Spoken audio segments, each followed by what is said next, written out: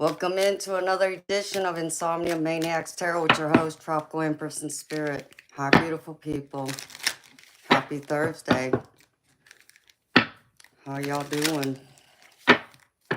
Y'all doing good?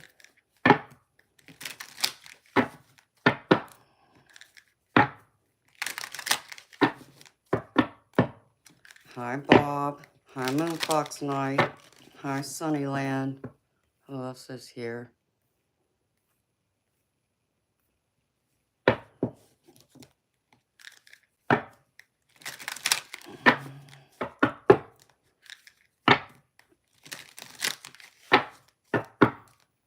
Hi, Shelly. How you doing, beautiful?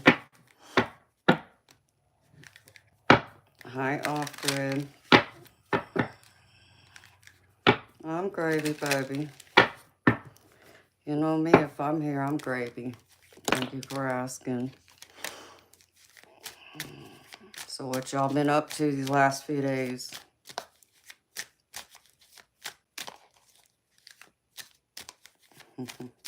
Hi, Sunnyland. It's good to see you too, sweetheart. Hi, Red ASMR. How you doing, babes? It's been good. It's been a crazy week, but it's starting off good. What about y'all? What have y'all been up to? I get cold and then I get hot. Trying to stay busy. Well, busy's good. I like to be busy. Keeps me preoccupied.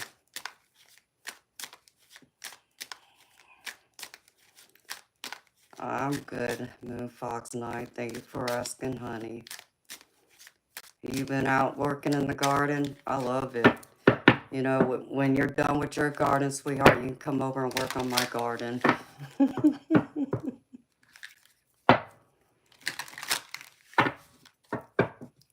Oh no, Shelly. I hate to hear that, honey. Well, y'all stay safe. I don't want to hear anything about everybody floating away and their houses being torn down.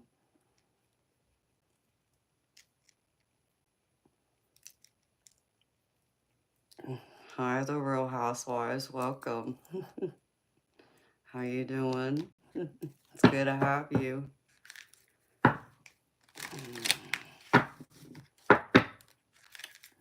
I know your feet been hurting you, Moon Fox Night.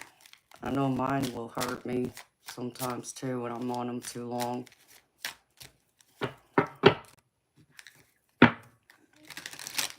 So welcome in, beautiful people. I missed y'all the last few days. Sorry I couldn't be here yesterday. I had a lot going on, so I needed to take another day off.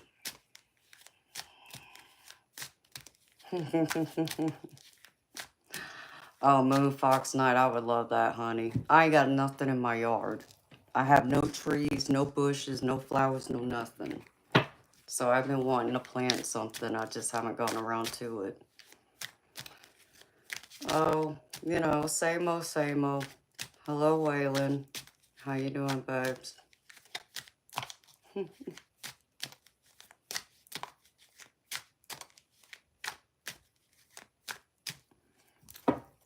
Yeah, I needed that extra day. I was drained. I completely drained myself, especially being up at the hospital and with my friend's babies too, so.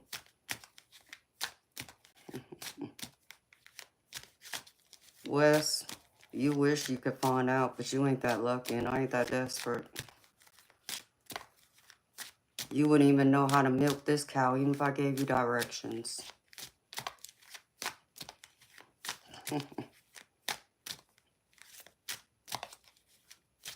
Hi, Bonnie. How you doing, sweetheart?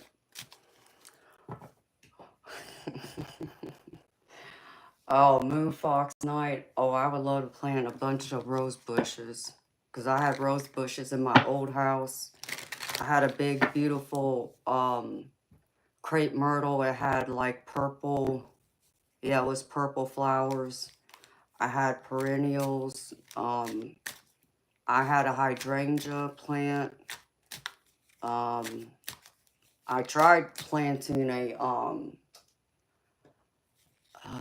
what is it? I tried planting a lily plant, but it didn't take. But everything else that my neighbor who owns his own landscaping business did, it all took root. So it all looks good.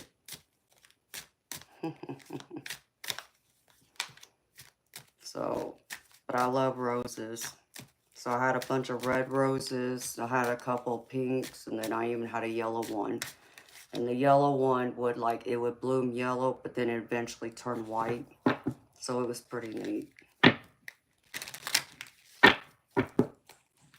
All right, my beautiful people. How about we get into, what's this deck?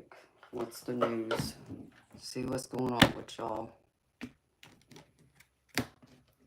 Oh yeah, I had a beautiful hydrangea moonfox. I mean, and it was just starting to really bloom. I got some pictures. I have to find them of my hydrangea because I had be like the dark blues into like the purples and even like a pinkish purple color I would get out of it.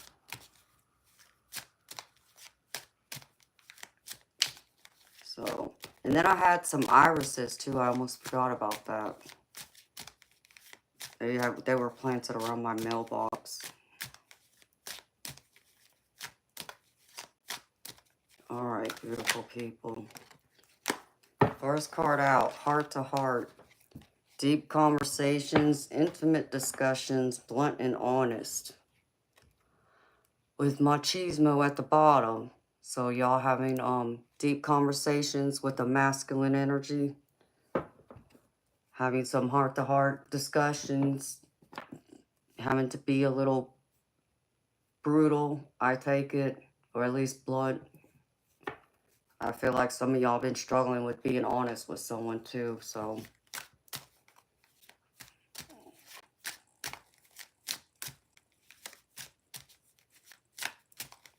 Ooh, that sounds beautiful, Shelley. There were so many other flowers I wanted to plant that I had a lot of room to still plant, like in my backyard. I just never got a chance to it. Uh-oh. Someone's talking. I don't know if this is y'all or someone else, but someone's being a little nosy is what I'm getting. Maybe it's about this heart to heart. That's what I'm getting, because I get love bombing at the bottom. So I feel like maybe someone right now watching me is getting love bombed by somebody. That's what I'm taking. And it's causing people to have talks, gossip, spreading rumors, talking nonsense. And I think it's probably led you to have a one-on-one conversation with this person that you're romantically involved with. What else, Spirit? I'm only going to pull a couple more and then I'm getting into this other deck. And laughter. Well, I feel like the last few days y'all been able to laugh a little more, which is good. I feel like y'all been taking some downtime even for yourself to help heal and energize yourself and doing things that make you happy. Because I feel like the focus has been on y'all's own happiness instead of putting so much focus into trying to make sure everyone else is happy and putting yourself last. So I love that.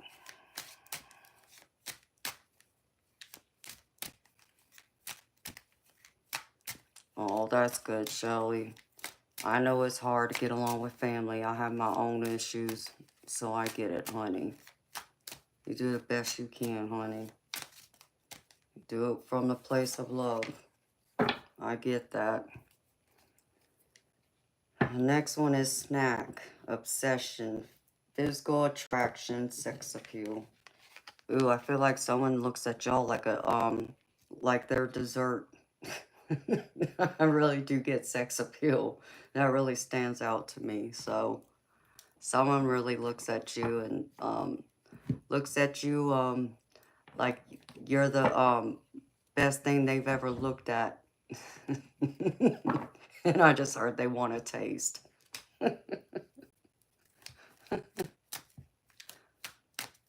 Hi, Misty. How you doing, beautiful? You yelled at your dad yesterday because he wasn't listening. Men are always hard at hearing. Okay, last one. And I got love bombing at the bottom again. Long haul. In it to win it. Long-term intentions and invested. So I feel like someone's in it to win it. They're trying to win your affection by love bombing you. And I don't feel like this is just romantic. I do feel like this is like a family member or friend who's trying to like to win your affections right now. I feel like they can be at a distance from you too. Like you would have to take a long drive to get there. You know, like I'm not saying like an hour, but maybe two hours plus. So it would be a nice drive to get to them. So I feel like they might even be making their way towards you. They might be traveling to see you. Can look but can't touch. That's right, honey. It's like you can look at the menu all day long, but you can't order what's on it.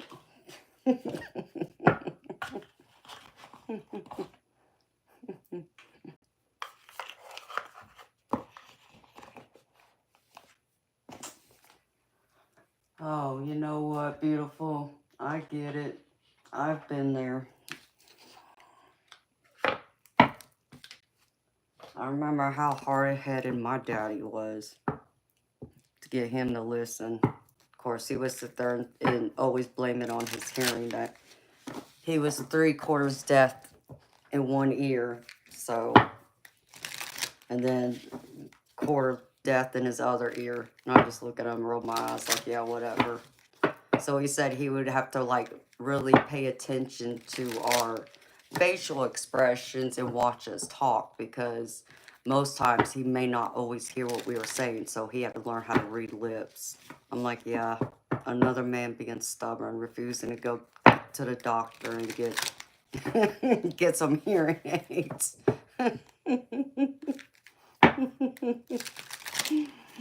Hi, Diane. How you doing, beautiful? All males are born with selective hearing. Is that right? Yeah, I believe you, Bob. I know plenty. Hi, Rach. How you doing? And hi to my beautiful lurkers in the background. All right, beautiful people. I'm going to pull from 2 decks. I did this the other night, and it seemed like it went well. So, see how this goes. Pull from this romance deck, but I'm gravy. Thank you for asking. All right. Spirit. Creativity. All right.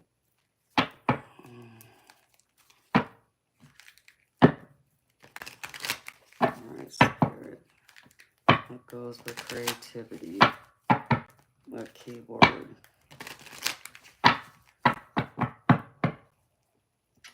Hi, 239 Loki. How you doing, honey? Thank you. That's so sweet of you, honey.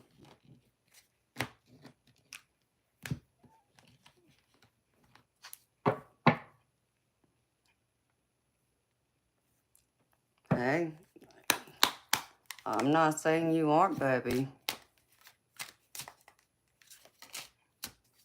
Okay, Diane. Well, thank you for stopping in, beautiful. See you in a bit, if I'm lucky. Okay.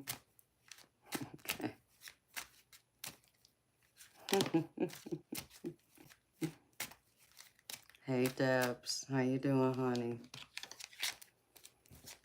All right, Spirit. What goes with creativity?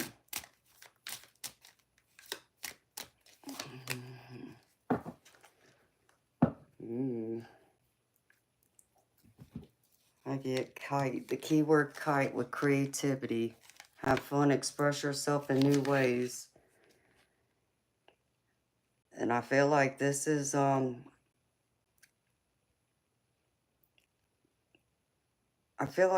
like you using, some of y'all really putting more time and attention into your, creative, ideas. Like if you're like into painting, if you're into writing, drawing, arts and crafts, crocheting, that type of thing, even baking, you know, some people can make some beautiful desserts and really decorate them. I feel like you're really creating and getting lost in that. Because the two words that come into play for me is fragile and pretty. So with creativity, so you're really working on expressing yourself more and getting lost in, you know, your interests, your hobbies, the things that bring you happiness and fulfillment. I feel like some of y'all forgotten that actually. All right, Spirit, what's next?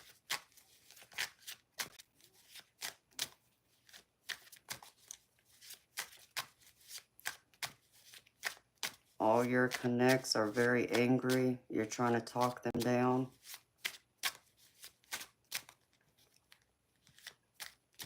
Oh, wow, Debs, I'm sorry, honey.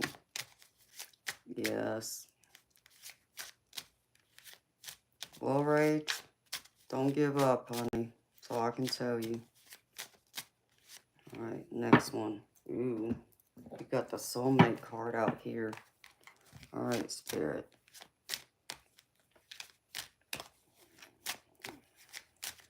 What goes with this? Clarify, Spirit. Spirit wanted to hand me a couple of cards. All right. Okay. I feel like some of y'all, and the soulmate cards come out a lot lately for y'all when I've used these decks. So I get soulmate. Divine will provide you with love when you are ready. And beautiful people, soulmate doesn't have to always mean romantic. This can be friends, this can be family. So this is like anyone that would be considered part of your soul tribe family. The people that you had like signed a contract before you incarnated into this life, that you would come in and experience life with them and help them on their journey just as much as they're going to help you on your journey. And I feel like with this is all about building those relationships, those friendships, making those connections, which is beautiful energy. And I feel like for many of y'all, you do have at least one person in your life that you consider part of your soul tribe family, whether it's romantic or not. Like I said, this can be a family member, this can be a friend. So place it where it fits, beautiful people. That's beautiful.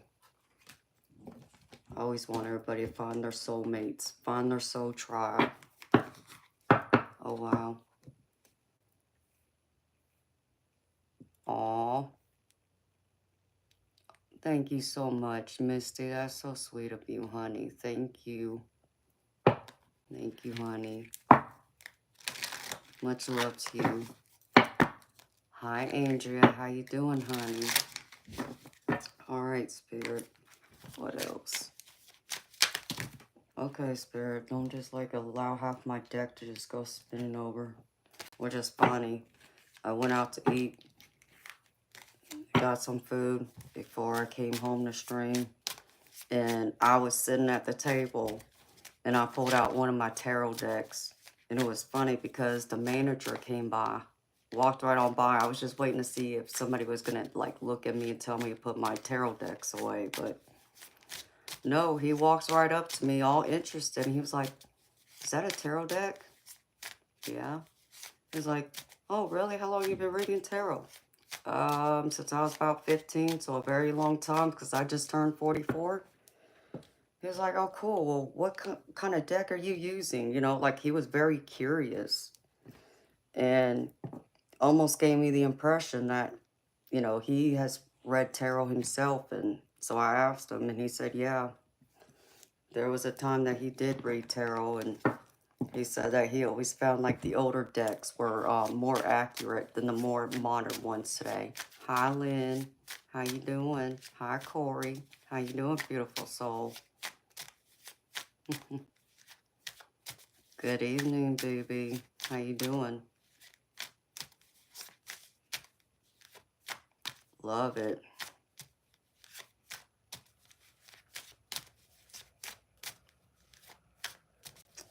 No, Rach.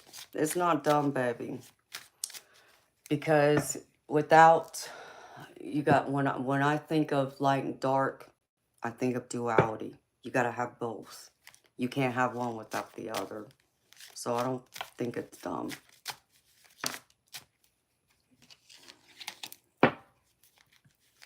Hi, Francisco. Thank you, honey.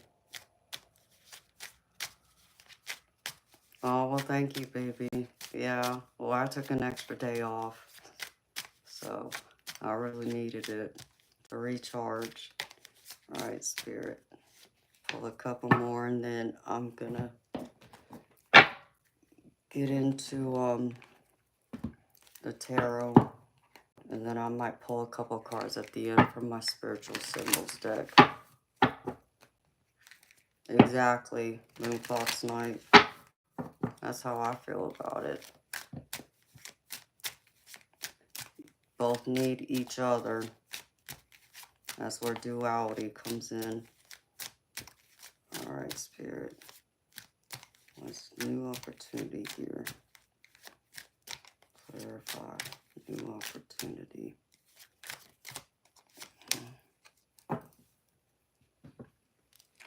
Oh, wow. Oh, I can't make this up, beautiful people. So I got a new opportunity. Insights gained from a new experience, job, or partner, right? Like I said, I can't make this up. My keyword, which is a completely different deck, the keyword that came out is lollipop. And the keywords on here is sugar, something good and positive coming in. Positive, exciting, sweet treat, excellent opportunity. See that at the bottom? Excellent opportunity. I can't make this up. So y'all have a new opportunity coming through, coming towards you. So be on the lookout for it, beautiful people.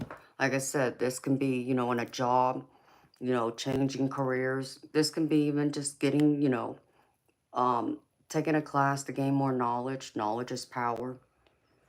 I even feel like for some of y'all, this can be an opportunity of a new start. Just a new start on, you know, on life. A new leash on life for yourself. Like if you're, you know, just became newly single, like you're starting over again. I feel like there's going to be greater new opportunities coming towards you for you to blossom out and be able to explore the world more than maybe you possibly had when you were in your relationship.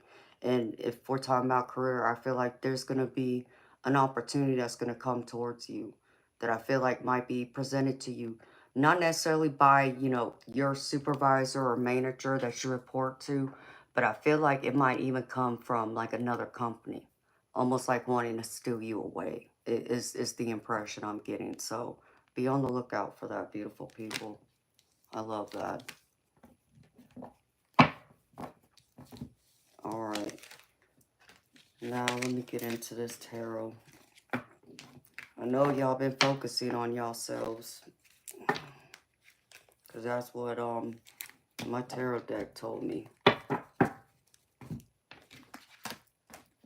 And taking some time out, gathering your strength and courage to take on life. Even the fiascos that people like to cause, even some drama some people like to cause. But I know y'all are getting y'all's inner strength and willpower to be able to beat the odds and prove other people wrong. And I know some of y'all are healing too. So, because the theme of tonight's reading is, I pulled out the strength card, which is all about inner strength. Overcoming obstacles. And at the bottom, I got the death card, so that's telling me that y'all are trying to shed away something old to make room for the new to come in. I feel like for many of y'all, this involves around a relationship, but even for a few of y'all, I feel like this involves more of your career. I feel many are more career driven right now than you are thinking about love. It's been a strange day around here. Energy's all mixed up. Hi, Stacy. Welcome, beautiful soul. Hi, Stritch.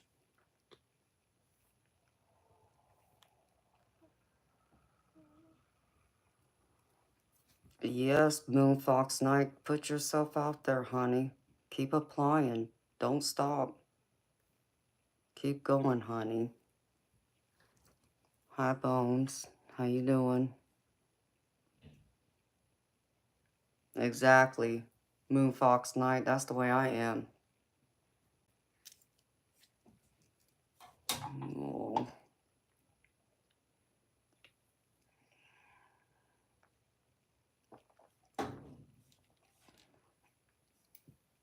Yep, there's all of that going on too.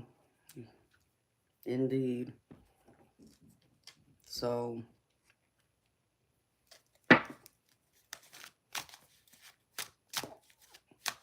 I got some news for y'all, but I'll tell y'all when I'm done with the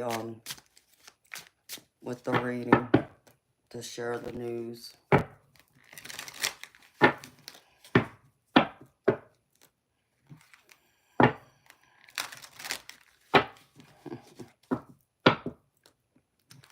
Hey, Rage, let me tell you something. If I'm going to hell, if I'm going to be walking in hell, I'm going to be doing it in style. I promise you that.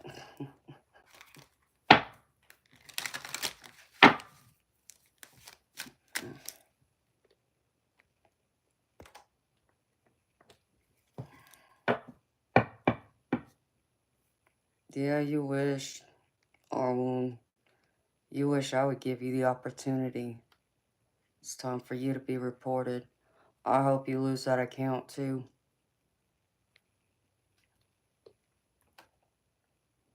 So you came into the wrong stream thing. You come here acting like a fool. Oh, Shirley Bean, time for you to be reported too. See, I don't play that.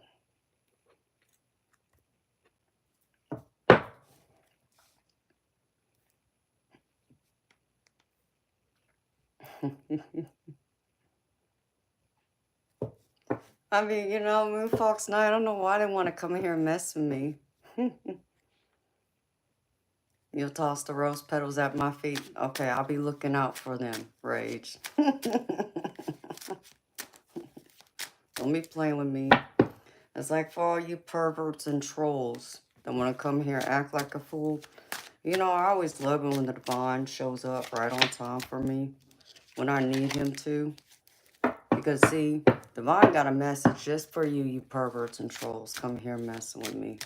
My mom's, for one, ain't going to let you mess with me. Oh, and me, see, I stand up for myself. See, I'm a fiery Pisces. I don't take no BS, but, you know, even the divine knows this about me, so, you know. So, the divine has a special message just for you, perverts and trolls. Here's your message. Now get out. Don't come in here and start nothing. There won't be nothing.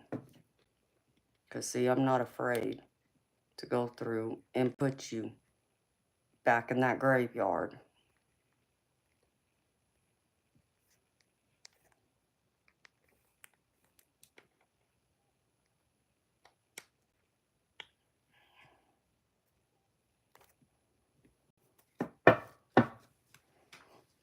Yeah, I'm a Pisces Aries too, Moon Fox Night. Well, I'm a Pisces Sun, a Taurus Moon, and an Aries Rising. So don't make me put you in the graveyard. That's all I'm going to say.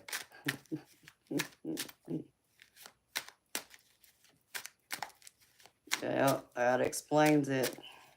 Fiery. Gotta be. Ooh.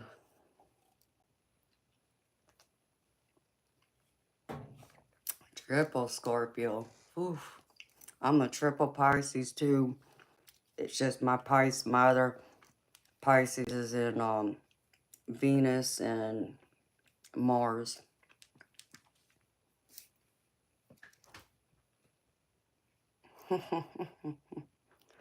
I mean, you know, Rage, I ain't afraid, babes. Not afraid. Not even remotely close to being scared. Hi, Sky Blessings. How you doing, honey? Okay. I meant to pull some advice, so let me get that out real quick before I get into this with y'all. I'm fierce. Promise you that. Capricorn, cuss, Sunnyland. You know, beautiful, you don't remind me of a Capricorn. I would have taken you for like another Pisces or possibly a Scorpio. I wonder if that's possibly your moon or rising sign.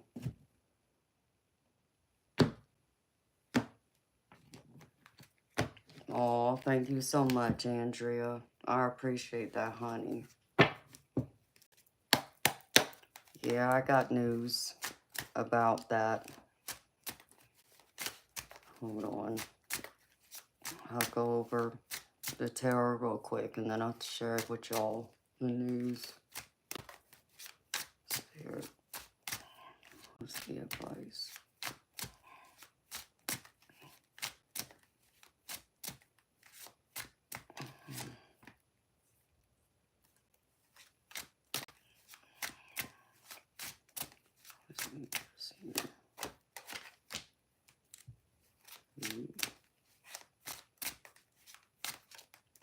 Man, I see a couple right here. Making a decision. Wheel of Fortune.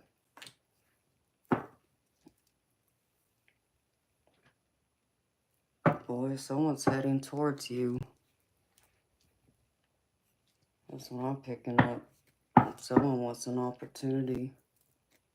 Whether that's just to start a friendship or possibly something more. Okay, beautiful people. So let's get into this tarot. I'll go over the spirit messages first, and then the tarot cards I pulled, and then the oracle cards at the end.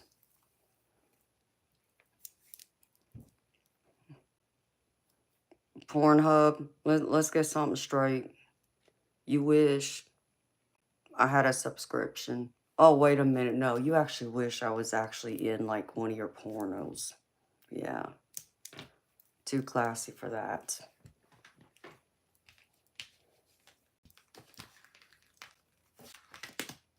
Take you out like yesterday's garbage. Hey, 420. You know what, babes?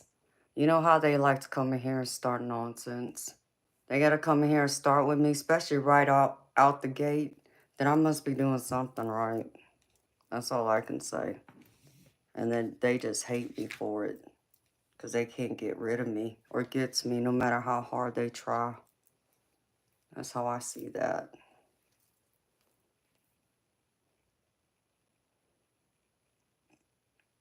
All right, Rage. Well, come back and see me, sweetheart. Don't forget to subscribe and like, honey. I stream normally 5 nights a week. Yeah, jerk mate. You wish I would be your mate, and you wish you would find out what it'd feel like to, let's see. Oh, have my hands on you. Yeah, you'd never be that lucky. And I sure in hell ain't that desperate. And let me tell you something. There's a long, long freaking line waiting. And you ain't even in the line. Don't even get me started. Be acting a fool. Want to act crazy. Stupid trolls.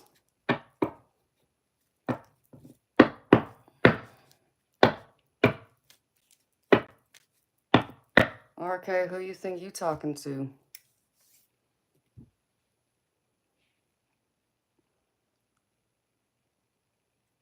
If you don't think I got a long line of suitors wanting me, you better think again, buddy. And yes, I know this. Why? Because they've let me know. Just some of them are a little too shy yet. But many have let me know, so you want to try again? See, I can back it. What can you do? I don't talk nonsense. But apparently that's all you know how to do. Hi, Jerome.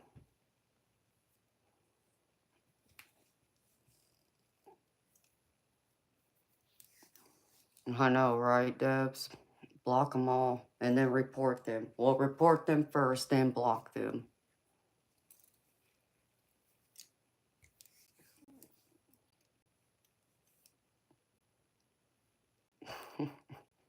Yes, it would be Sunnyland. Need to add that to a show. I could think of a few good ones that I've come up with over the years. Oh, Bob, you're so sweet, baby. All right, beautiful people. All right, messages from Spirit Guides. First one out is compassion. So Spirit is wanting to recognize your compassion. And if you feel like that you're kind of running low on being compassionate or having patience for others, Spirit wants to remind you that just remember that kindness counts and that it does not go unnoticed. No good deeds go unpunished. So always be kind, at least be civil to the minimum if that's all you can be. And smile, walk away. If you ain't got nothing nice to say, they say don't say nothing at all. Well, me, yeah, I'm just fiery. I can't help myself. Hi, Jody. I am, honey. Thank you for asking. I hope you are too. And the next one is authenticity. And I can make this up. Spirit wants to remind you to be your true authentic self. Be yourself. This is important. Don't ever forget that. If anyone ever makes you question about who you are, tell them to take a hike. Okay, you be true to who you are. It's like I always remind y'all, the people who are meant to be in your life are going to be there. And you're not going to have to do anything different in order to get them to want to be in your life. They will just be there. So always remember that. So be true to who you are. And the next one is healing. As I said, I feel like many of y'all are working on healing yourself. I feel like some of y'all have, left a relationship, but I feel like even this pertains to family and friends. So place it how it fits. You are working on healing, and I feel like you've made that a focal point lately. And so Spirit wants you to keep working on that and to lead by example, to show others that, you know, that yes, it's a process. And yeah, when we get hurt, we have to go through healing, it's going to take some time. And it might take, the breath out of us. At least that's how it may feel to us. But when we get to the other side, we come out better than we ever could have from the start. So don't ever give up on yourself. Keep healing and show others that healing is possible. Doesn't matter how long it takes. It is always possible. Nothing's impossible. And the last one here is wisdom. Practice wisdom, beautiful people.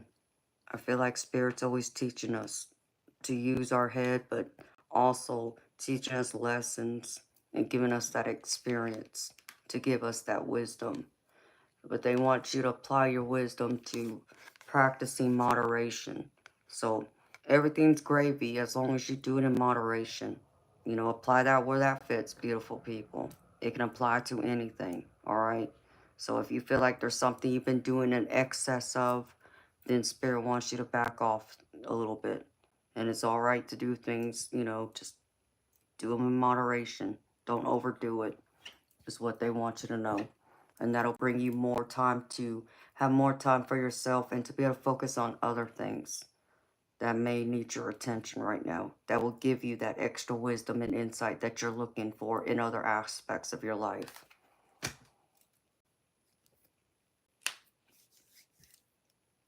Sweet. And now, for the tarot, beautiful people, like I said, the theme of tonight's reading is the Strength card. So this is all about y'all's being in y'all's inner strength, having that courage, um, being confident in yourself, believing in yourself, knowing that you can, you know, get through anything and everything that's put before you, good, bad, or indifferent. And I feel like lately y'all been, you know, a lot of this involves relationships. Doesn't have to be romantic, y'all, okay? But this is around y'all's relationships mostly. But for some of y'all, this has to do with like a personal project that you worked on and now you're kind of getting lost in your head too and really trying to push yourself to get it completed or to put in the extra time. But in y'all's recent past energy, I get the Moon card, which is like, I feel like this energy is telling me like you kept something to yourself that you didn't let other people in on. And because of it, some of y'all are living in regrets now. Because I get the Five of Swords with this. This Five of Swords is telling me that you're having to reassess, you know, the decisions you made. Like, I feel like for someone out there, this has to do with being able to tell someone how you feel about them. And because you didn't tell them, because you were afraid, you watched that opportunity leave you. And you know, I'm picking up like that person you had your eye on, they started getting involved with someone else because you never spoke up, as an example. So, you know, I feel like many of y'all feel like you've been left out in the dark too. Like things have been hidden from you and you're having to reevaluate the next steps you make. Making sure you cross all your T's and dot your I's so you don't get thrown off your path again. So to not lose your way is the energy I get. Because right now, y'all are really overthinking this. I get the Eight of Swords here. This is all about y'all staying up, you know, late at night, stressing yourself out, not able to sleep. Your anxiety is getting the best of you. Thinking about this too much, overthinking it, over analyzing it, replaying it over and over in your head. I even feel like for some of y'all, this is thinking about someone. Someone's been heavy on your mind. You really have had them on your heart. And it's being confirmed even by the Nine of Swords. So, you know, like you see how this person has their, you know, face in their hands, just, you know, in bed, just stressed. Really unhinged, you know. I feel like some of y'all been really crying yourselves to sleep, you know, just really kicking yourself in the butt for this past, you know, whatever this is right here, wherever, when you didn't, you know, when you weren't upfront about either feelings or being forthright with someone, or second guessing yourself and not going ahead and letting someone else know your next steps. Whatever it is, I feel like it's kept y'all up late at night. But Spirit's wanting y'all to trust yourself more. Have more faith in yourself. No matter how, you know, hard things get, you are the high priestess in the center of this. This is where your strength comes from. Trusting your intuition, trusting yourself, being in your feminine, your divine feminine energy, allowing the divine feminine, that nurturing, loving person to come forward. You know, instead of worrying about really loving on others, love on yourself first. Have that compassion, forgiveness for yourself, and be able to trust yourself that you made the right decisions that was best for you at the time. You know, maybe you second guessed yourself. Okay, we all do that. We all are in doubts, you know. I know many of us can be worry warts, but Spirit wants to remind you, you're this high priestess. Trust yourself. Have more faith in yourself. Even when things really get to where you feel like you can't take it anymore with this Nine of Wands energy, which is pretty much going through that battle, you know, where you're all, you know, bleeding and your head's bandaged and you're not sure if you can give anymore. Well, Spirit's saying you're strong enough. Believe in yourself. Keep pushing forward. Keep trusting yourself and trust in the divine that you're going to get to the other side of this. no matter how long it takes or how hard it gets. There's always going to be a rainbow at the other side of that storm. So don't lose hope. Trust in who you are. The only thing that's standing in your way is really yourself here. Because I get, the obstacle and challenges is this King of Wands, which is y'all's energy. The King of Wands is someone who's normally charismatic, who's very confident, who speaks clearly, who's like a leader. But I feel like, instead of, being able to lead yourself, you've been really questioning yourself and really second guessing your next moves or where you're going in life. And I feel like for some of y'all, you've been struggling how to vocalize that, making yourself clearer so you're understood. Or maybe people are second guessing or don't think you believe or don't think that you mean what you say, so they don't believe you. So it's coming back at you like, yeah, you're not going to do this. No, I don't believe you. Oh, yeah, you said you were going to go out and get another job next week. I don't believe you. Like, I think of someone telling their boss that and they don't believe you. But I feel like this is you getting in your own way. You know, instead of me reading it up this way, I'm reading it this way. Okay? So it's the exact opposite. So, but Spirit wants me to remind y'all again, like this High Priestess and this Nine of Wands. Okay? You're the High Priestess. Trust yourself. Believe in yourself. Okay? No matter what the obstacles are here, like with this King of Wands, even though I'm reading it in the reverse, there's going to be victory and success in this if you can turn this around. So, it may be like this right now, but you can turn it back around. And if you can do that, you'll end up in success. Even if it's just making your feelings clear, being able to vocalize your thoughts, making sure that others know where you stand and how you feel. So nothing ever gets, misconstrued or understood by anyone else. So there won't be people who are going to be doubting you more and more, as long as you don't doubt yourself. So Spirit wants to remind you of that. And if you can get over that hurdle, Spirit's showing me like there's opportunity here for you. Because I get the Page of Cups here. And this Page of Cups is usually a card of like someone coming in and, wanting to start a new relationship with you. It doesn't have to be romantic, y'all, okay? But it can be. Usually it's read that way. So this can be romantic, yes, but this can be a friendship or a family, wanting to strengthen the relationship that already exists or start something brand new with you. But this is also, again, coming to clarify about you trusting your intuition, trusting you're the high priestess in this. You're connected to the divine. It's just a matter of you listening to yourself, trusting yourself in the messages that are coming through, all the signs and signals that come in around you that are getting your attention are like here, over here, I'm right here kind of deal. That's what you need to pay attention to. So Spirit wants to remind you that even with this Page of Cups, it's all about tapping in to that psychic ability, your intuition, trusting yourself. And I feel like if you can, you're going to have a greater sense of accomplishment. Because I get the Chariot here. You will be successful. You will accomplish what you set out. And, I feel like you will be able to walk taller and walk with your head held high. And instead of looking away when people address you, you'll be able to look them straight in the eye and say, no, I meant what I said.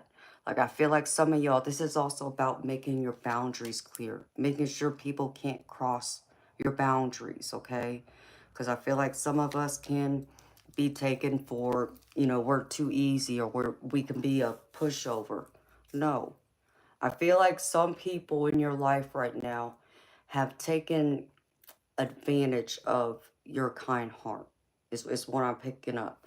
So they maybe in the past they didn't believe you, like this King of Wands. They couldn't believe you in this King of Wands energy, speaking your truth, speaking your power, okay? Because maybe before you allowed things to slide, but now you're not. And now people are really recognizing that you mean what you say and you're standing firm. And that's what Spirit's wanting to make clear. Stand firm. Be in your power. Don't allow people to walk all over you. You know, I just heard, sometimes sorry just isn't enough. And that's true. So it's like, I feel like for some of y'all, whoever has been in your life who has over, stepped their boundaries with you, have disrespected you, haven't taken you in consideration, had compassion, took you for granted, they're starting to recognize, no, you're not the person to be played with. If they really love you and value you, they will respect your boundaries and be there for you and be an equal participant in this relationship to make sure it unfolds. Okay?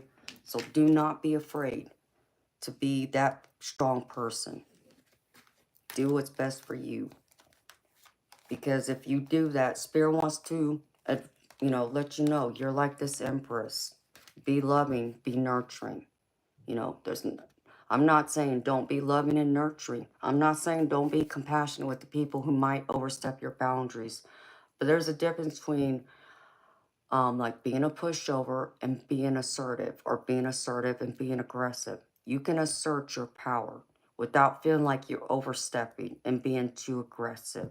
So still give that loving, caring, nurturing part of yourself to these people, but maybe you don't give as much of it. You do it in smaller doses until they have proven that they're deserving and worthy of you, worthy of your time, your attention, and so on. Okay? Because Spirit's showing me that, again, here you are next with the Empress. Even though I feel like for someone this could be a couple, I also get the King of Wands. So here's you stepping into that power. Instead of like how I had it in the obstacle challenge, how it was this way, I'm seeing it come around this way. Spirit wants you to stand in your power, be clear, vocalize. Do not second guess yourself. Don't allow anyone else to talk you out of doing something that you've already, made your mind up about. Is what I just heard. Like someone's going to try and talk you out of something. If you got your mind made up, don't allow others talk you out of it. Okay? Unless they have a really good reason behind it. No. Stay true to who you are and the decisions you made. Because I feel like there's going to be a decision you're going to be in the middle of having to make. I feel like for many of y'all, this is, having to deal with a person, where your relationship goes, is it worth, still keeping that person in your life, or maybe it's time to cut your losses. For some of y'all, y'all will say, no, it's time to cut my losses. For others, you're like, no, I'm still in it. But I feel like you're going to be at that crossing roads, that fork in the road. That Two of Swords energy is all about being in a stalemate and being torn between two choices. Which one do you make? Make the one that best makes sense to you. That your heart, your intuition, your high priestess energy tells you. Not what everyone else outside of you wants to say to you or wants you to do. You do what's best for you. And if you can do that, you'll come out on top. Because I get the Wheel of Fortune here. So everything will turn out better than it could have even possibly had imagined. I feel like if you stop, overthinking it, things will turn out even greater with this Wheel of Fortune coming out. The turning of that wheel is going to be turned right. Everything's going to be made right and whole again, is what I just heard. So don't doubt yourself, beautiful people. All right. And now for the Oracle cards, beautiful people. First card out is from the Guides of the Hidden Realms. And the one I pulled tonight is the Eyes of Mystery.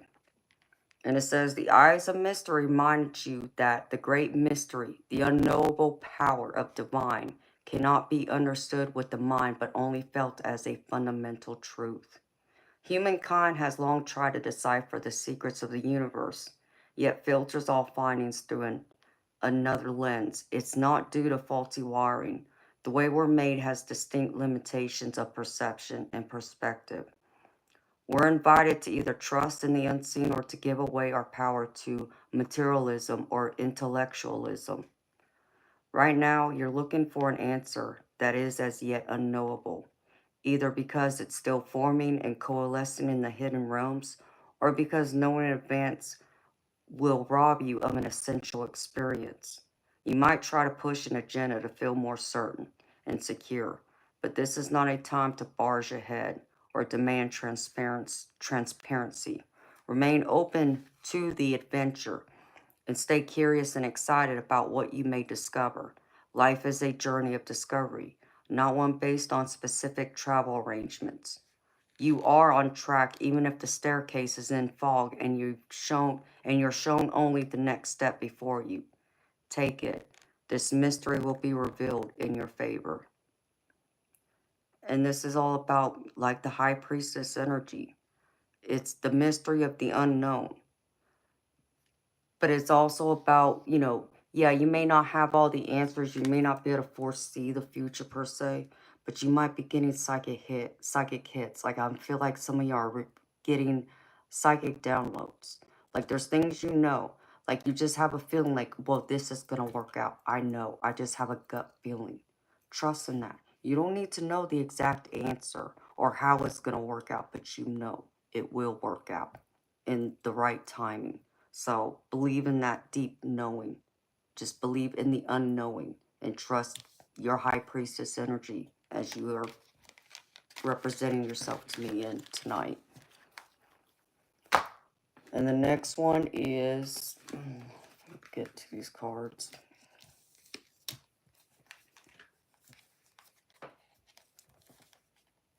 I pulled from the Spirit Animals Oracle. And the one I pulled tonight is the Ladybug. And this is for good luck. And it says, you are a bright energy. Let worry go and be happy here and now.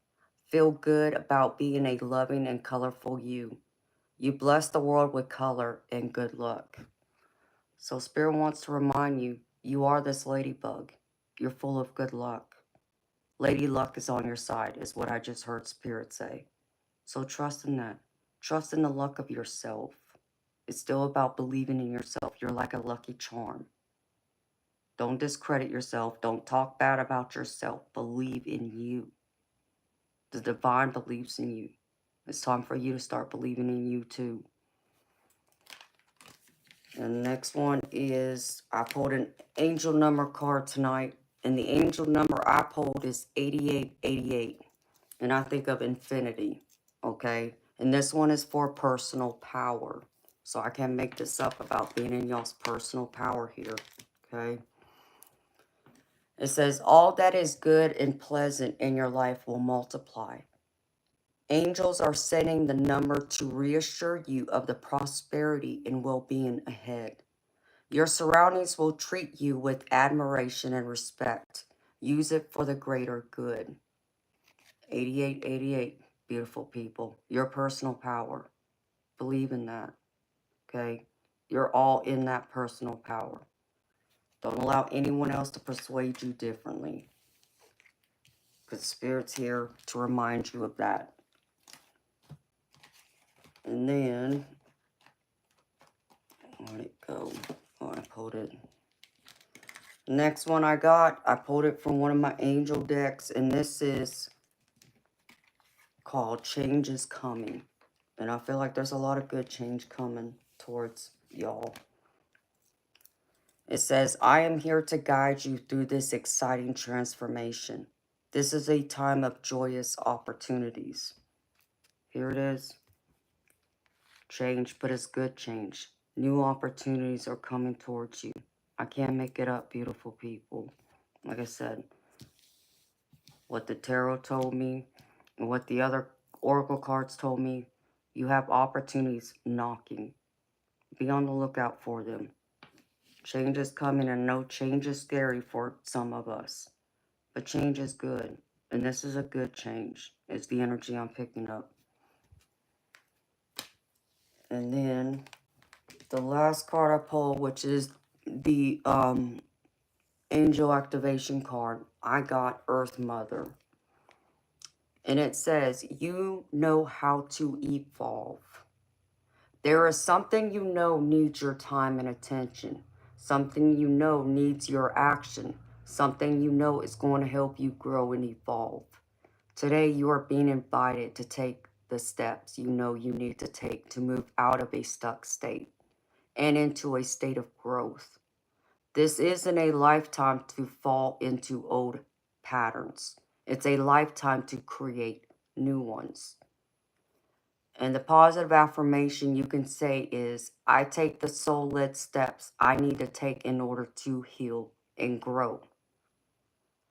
I take the soul-led steps I need to take in order to heal and grow. Hi, Moonchild.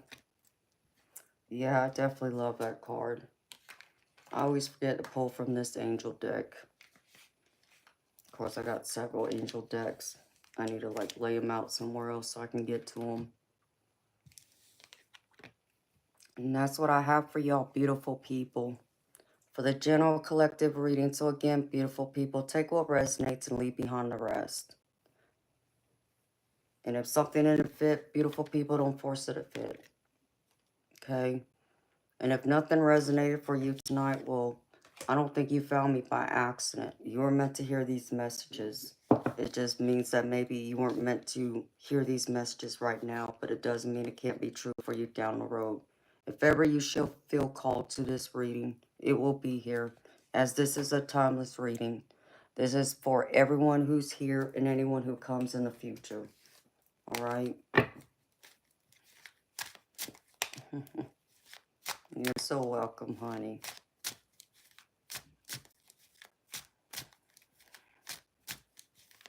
The number 6 is strong in you, Bob.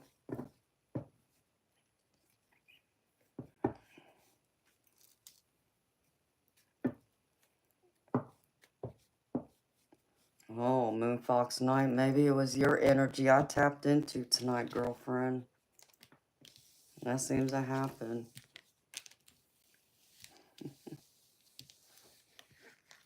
Yeah, I like... You know what, Debs? When I got in my car today,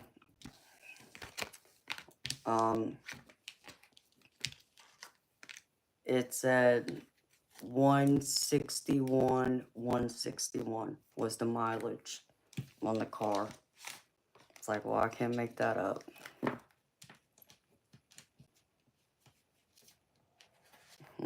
Hi, Jiminy Crickets. How you doing? Hi, Celtic Believer. No, Bob, it was his car.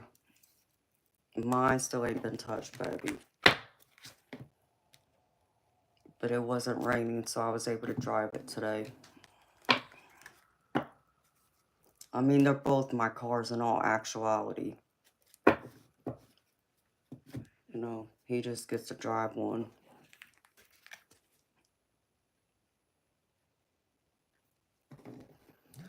No, Shelly, I always tell Spirit to remove me from the readings for y'all.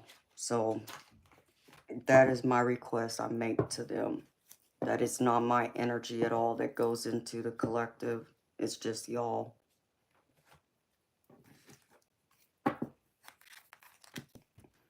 I know, Bob. I wish I had my car. Trust me.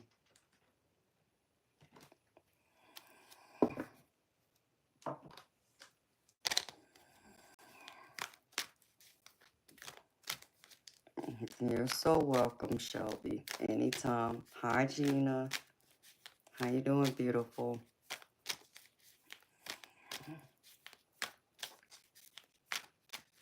So, okay, so y'all want to hear my news?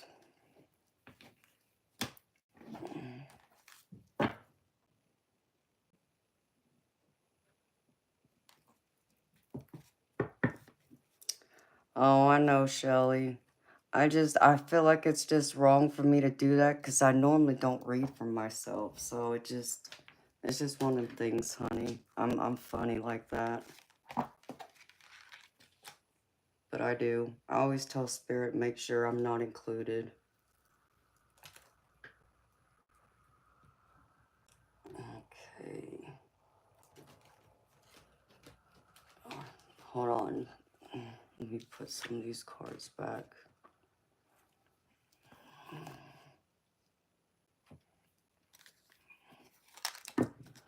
So, well, I did go through, because I know Bob's been asking. I did manage to get out and finally sink my teeth into a filet mignon, but guess what happened? They overcooked my steak. So that's not the news, y'all, but that was just something I thought I'd say real quickly, because I know Bob has been wondering. So Bob, I did go out and try and get my steak, but the stupid people overcooked it. So I was not happy. Apparently people don't know how to cook a medium rare steak anymore. Yeah. I'll send it to you later. Be patient. Yes, I did send it back.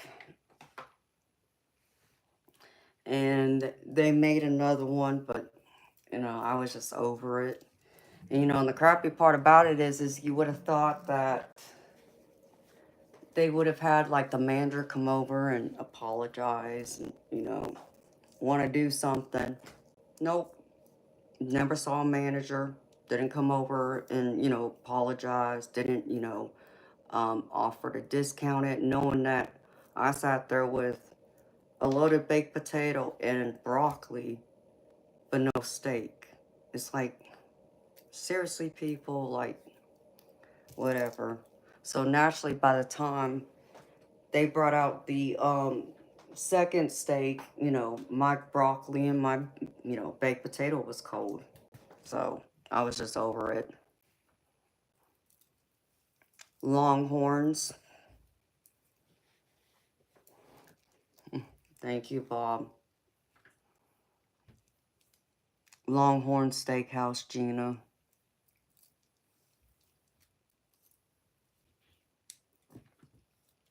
They didn't do that, Bob. They just took the steak and cooked a new one. Oh, Debs, if I can go to a place like that, I'd be going to Chops, honey. But I didn't have the money for that, so I was disappointed.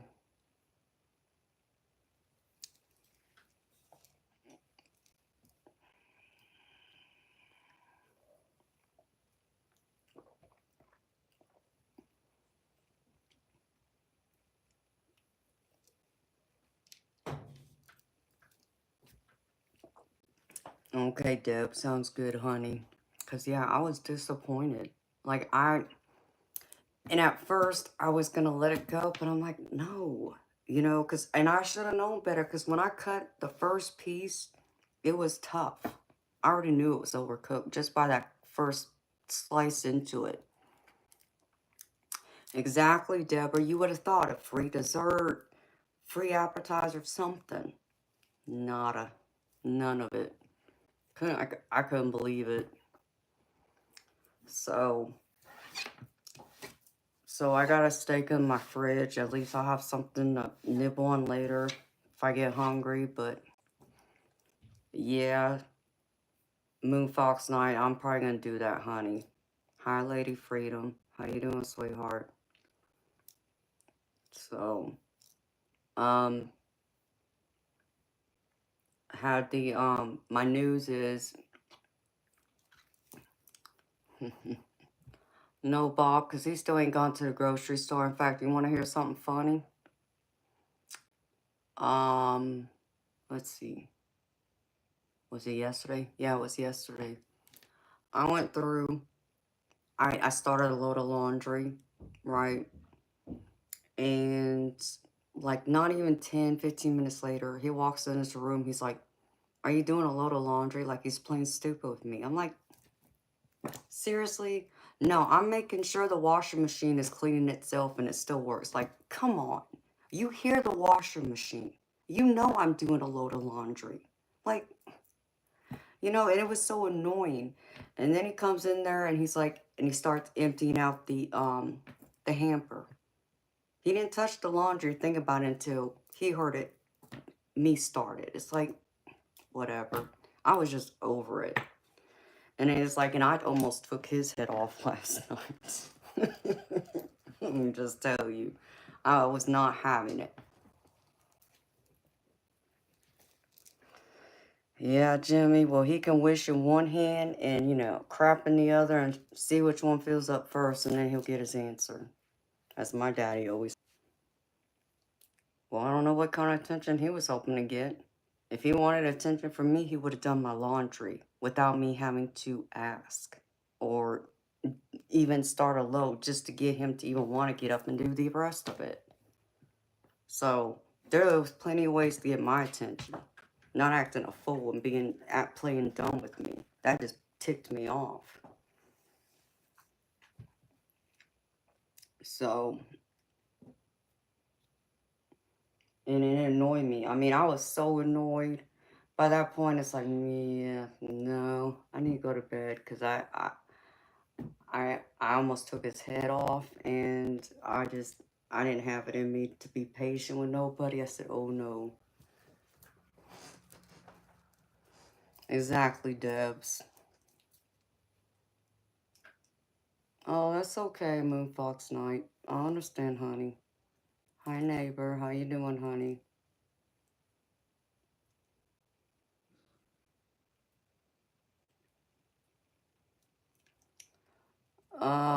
No, Gina. I took myself out to dinner. He just went with me for the ride. So, I guess he had a $50 gift card, so okay.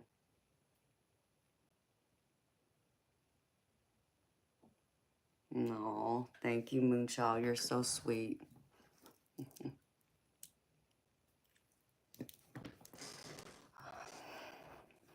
My favorite foreign restaurant? Neighbor, I don't know what you mean. I live in the United States, so you would have to clarify. Oh, well, see, I guess since, you know, I'm part Japanese, I'd have to say Japanese food. The other one would be Mexican.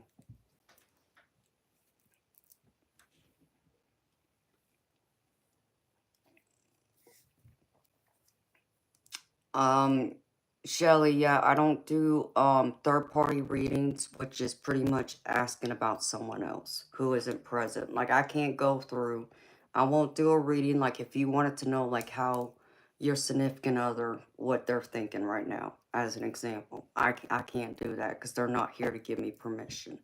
I don't do health, legal, or politics.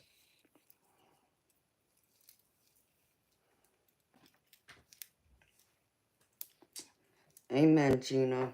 I want chops. Chops lobster bar. PF Chang's is alright, but no. If I were to pick, I like, you know, I mean, since I'm part Japanese, you know, I love Japanese food. I grew up eating that. I love sushi, but I also love Mexican food too. Outside of, you know, steak and potatoes, those are my favorite foods.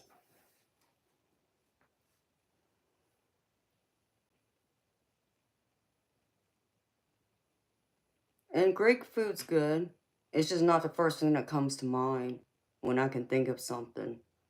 I always think of the other ones. Hi, Gnostic. How you doing, babes?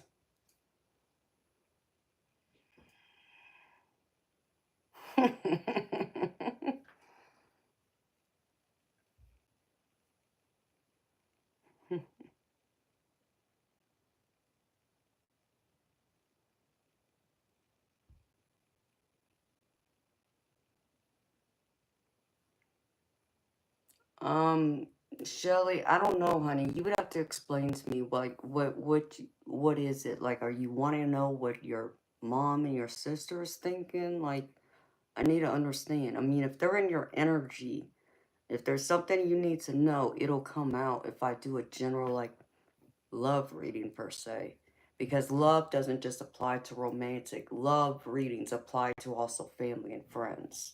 You know, everybody always automatically thinks it's only romantic, but it's not. It could be around friends and family too. So, no, neighbor, I've never been to Japan.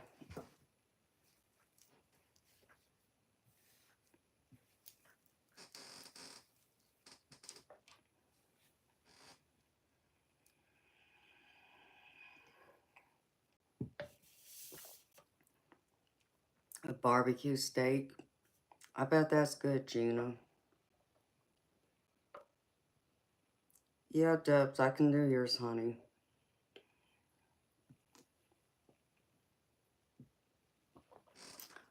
So, I would just have to go use the bathroom, step outside for a minute, reground myself. But real quickly, my news, since I know y'all been praying for my friend, the hearing was today. And let me tell y'all something. I almost punched my friend's aunt outside the courthouse. Okay, and I'll get to that. But the judge came in and said that with the evidence that was presented, and thankfully the neurologist and the neurosurgeon who has been, caring for her, showed up to speak on her behalf to say that she is, getting better.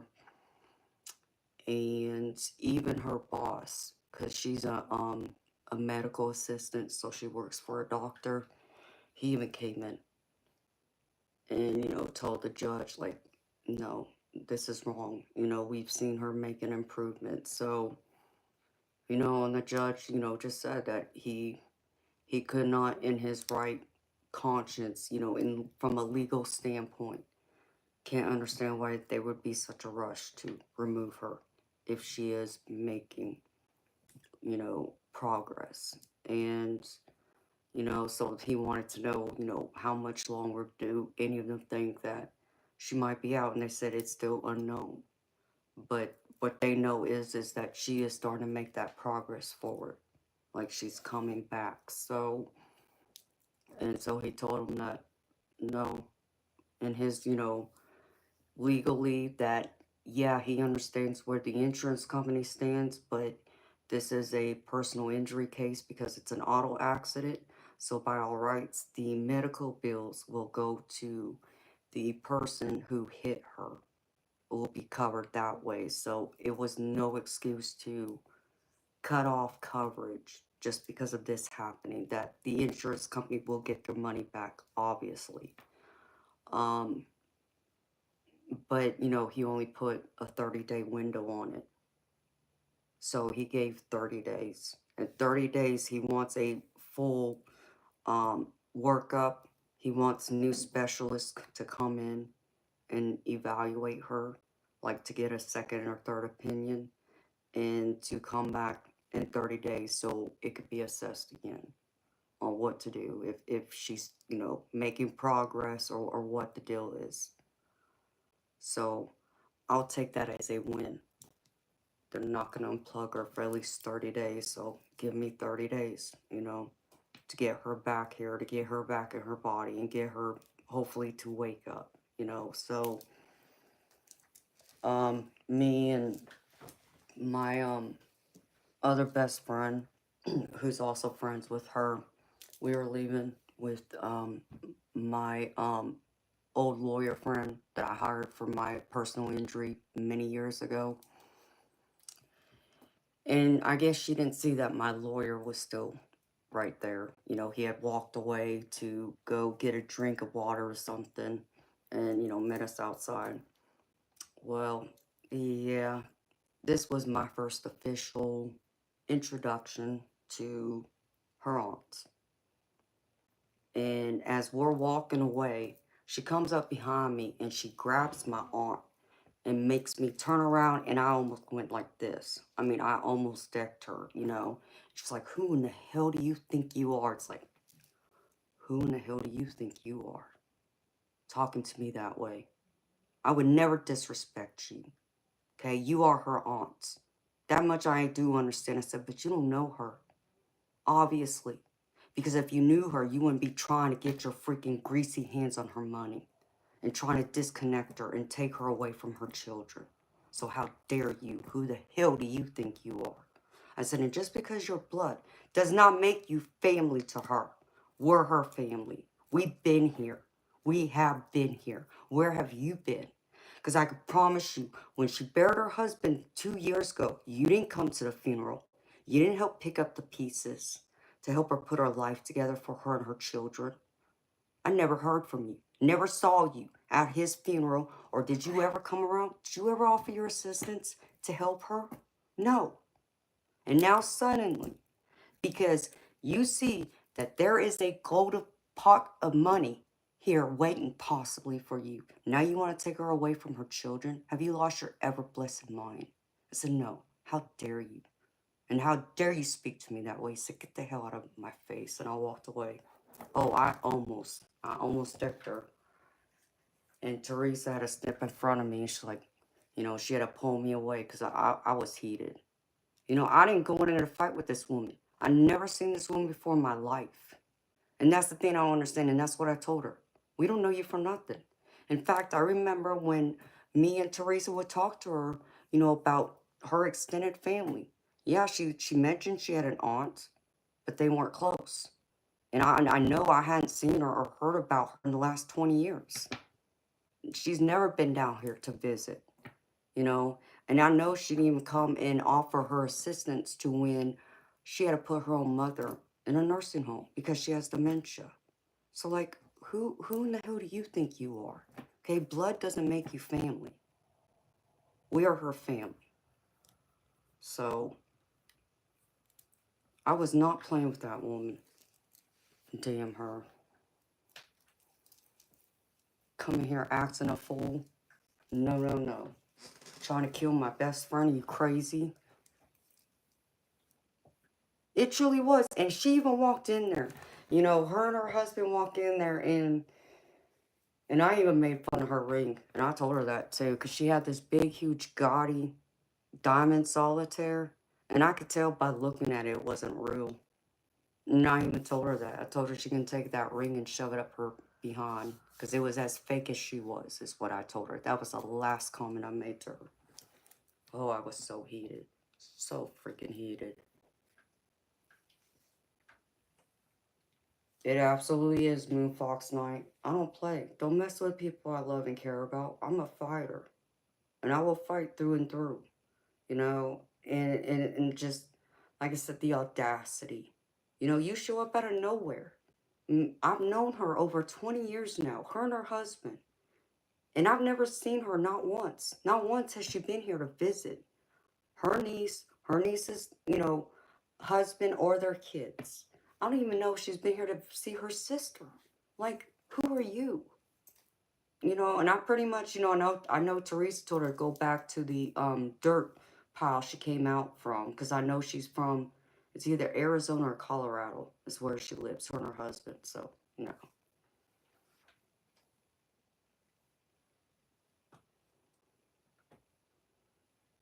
Yeah, exactly.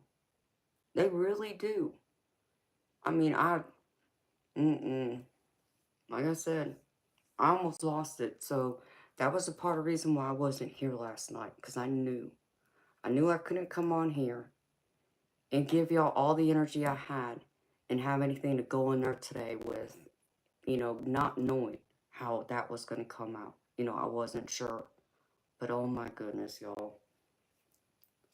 Just be thankful I didn't hit her.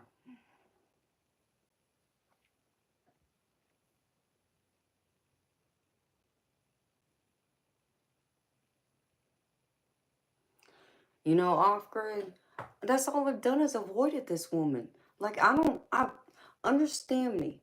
My best friend's been in the hospital since right before Christmas.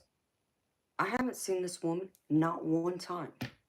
My other best friend, Teresa, she's there when I'm not able to be there. She ain't seen that woman. So I like to know when the hell she's gone up there and actually seen our friend. The loving, caring aunt she's trying to play herself to be. No, she's not. I've even asked the nurses, has anyone else been up here to visit? Like her aunt and uncle. All the nurses say, no, there's nobody that's been here that's, considered, family, like an aunt or uncle. So where they been? They supposedly care about her, right? That's what they're making the judge believe, that they care about her. No, they don't. Then I would have heard about them being up there. And me or Teresa would have run into her at least one time. But no, never seen her. I've heard of her being in town. I only knew that because of all this other thing that was going on and because of them wanting to get access to her house. And I told them, go take a hike. I wasn't giving them the key to her house. So they can stay in her house instead of having to stay in a hotel room.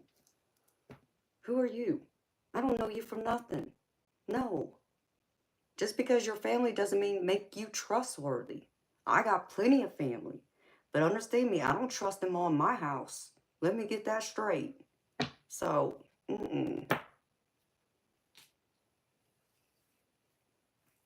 it's crazy. Just the audacity. Knowing I know they want their greasy hands on the money her husband left for her and her children. And like I said, if something happens to her and she's not here anymore, oh, they would get that money too. Because not naturally, they will come after the children. And yes, it will go to the children, but the children are underage. They're still young. They're both under the age of 10. So they still got many more years before they become legal adults to be able to take, control. So that gives them plenty of opportunity to do God knows what with those accounts. And no, me and Teresa, we have not touched her accounts, okay? Everything that's being provided to her children has come out of my pocket, and Teresa has fronted up some of the money too. So I've given her money to help take care of these children. Not going into, Anna's bank account and trying to pull money. I ain't doing that. Ain't no way in hell, okay? So if I have to go without, if I have to starve or whatever, I'll make sure those children got what they need right now. It's the least I can do, knowing their mother is in the hospital, and I know the son is starting to act out and he's getting angry because he doesn't understand why mommy isn't home yet. So, so we're having to deal with that now too.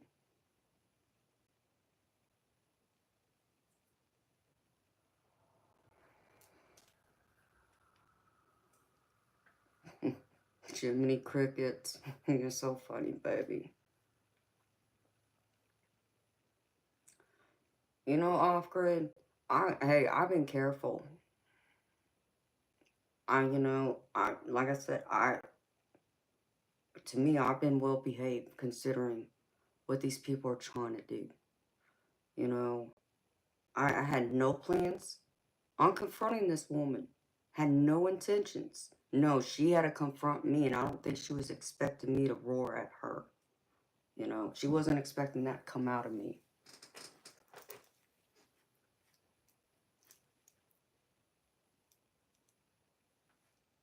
Exactly, Moonfox Knight.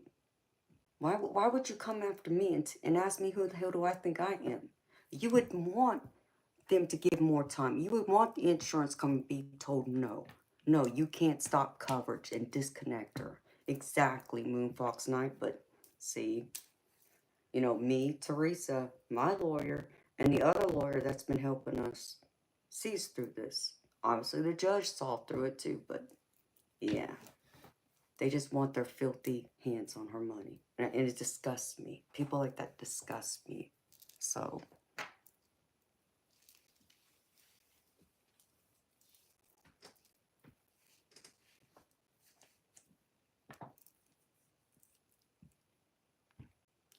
exactly.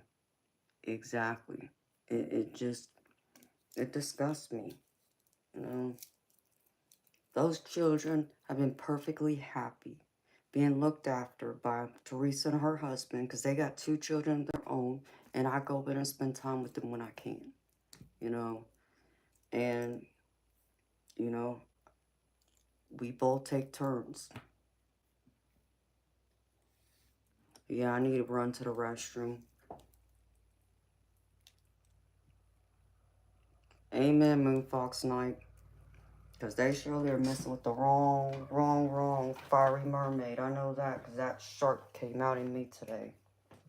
God forgive me, but that woman deserved it. So, alright, beautiful people, I'll be right back.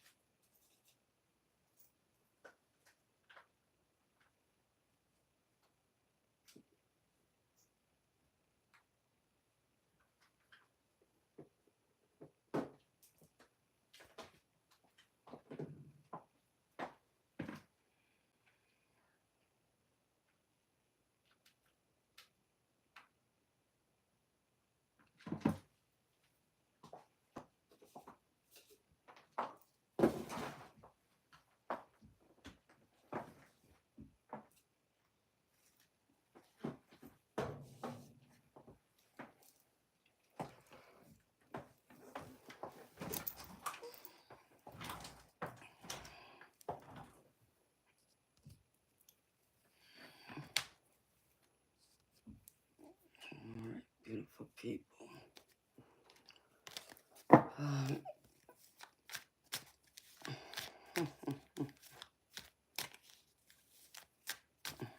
Thank you, honey.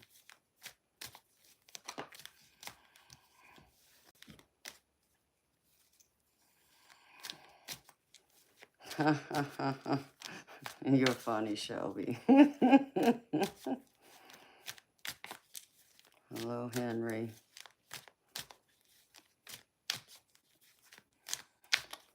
Oh, did he wink at you, Nancy? He must like you.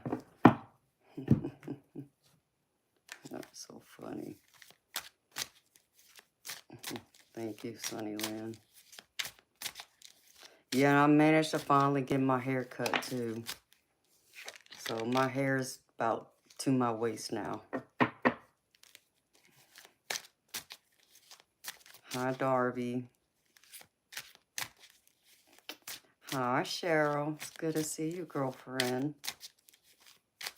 I'm good, honey. Thank you for asking. I hope you are too, sweetheart. Man, I forgot I had all these stupid rings on my fingers. I gotta take these off. It's driving me crazy. Let's see. My lawyer's like, Amanda, please put on your jewelry. Make yourself look like you got something stable. Yeah, okay. Can you tell? See how it's at least pretty much not all thinned out? I don't know if you can see it. Yes, my beautiful majestic. How you doing, girlfriend? Yes, I did get my nails done too. See? Look a little different. It's the same color, but just a little different. But yeah, I don't know if y'all can see where my hair's at now. See, it's to my waist. It was like down here before. So, she took a good bit off. I needed it though.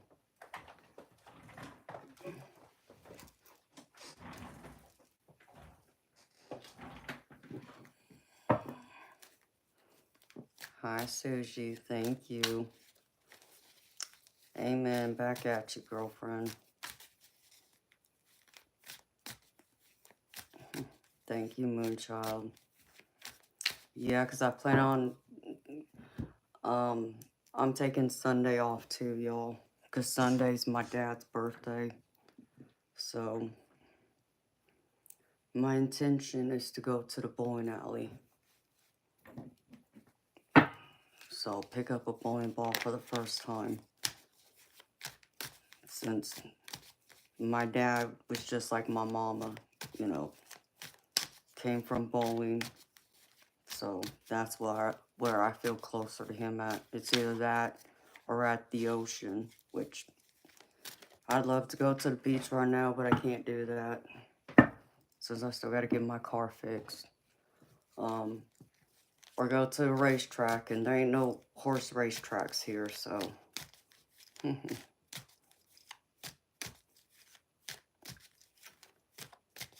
Oh, that's the plan, Diane. I just hope I don't tear my shoulder because I'm a power thrower. So I'm gonna have to take it easy. I'm probably gonna have to pick up one of those like 6-7 pound balls, and then I'm just gonna throw it so hard, and then I'm just gonna watch it bounce down the line.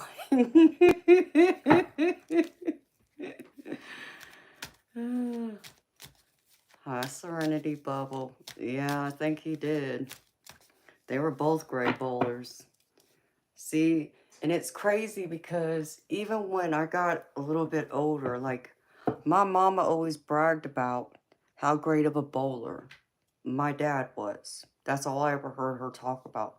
She never would talk about herself, how good she was. But I don't know if she really, you know, recognized that she was as good as people always said she was. Because she's the one that got the offer to bowl pro.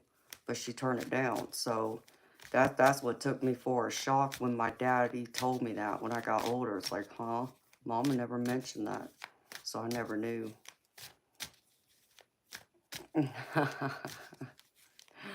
I hear you.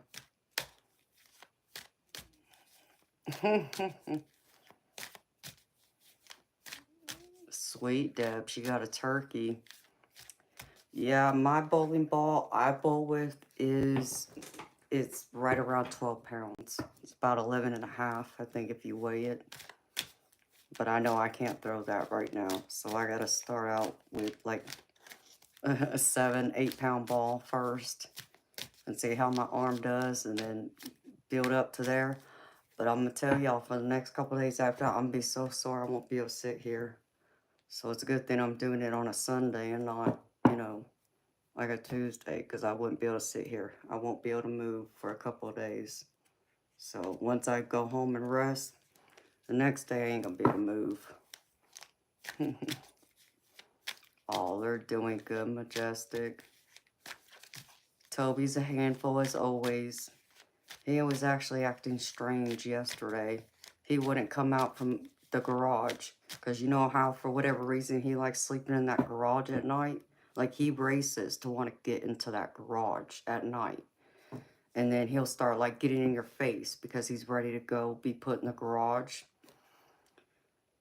And according to him, of course I didn't go check, he said he tried getting Toby to come in a couple times and he wouldn't come in, so he just left him out there. Okay, well, he's been in the house today.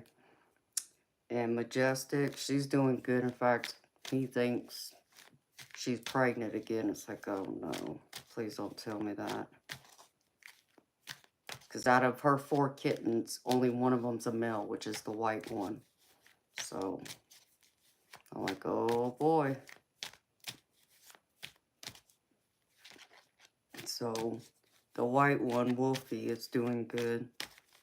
Being a terror as ever. Exactly, Majestic. I said the same thing. I was like, oh, please, God, no. So if she is pregnant, because I never got a chance to get her fixed yet, now I'm probably going to have to take those babies to the Humane Society, and I'm going to hate that. But I can't take on more kittens. I just can't. Diane, there's only one. It can only be the white one because the rest of them are girls. And Toby's been fixed.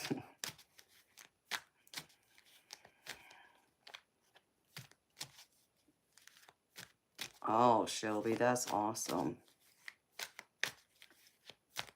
Yes, Debs, we do. Because I'm gonna hate it. I'm really gonna hate having to take those kittens, if she is pregnant, to the shelter. I really don't want to do it, but I'm not gonna have a choice.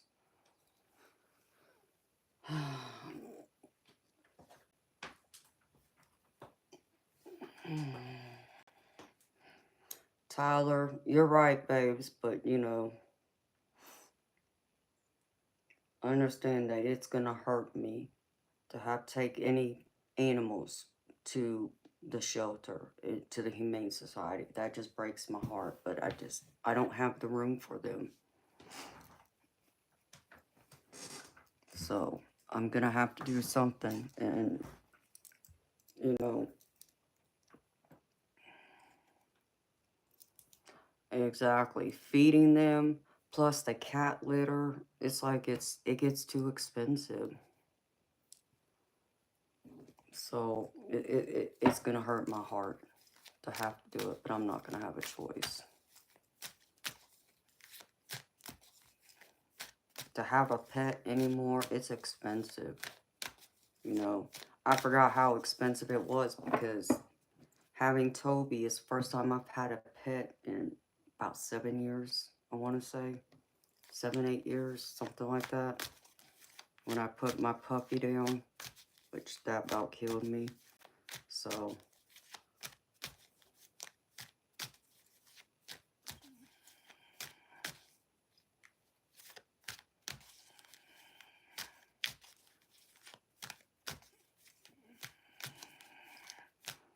yeah, I'm gonna look Moonfox Night. Oh, you're too funny, Majestic. So they're doing good.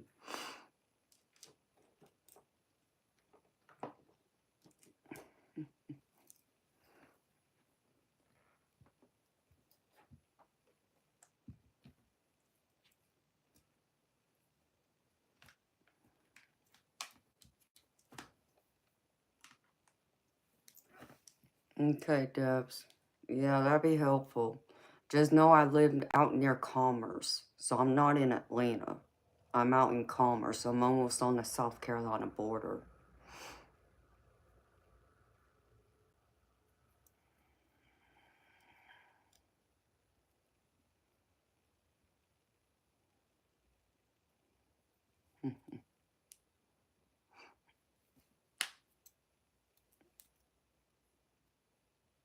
Okay, Debs, I appreciate it.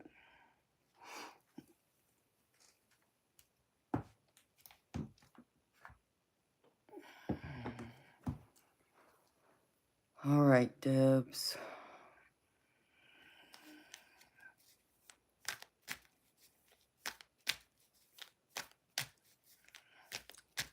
Darby, that's trolls for you, honey. Acting a fool. All right, Debs, you just want a general, honey?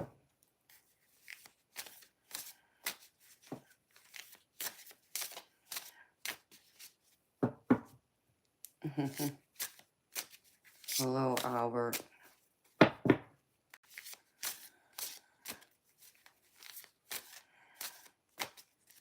It's the same person. Retarded. Okay. Alright. Let's see. Alright, Spirit. Show me for Debs.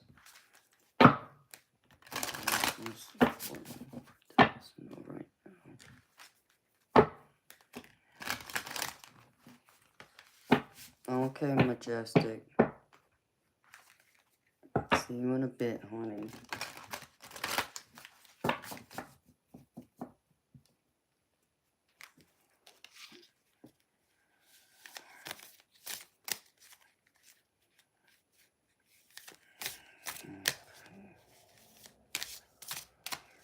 Debs.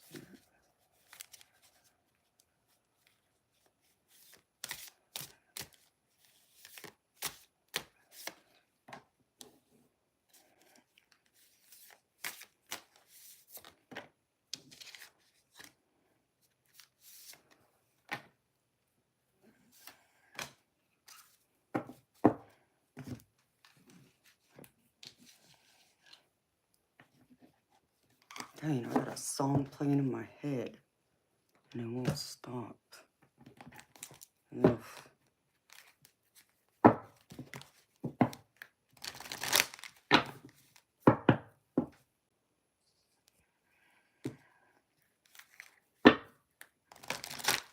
Hello, Antonio. How you doing? Welcome.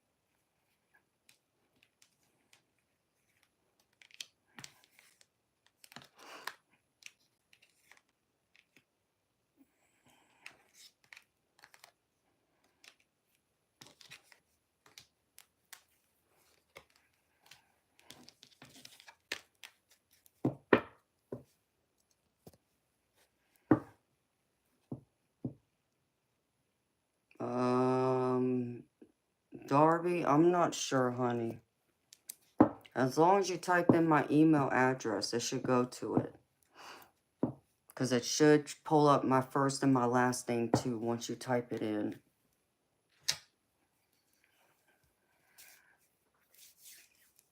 Ouch. All right, Spirit.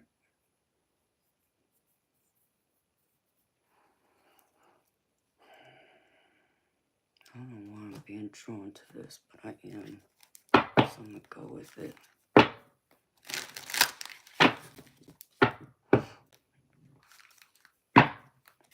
Hello, Just a Dude.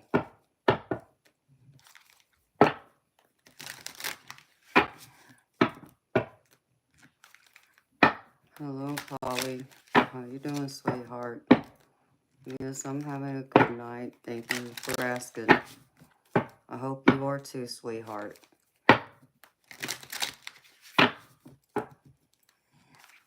All right, Spirit.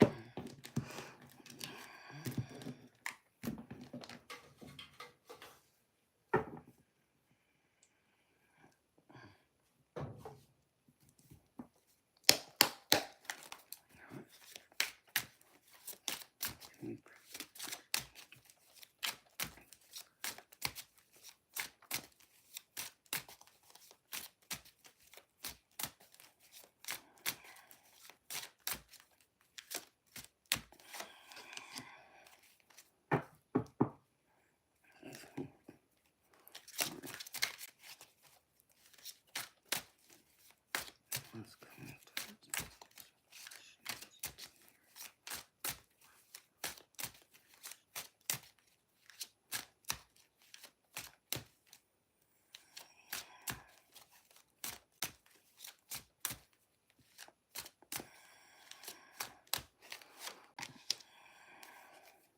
Ooh.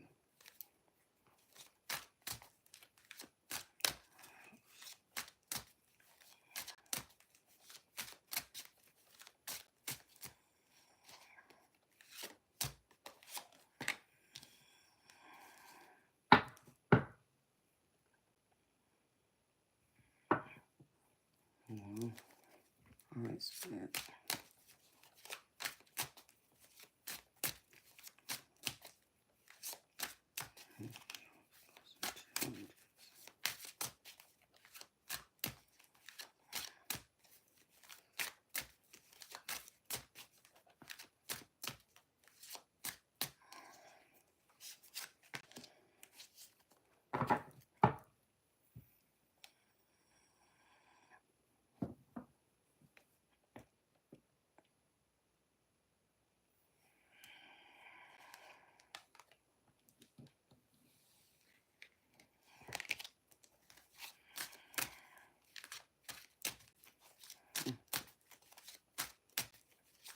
Hi, Sagey.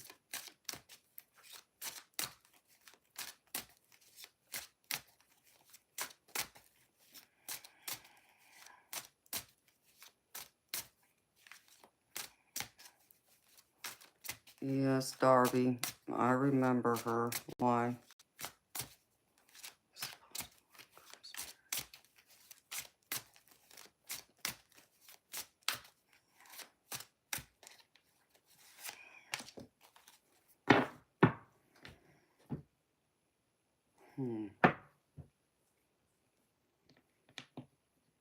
Yikes. What the heck?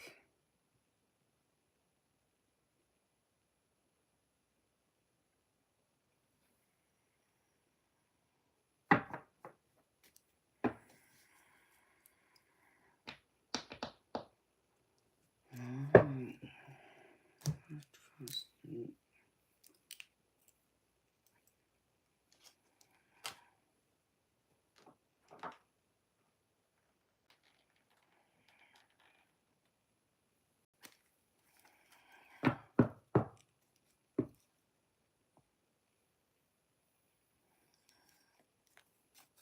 Did I get the travel? I mean, I got out, yeah, honey. I had a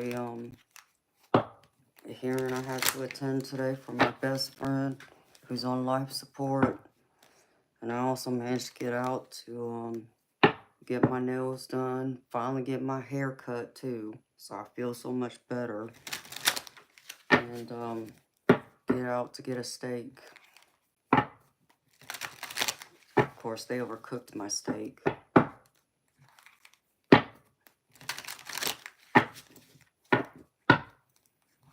But yeah, I managed to get out. I just wish I had my bloody car. That's all. But everything will happen in due time. And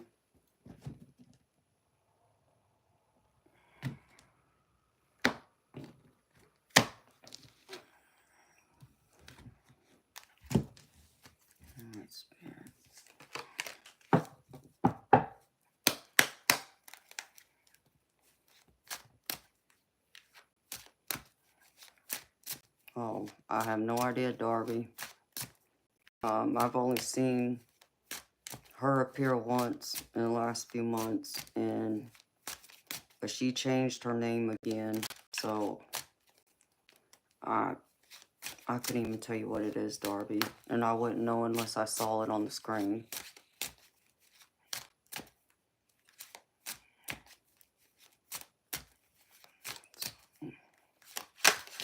Well,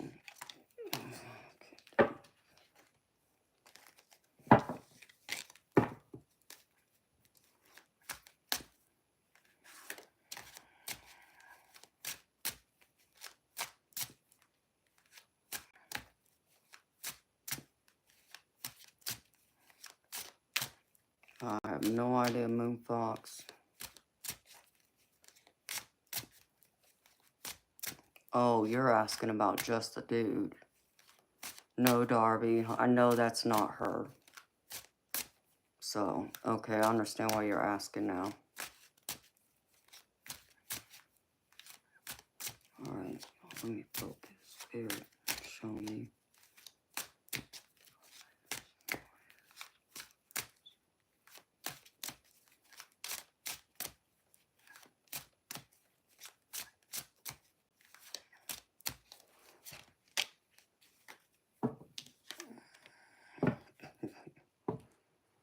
Wow.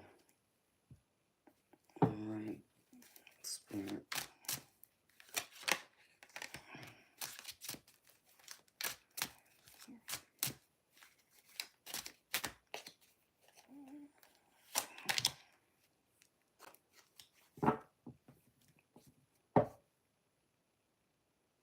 Mm-hmm.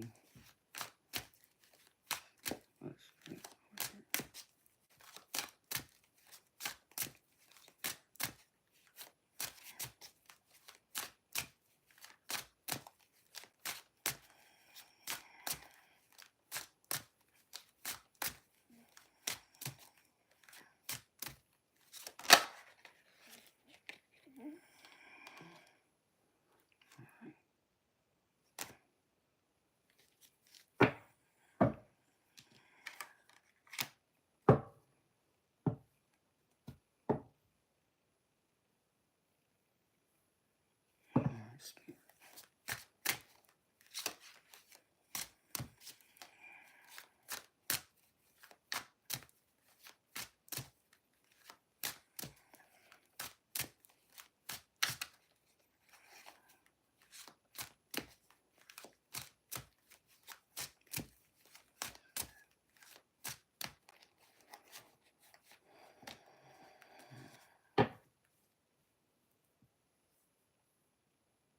Yikes.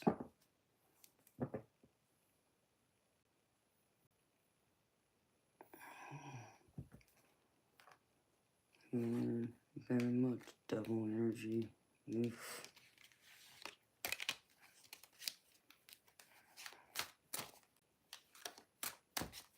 Spirit.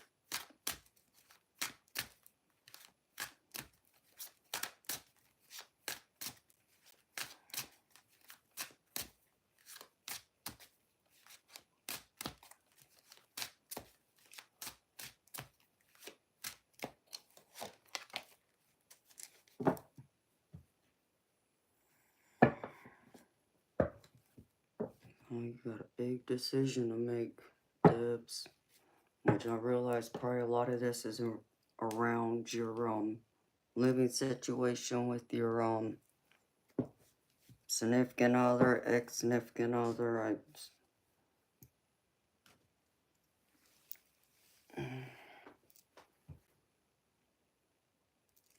Spirit.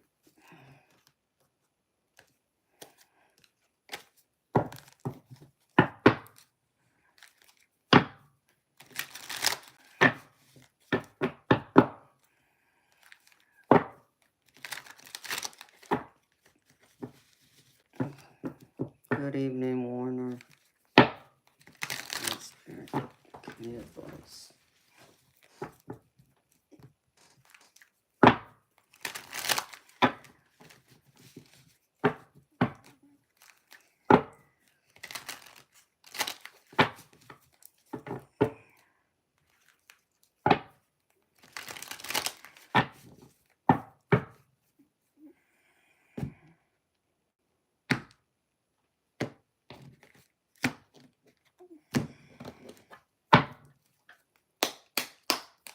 Alright, Spirit.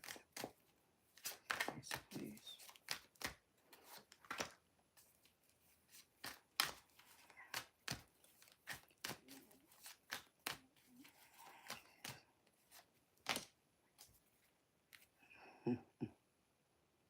Well,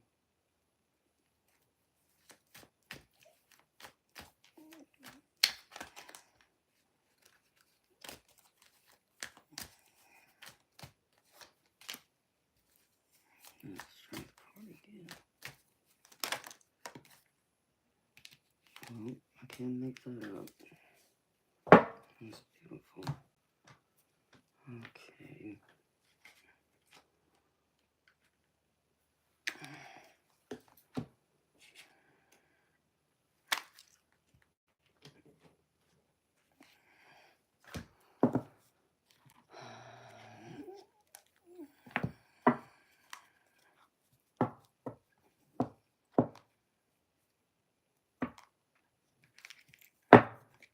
Okay, honey.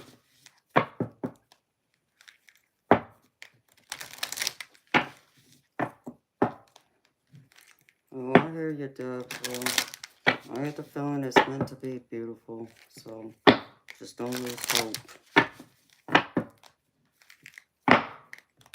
Alright, Spirit. Card for Deb, please.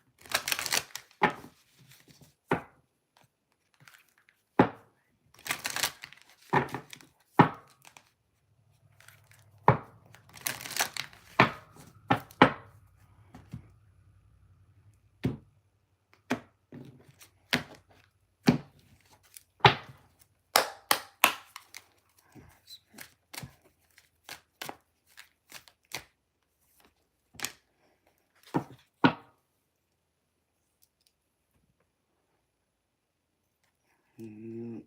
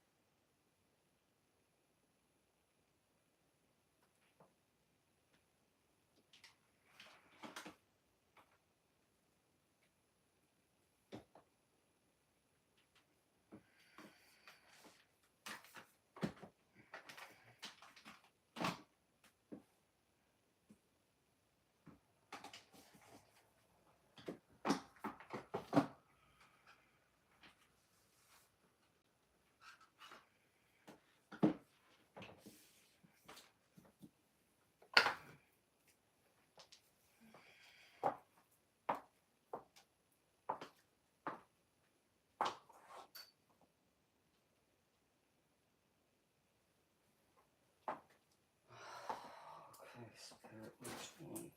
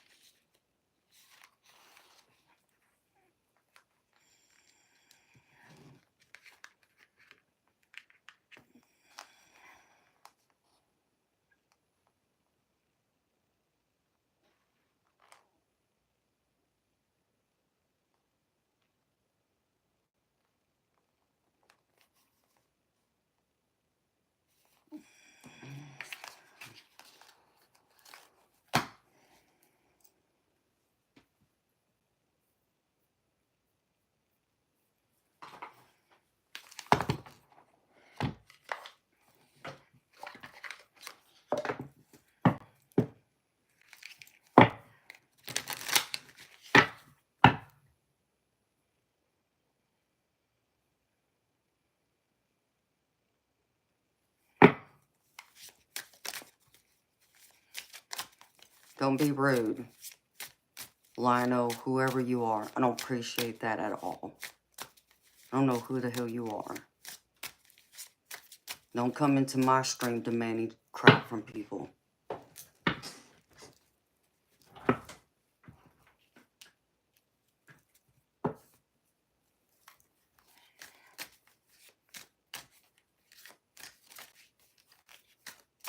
Hi, Darwin.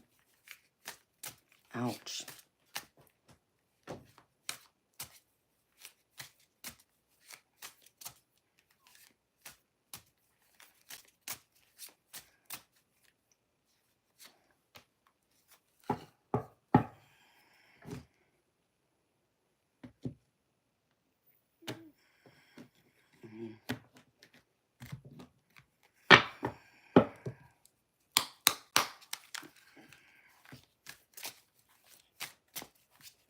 Hey, Darwin, I'm gravy, baby. I hope you are too, sweetheart.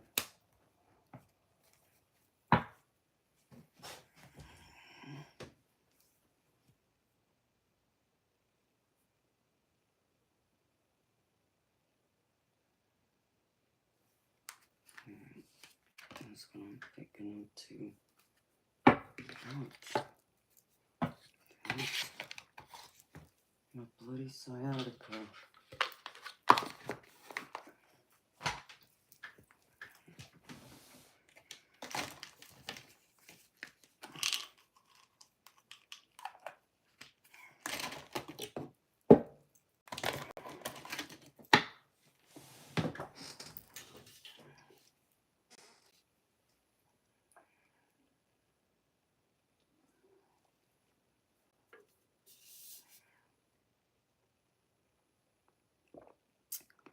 Oh, darn.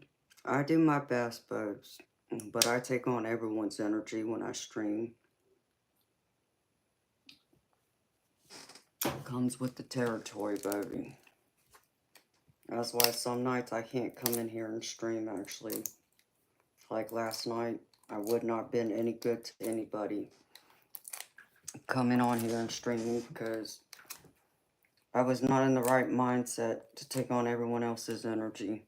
I would have ended up opening a door to something I wouldn't want, and none of y'all would have wanted either, so I know better. But I'm better today.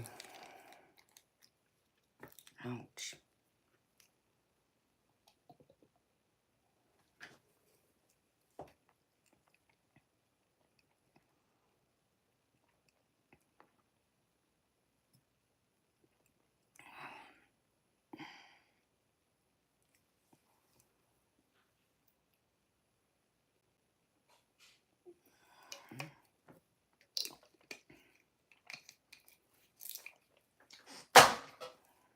Alright.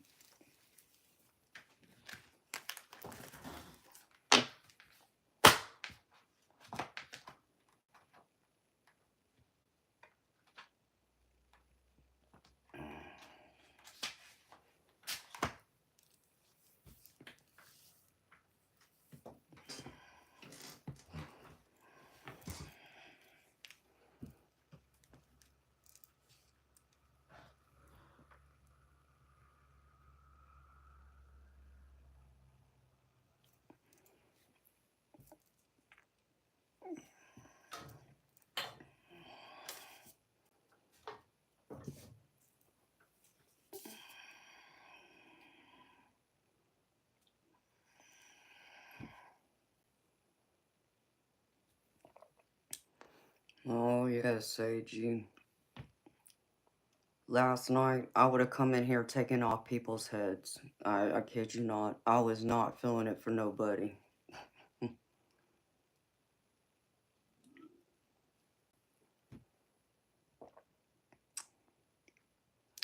Yeah, Bob, I know who you're talking about. She ends up coming online normally around the same time I do. She's known as the Satan's ex-wife. I know exactly who you're talking about.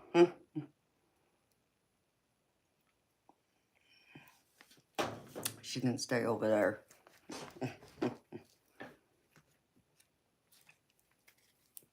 And then I know there's another one that comes on and streams around the same time I do too, and she just cusses up a storm. Like, I know when I can, get to talking, like, I mean, I can be very passionate, and people always confuse anger with passion. People who haven't been around someone like me, they always confuse the two if they haven't been around my type of personality. So, um, and she is one of those that, if you listen to her, you would think sometimes she's angry, but she's just speaking with passion. But the problem is, it's like she reminds me of who I was over 20 years ago. When I say when I would talk to people just in general, every other word was a swear word. And especially the F word of all words. And I could not watch her. It drove me nuts. I was like, oh, no, no, no, I can't. So I tried. So I know who y'all talking about out there.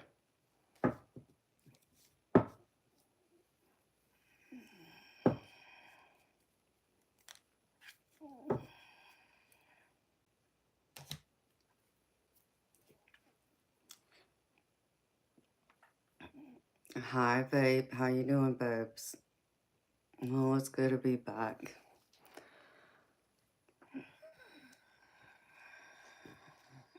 Exactly, Darwin. And most of them don't. They don't understand, or the ones who do, they don't care, or they're not. I think the Satan's ex-wife, I don't think she's tapping into anything. She's trying to make people believe she is. Something along those lines. And like I said, I've only seen her come on. I know she streams around the same time I do. I mean, I wish her nothing but love and light, but nope, I'm not watching it. And the other one that does not, but, swear when I say she cusses, it's every other word. And somebody was even telling me how normally she's only dressed in like some type of bra top and like some type of jumpsuit or something along those lines. And I just found that to be funny. And she even has a little video, a little short, where she's even twerking. I'm like, what? Okay, you're supposed to be a tarot reader, okay? You're supposed to be a spiritualist. What does twerking have to do with any of that? Like, ugh, it just, no. Like, I'm supposed to take you seriously as a reader? Can't do that. But I kid you not, she has a video. It's a short where she's twerking. She's in her kitchen, and she's wearing pretty much booty shorts. And she's shaking her butt. I'm just like, well, like, you must really be desperate. You must really be thirsty. You want these guys coming and chasing after you and then some. Oh no, get lost. But now I can understand why some of these perverts want to come here and act like a fool. Because they obviously have me confused with her and people like her. And they don't seem to understand, no, I don't do none of that. I don't, I'm not coming on here for attention. I'm coming on here to be professional and be a true, profession in my profession, to be professional with y'all. But yeah, to get to know y'all on a personal level, yes, because I'm a deep person. But that's, getting to know y'all, getting to know y'all's personality, y'all's spirit, y'all's heart, y'all's soul, about y'all's lives. I'm not in here trying to take off my clothes or anything like that to get people to come to my stream. It's just, no. It's just, ugh. I try not to judge people, but no, I can't go there.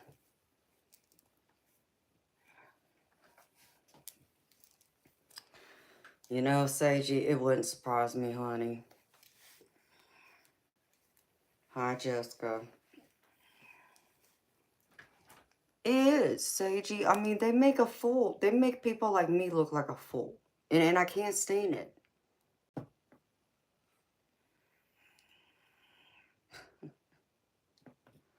No, Debs, I was just gonna feed you a big horror story.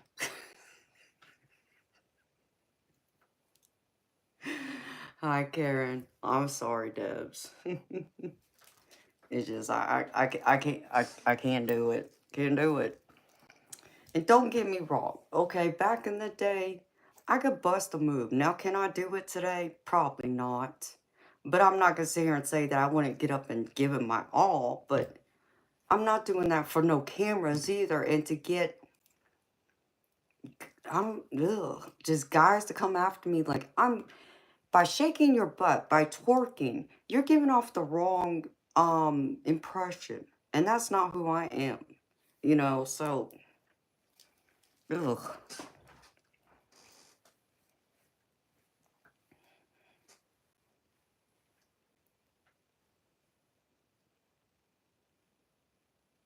Exactly, Moon Fox. I know my worth. I don't have to do no nonsense like that. It's just, it's sad to see others going out that way.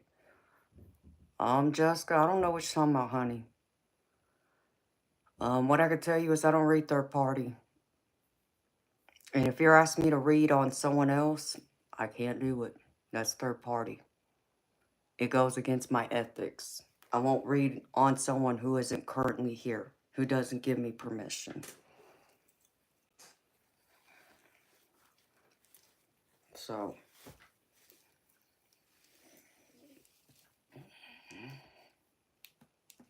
I try and stay in my lane. I just stay over here. Because I know every single time one of these fools comes in here and makes a perverted comment to me, I literally feel like I've just been groped. And it's disgusting. I can't stand that feeling. Don't come in here and think you can talk to me any kind of disrespectful way. If you think that I didn't have two men who raised me how to be treated right, you got nothing coming. But they all come in here talking, this, and thinking they can get away with making all their sexualized comments they want. And they think that I'm that woman, they can get away with it. No, now, but I understand. Like her, yeah, I get why. But I'm not her. And it's just, ugh.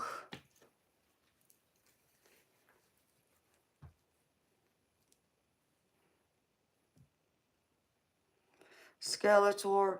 I mean, babes, whether it's freckles, whatever it is that people like in me, okay, but it doesn't give someone permission to come in here and act a fool and to be disrespectful. Because like I said, I'm disgusted by it every single time. No, don't be talking to me any kind of way like that, okay? The only person who has any right to talk to me in a sexualized manner in that way is my significant other, okay? And technically, well, correction. Yeah, by paper, I have someone, but in my heart, in my mind, I'm single. So I don't have nobody. So, mm-mm. You need to say that for someone else. I can't stand it. Because my daddy would have told all those guys to go take it and not come back. So,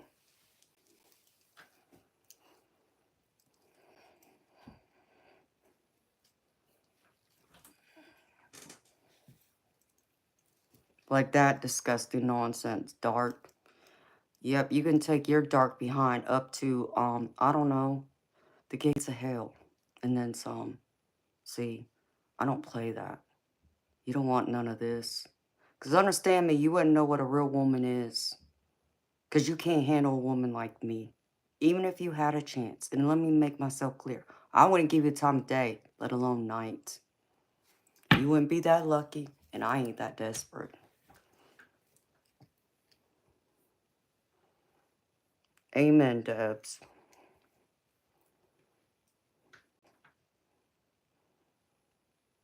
Amen, Moonchild. I agree. Like, I don't have to go through and wear revealing clothes to feel attractive, to be confident. Like what I'm wearing right now, okay. Those shorts, sure, they could be a little too short, but I can't stand shorts too halfway down my knees or almost to my knees. But no, I'm not over there trying to bend over and all this other stuff that I see women doing. I'm just like, no, get away from me. Ew. I don't need to dress that way to get a man's attention. Period. The right man's gonna want me. I'm gonna get the right attention from the right man, not the wrong ones. The wrong ones can go take a hike.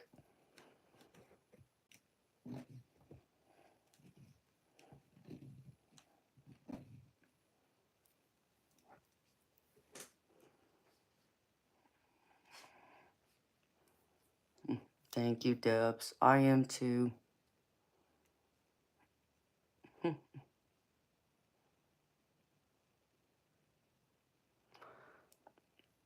Skeletor, I agree. But they always want to come in here and act a fool. And they always ask me if I have an OnlyFans. Like, they want my OnlyFans. Like, I don't know. What makes you think I have an OnlyFans? And let me make myself clear. Even if I was that desperate to have an OnlyFans, what in the hell would I be doing here right now? I'd be making more money on OnlyFans than I would be here. So, people are crazy.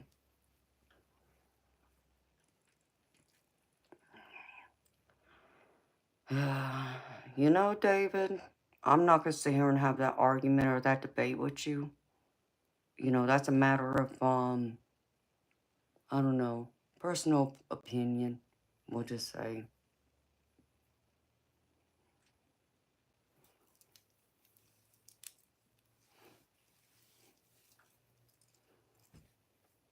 Exactly, Moonfox.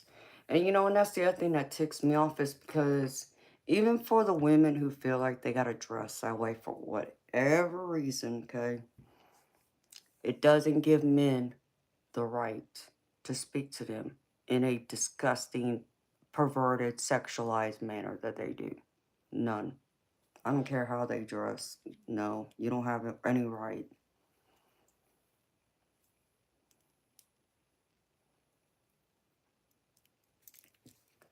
You're disgusting. I just can't. I can't deal with people tonight. I really can't. I hope you lose that account. Yep, don't want you here. I don't even need you here. Just can't. Can't do it.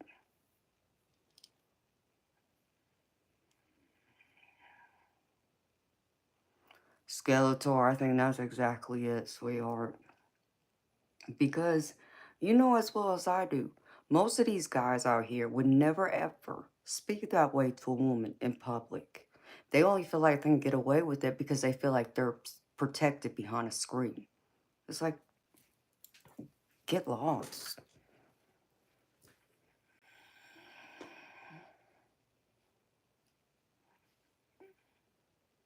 Well, hello, Magnus. How you doing, babes? It really does, babe. It really does.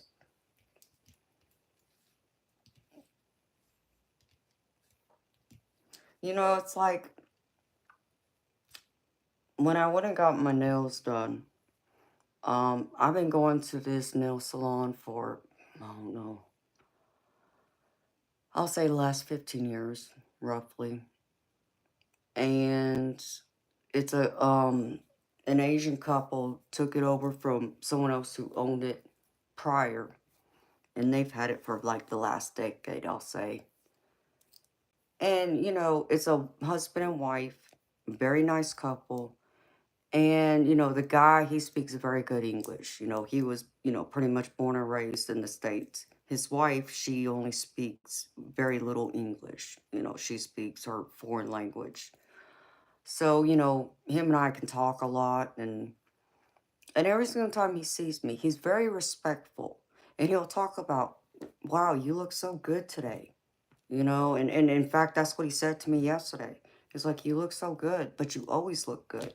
And then he even asked me, he was like, so do you work out? You know, because he says I'm always look like I'm in shape, you know, and I'm just like, yeah, I wish. I wish I could tell you I work out, but I don't. I said, you know, I used to bowl a lot, but I haven't done that in years, but I'm hoping to pick it back up. But he's respectful. Okay, that's a gentleman. Not like some of these fools out here that want to act a fool. And then I have to teach them, you know, who the real fool is.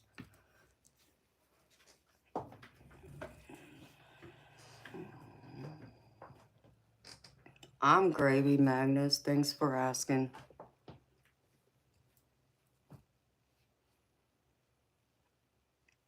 It is, Devs. I mean, and I know, and I can't understand how some of these pigs out here think it's okay to speak to any woman that way. Because I know they all have a mother. They have to have a mother, otherwise, because they wouldn't be here just like the rest of us.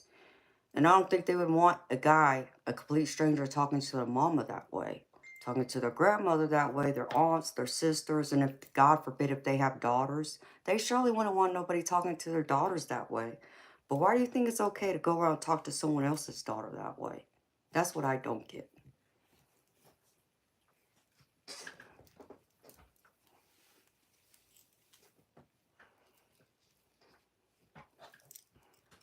So, exactly. It cracks me up, though.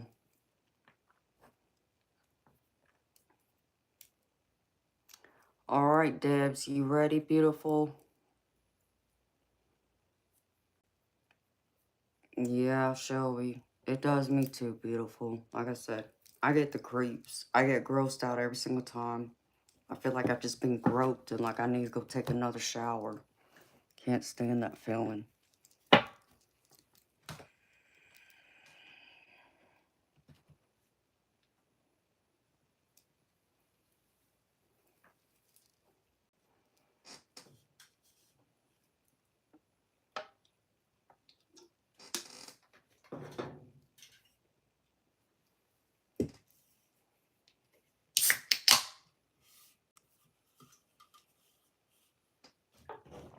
That's true too, Bob. I know. Y'all get a bad rap from other guys. Magnus, I'm in the United States.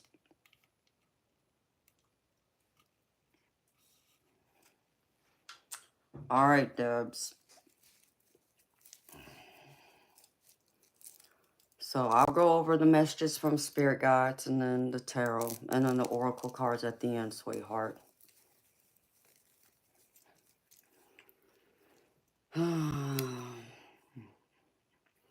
Mods, you can answer his question. Magnus, I gotta do a paid reading. I'm sorry, I don't mean to be rude. But I gotta focus. Alright, beautiful Debs.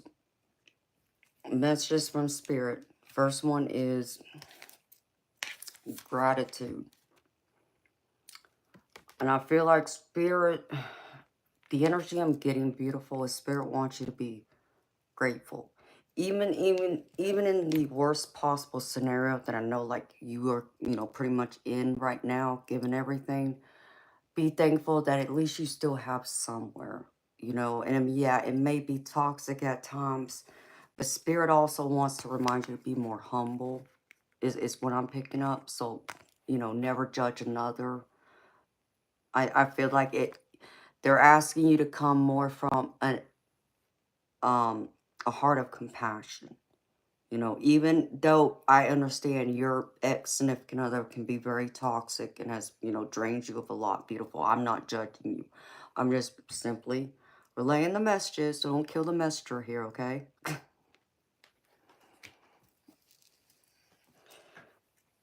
And the next one is simplicity.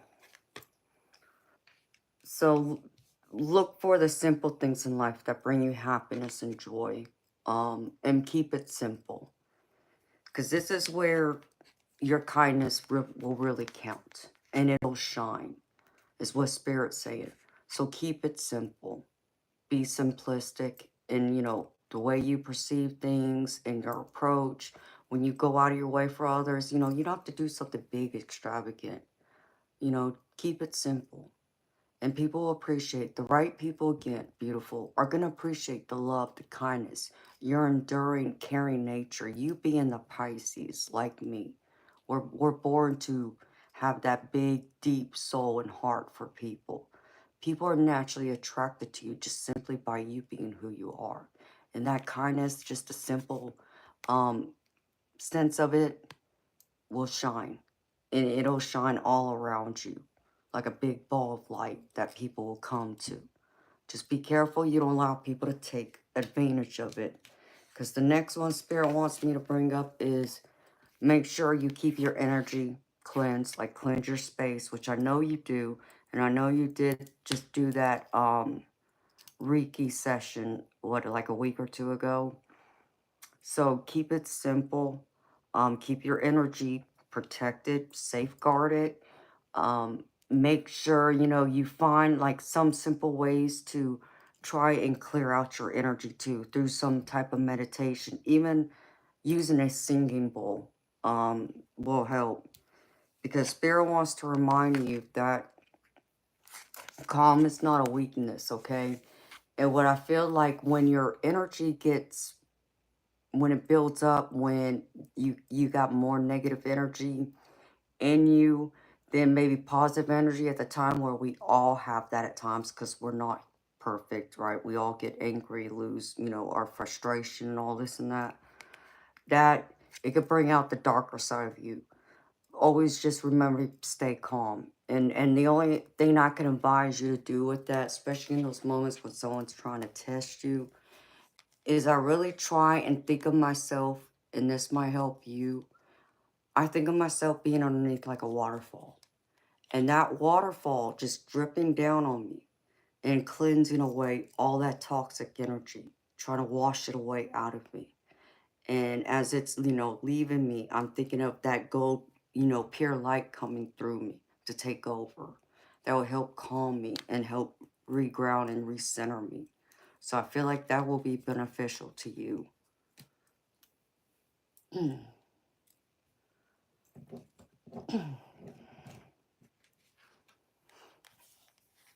And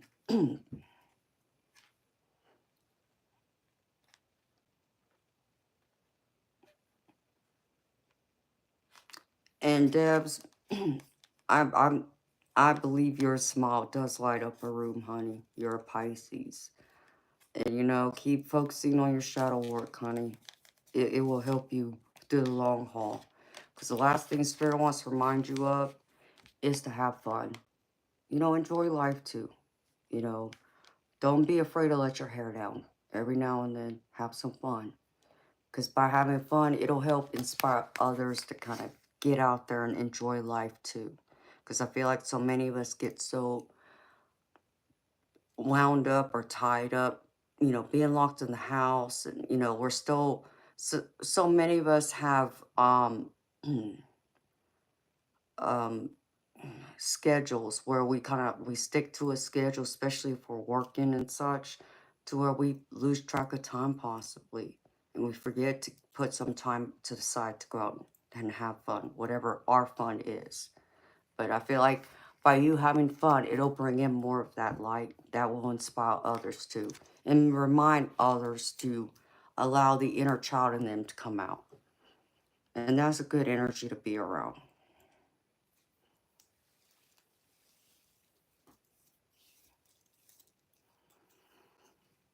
Okay, now for the tarot, beautiful. Um, I read pretty much your present energy and to see what's coming in for you. What you need to watch out for, and then what obstacles, and then the advice and outcome, okay? So I see right now in your present energy, I'm reading you in this Four of Cups energy. This is you just, you know, not being interested in like this cup being offered to you. You have no interest in it. You're ignoring it. You know, almost like the divine offering it to you, but, you know, you don't care. But I feel like who's offering that cup to you could possibly be your significant other, because I get the Two of Cups here. So this is like a love connection to me, is how I'm reading this. The Two of Cups normally is that card for like twin flame soulmate, but it doesn't have to mean twin flame or soulmate. Just think of a romantic partner. Most times I read it as a romantic partner, but not always. It could also be a family friend or even yourself. And I feel like this ties to your ex-significant other. You have no interest in him anymore. You're not interested in, maintaining any kind of relationship. You're just having to deal with him right now. Kind of like my situation, you can say. So I understand it. Okay, so Spirit's acknowledging this is what's going on with you right now. And that's great, Debs. Keep doing that. So,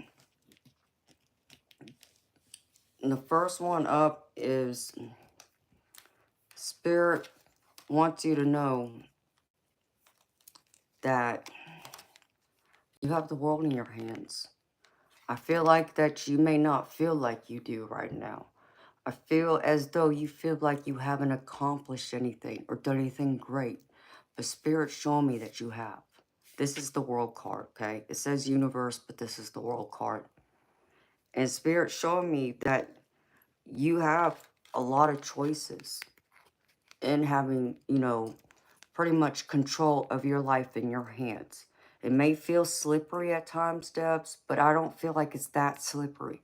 I feel like if things feel like they're getting out of control for you or like you're losing ground, I feel like you're able to um, get around that and bring it back to where you don't lose your grip on it, so to speak, to where you have all these options. You have more than one option, more than one choice, and Spirit wants to remind you of that. You're not limited. You're only limited by how you perceive yourself to be limited, by your own beliefs, your own self-doubts, thinking you're not good enough or you'll never get anywhere, and you'll never find another. Spirit wants you to know you will. You have the world in your hands. Make it. Make it the way you want it. Okay? It's not up to anyone else, and nobody else has control over it except for you. So you have all these choices. You have options. Do not think you're just stuck where you're at. You're coming out of health issues, so it's like a rebirth. Yeah, I get that. Because in the center, I get the strength card. So here's the strength card. And this is like in the center of everything. So this is you having that extra inner strength, having to go within yourself, to get through those obstacles, your health issues, dealing with your ex, dealing with whatever headaches and stress and, drama that may be taking place in your life right now or has in the last recent months, that you've been able to handle it pretty well because you're coming and showing up for yourself. This Queen of Cups is you, okay? I got Pisces. We're like the Queen and King of Cups. And this is you showing up for yourself and showing yourself that extra love and care now and nurturing yourself while still trying to be there for others to hold out that hand of love, nurture, and compassion. So I feel like your greatest strength is your heart, your ability to um, understand people's point of views. Even if you may not completely understand or been through what they've been through, you're able to have empathy, which a lot of people lack. So for you, this is you coming in as yourself, being in this Queen of Cups and being in that strength, being courageous, being powerful, being almighty, okay? And Spirit wants you to know that things are going to continue getting better, because I feel like this is going to be a turning point in your life. I get the feeling that over the next, possibly 2 to 3 months, that things will even improve and they'll look a lot differently than what they do for you right now. I feel like there might even be someone else that shows up in your life. That would be like another Queen of Cups energy that's going to want to help you, whether that's help you heal, help you move, help, get you situated somewhere else, just be there for you. I feel like someone else will come in and help with that. So be on the lookout for that. And I do feel like things are going to get better, but I see where the obstacle is, and I can't show this card because the people are naked, but I get the Lover's card. So here we are. This is the obstacle and the challenge. And I feel like part of this is your ex. And I get the Devil here, which is I feel like that's him showing up, being, I just heard crude. I don't know why that came to my mind, but crude just came to my mind. Um, I get a lot of codependency. I get selfishness. I get someone that really doesn't think of others, that they're more about themselves. And I feel like that there's like this codependency energy here too, tied to this devil energy. Like I feel like they're very dependent on you, to help them through life, get them through, whatever living situation y'all have. I feel like they're very dependent on you. So this is going to be the obstacle in for you getting through these next couple of months, I feel. Um,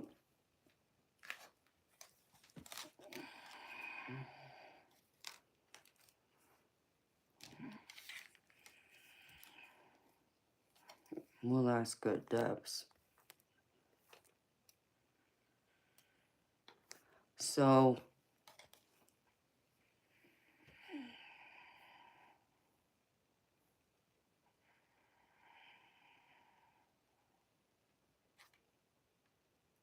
okay, so you understand that devil energy. Okay. Yeah, I get a lot of codependency here. So if you can break free from his grasp, I feel like things will start looking a lot better for you. I understand it's still going to take some time because I understand you're still in the planning stages and trying to get situated. But I see the outcome here is the Five of Cups. And the Five of Cups is normally a card of disappointment, regret, being let down, even heartbreak. Um, but I feel like this is more of a regret of not, not necessarily regretting the past. I feel like this is going to be more of your regret, like with this Ace of Pentacles that came up with it. The Ace of Pentacles is a new opportunity, where a new opportunity of prosperity, of abundance is coming towards you. So I feel like this Five of Cups is more about your abundance, like you having regret, of not taking the chance sooner, like believing in yourself. Like you said something about your doggy business. That's what I'm picking up. I feel like you're gonna get a new perspective. I feel like you can get help from someone. I feel like with, whatever business it is you're implementing, that you're going to wish you had jumped on the bandwagon sooner. And that's the only thing I see you feeling like you're going to have any regrets or feel like you made mistakes. But this Ace of Pentacles is going to come in and give you a whole new opportunity. A new leash on life, new abundance. Even someone's going to possibly come in and help you. Because it's like this hand is offering this pentacle to you. So this is your material wealth. Okay. But it all looks good here, Debs, because even for the advice, I get the Nine of Wands energy. And this is all about going through that battle, just being beaten down almost to where you got nothing left in you to fight. But that's when you don't give up. And so Spirit's just reminding you, don't give up. Hang in there. Stay strong. You're almost at the end of it. It's almost over. That battle's almost over. Because once you break through that, you're going to come into this as the Nine of Pentacles. Very abundant. Okay, you're going to have, your abundance, material, financial, spiritual, emotional, mental, physical abundance. It's all going to come into play to where you're going to be able to enjoy life more than what you're able to do currently. Right now, it's just going to take you having to be a little more patient and still have your inner strength to keep you going until you get there. But once you get there, once you get to the end of it, here's the Six of Swords, which is coming out of all of that, negative energy, those choppy waters, which is, like the devil energy from your, ex-significant other. Anything other that's you feel like has held you back or has kept you stagnant, you're walking away from that and you're walking into like the sunlight. It's going to go from choppy to calm. And you might even be traveling somewhere soon to get you going. Like, you might need to relocate. That might help you too. Oh, wow. Well, that's awesome, Debs.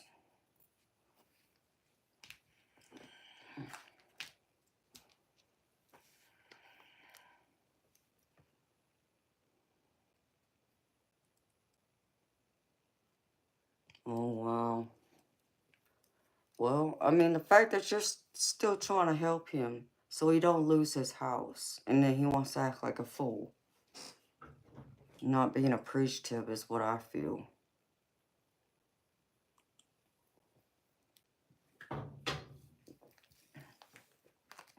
So I feel like it's going to get much better for you, sweetheart. Just hang in there. So let me go through these oracle cards with you, honey.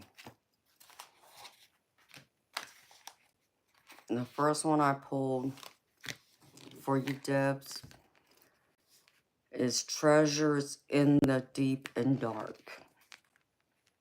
And it says, sometimes you can play in shallow waters and discover something valuable, but now is not one of those times. To find the real treasure you seek, you need to dive deep down and face the shadowy places in you that you were long forgotten and denied.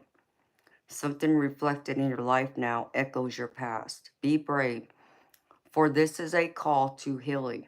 Know that those wounds don't define you. The past doesn't dictate your future. When you dive into the depths of your psyche and accept this, there's no need to deny any part of yourself again. Learn, love, and accept every aspect of you. When you can be compassionate and forgiving to yourself, you will experience so much more beauty and joy. Open yourself to receive and make space for more abundance in all areas of your life. You will see evidence of your success soon. Remember that intimacy is not found on the surface. Don't be afraid to dive deep in your conversations with others.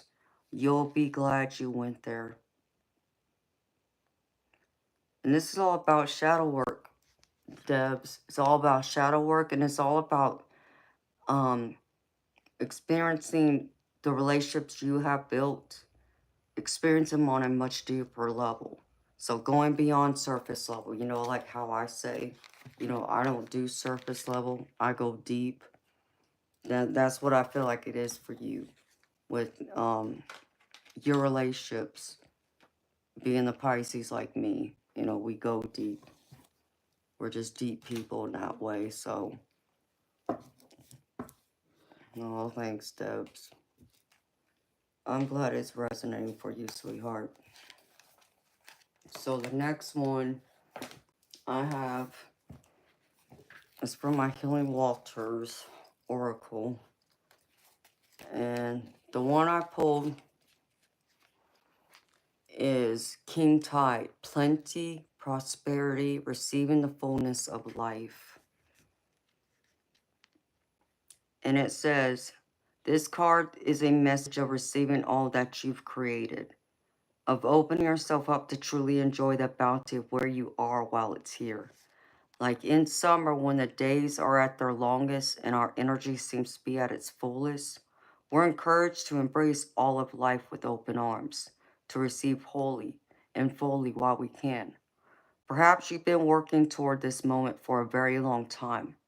This is your reminder to enjoy it while it's here, to welcome all that knocks on your door, to experience all that life has to offer you right now. It's also a card of full blooming flowers in the season of summer. Enjoy the fruits of your labor. Lie on the soft grass and take in the view. Do what you love and what makes you come most alive. Relish everything about this moment. What you're longing for is ready for you to embrace it. Be ready to receive.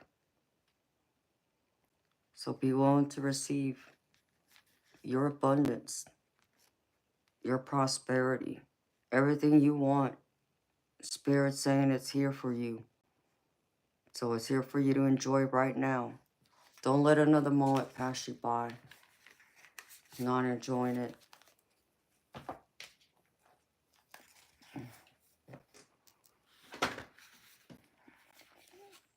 And then I have, let's see, I have 2 cards for my Moonology Oracle. And the first one that came out is New Moon in Capricorn. Your hard work is paying off. Your hard work is paying off, Debs. So whatever plans you got going, whatever you're trying to work towards, Spirit wants to remind you, your hard work is paying off. So don't give up. Even though it feels like you're being blistered and, you bruised and beaten up and so on, Spirit's saying it's paying off. So keep going.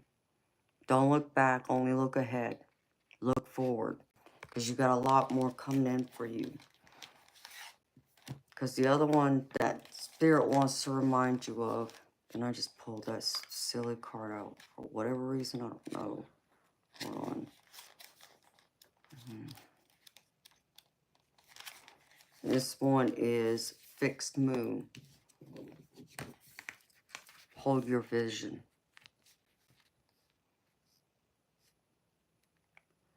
So here it says there are 2 main possibilities. The first is that you need to stand firm in whatever situation you're in. The second, very different interpretation, is that something is stuck. That could well be referring to the situation you're asking about. If that's the case, have a think about what you can do to grease the wheels so that events move forward. Are you being stubborn? If so, that's great, because if you really want things to change, there's a solution. Stop digging your heels in. Be the one to break a deadlock. With 2 interpretations for this card, it's up to you to decide what's going on and which meaning applies to you. This offers up a chance for some self-reflection. So which one speaks to you, Debs? Is what Spirit's saying. Because they want you to hold your vision. And don't second guess yourself. Don't doubt yourself. Don't allow anyone else to tell you that what you want, what you envision for yourself isn't going to be possible or isn't worthy or good enough or whatever else they want to say. You believe in you. You got to be your own BFF. And anyone else that wants to bring you down, that's only because they're envious, okay? And they can't stand up to the plate like you can. So don't allow them to bring you down. Tell them take a hike. Tell them keep hopping.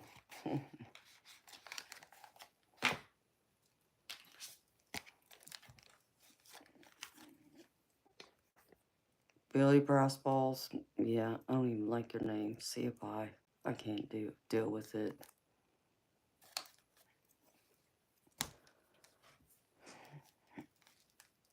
You have dreams you see that are possible now. And I love that for you, Debs. And you gotta believe anything's possible, sweetheart. Because I know it is. Nothing's impossible. And then I got a few messages for you, Debs, from my messages from the universe. And where'd it go? The first one says, in relationships, the biggest thing you must look for is consistency. Every time you forgive someone who is not being consistent with you, you're giving them permission to hurt you again. You deserve better. This is a big one. And I know you know this, Debs, but I know we all go through those times where it's like, we let things slide, especially if we're going through something personal, like with our health. And, I get it. Beautiful. But just remember that, even when we're going through certain, situations or struggles, doesn't give people the right to mistreat us. They have to be consistent. And understand me, when I say consistent, like, Debs, I don't play. It's like, you either want to be in my life or you don't. Okay? There's no, this, middle ground about maybe. Oh, I'll just, talk to you here or there. No. You're either here or you're not. You know, make your decision, decide now. Because if you take me for granted, it's going to be a sad day for you. You'll never understand what you have until my absence is the only thing you feel. So if people can't be consistent in your life and they can't be present, you know, they can't check on you, spend time with you, you know, be there for you when you're going through your downtime, just like we all do. Just as I know you would be there for them, then cut them loose, sweetheart. You're worth more than that. And Spirit wants to remind you of that.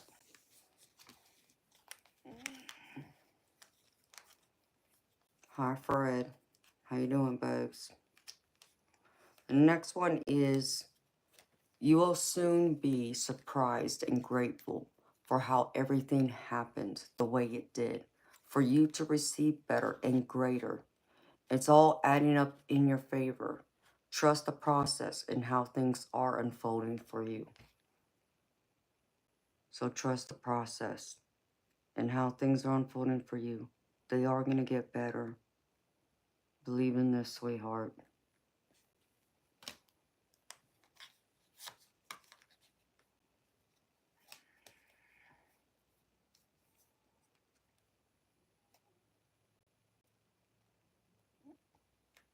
Yeah, I understand, Debs. I know. I've been in hermit mode myself.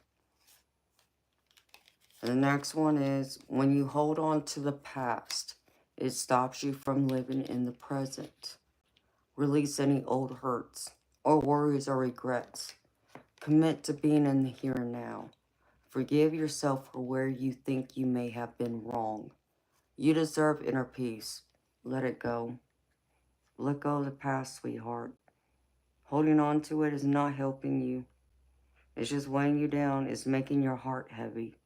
Let it go. Forgive everybody and move on. Just send them away with love and light. That's the best you can do. Keep looking ahead, not behind you. Look ahead. And the last one, Debs, before I read you your angel card, is, don't lose sight of this truth. You came here to evolve and grow. So it is necessary to experience difficult times. That's when you will grow the most. There is always light at the end of a dark tunnel. And there always is light at the end of a dark tunnel. Spirit can really put us through things in this life that make us crazy and make us question why in the heck we're going through it. But I know there's always a clear reason at the end of it that, you know, it suddenly dawns on you like, oh, okay, Spirit. All right, universe, I understand now. So just trust in that, honey. And then the angel card I pulled for you is Orion, Visions of the Future. Your life and future are in your hands. You are a powerful manifester with the ability to call in and create the life of your dreams. What you focus on with unwavering faith is what you will experience. Focus your energy, not only on what you want, but on feeling the way you want to feel. For the feelings are what will bring you the safety and connection you desire. And the positive affirmation is, I am the visionary of my future. I am the visionary of my future. And that's what I have for you, beautiful Debs.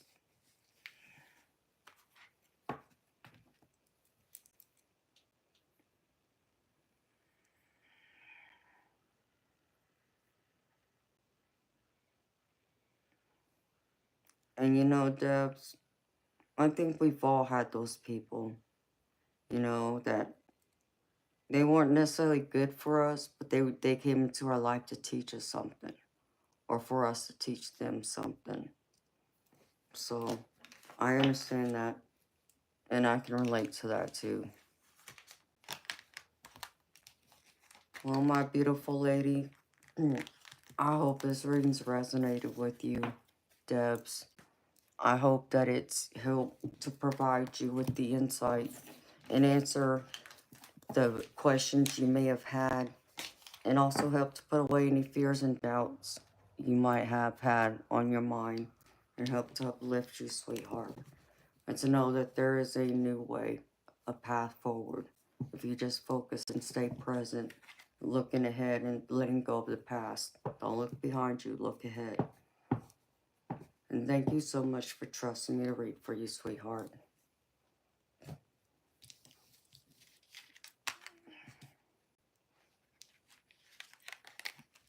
Thank you, Bobby. That's very sweet of you.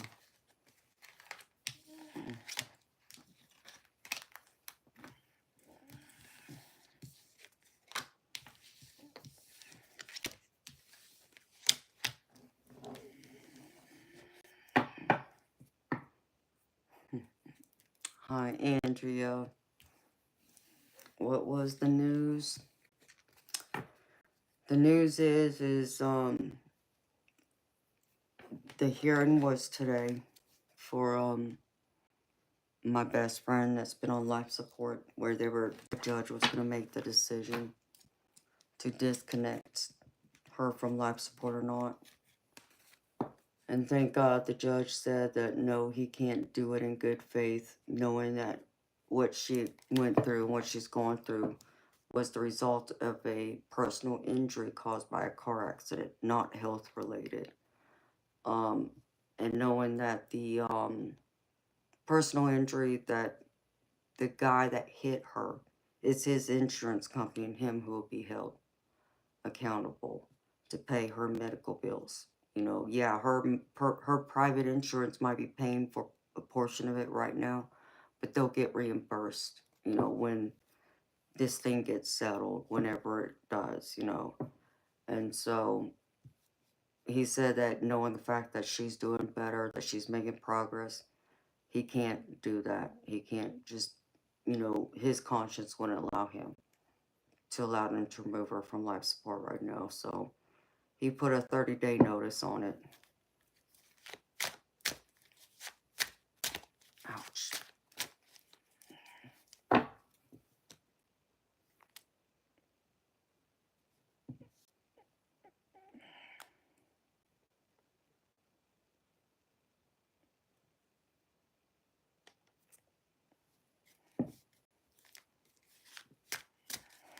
Hello, Chris.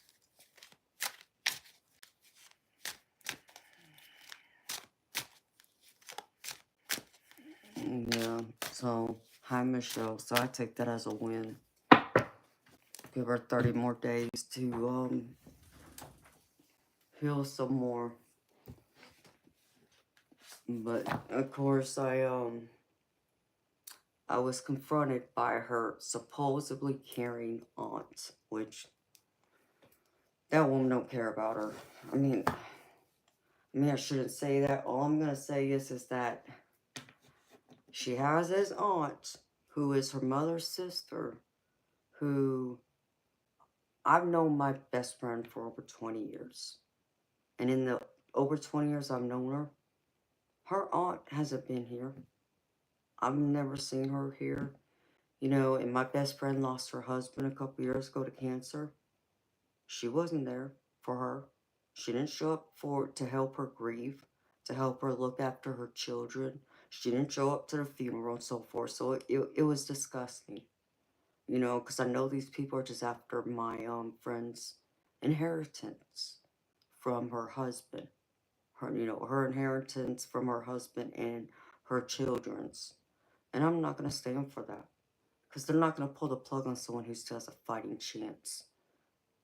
And like I said, I believe if anyone can come through this, it's her. She's a fighter in that way, like me. I've seen that fight. She reminds me a lot of my mother in that way. It's like, no, no, no. So she confronted me outside. And let's just say I let her have it. Because she walked up to me and grabbed my arm and tried asking me who in the hell do I think I am. And so I let her know who I was.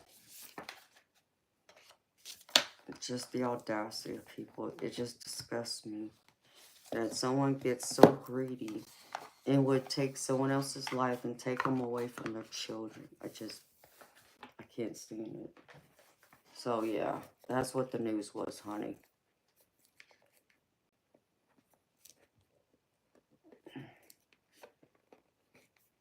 Ouch. So I'm relieved, you know, like I said, I'll take today as a win. She's not being disconnected tomorrow, and that's all I needed to know. So there's still time to get her to wake up.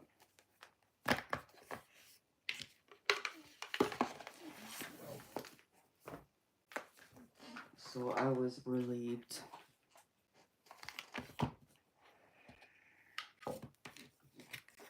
Hello, Andre. Yeah, my day's been good.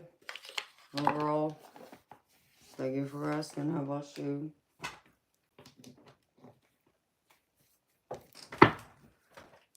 Oh my goodness. Okay.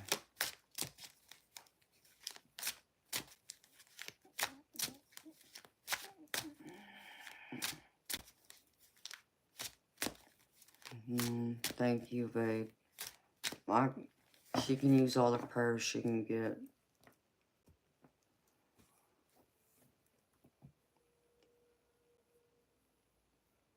You know, I do believe in prayer. You know, I'm a Christian, and it's interesting because I had an interesting conversation with my brother yesterday.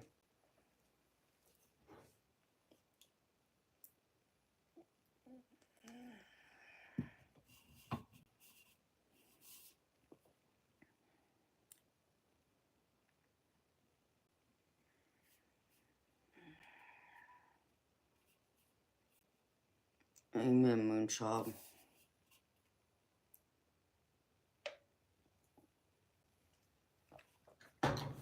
No, Debs, you didn't suck it out of me, honey. I'm still good, thank you.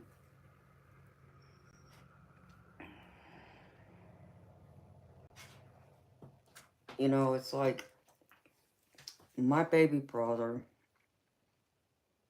I'm very close with. You know, he's the one that I, grew up with most of my life, and, he's the baby of the family. And, I had to kind of like step into my mother's role when she got really sick and she couldn't be there for him, like be at his ball games and such. And then, when she died, obviously, I tried to step up and help. And so, I'm very protective of him. And, he started off on not the best path at first, we'll say, but he turned himself around, and I'm very proud of him. Because I know it wasn't easy. And so now he, started digging deeper into religion. And him and my sister-in-law got saved in the church they chose, but like a month or two ago, I want to say.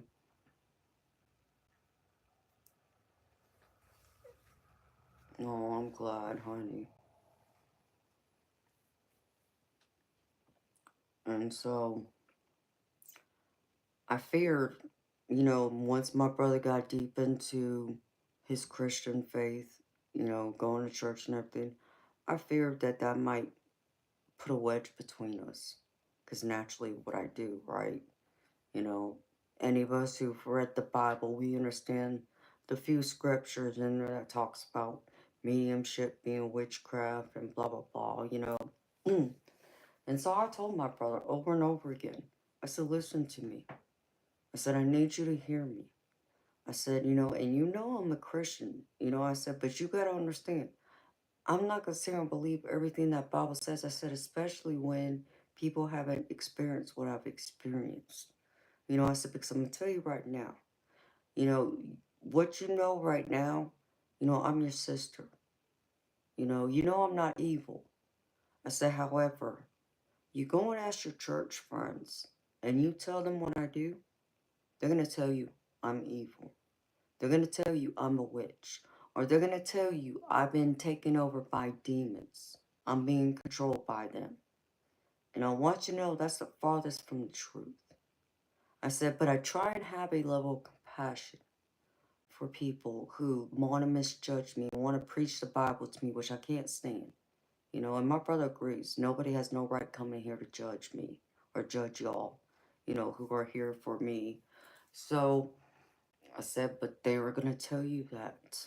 The moment you tell them what I do, that's exactly what they're going to tell you. I said, I need you to trust in what you know. I'm your sister.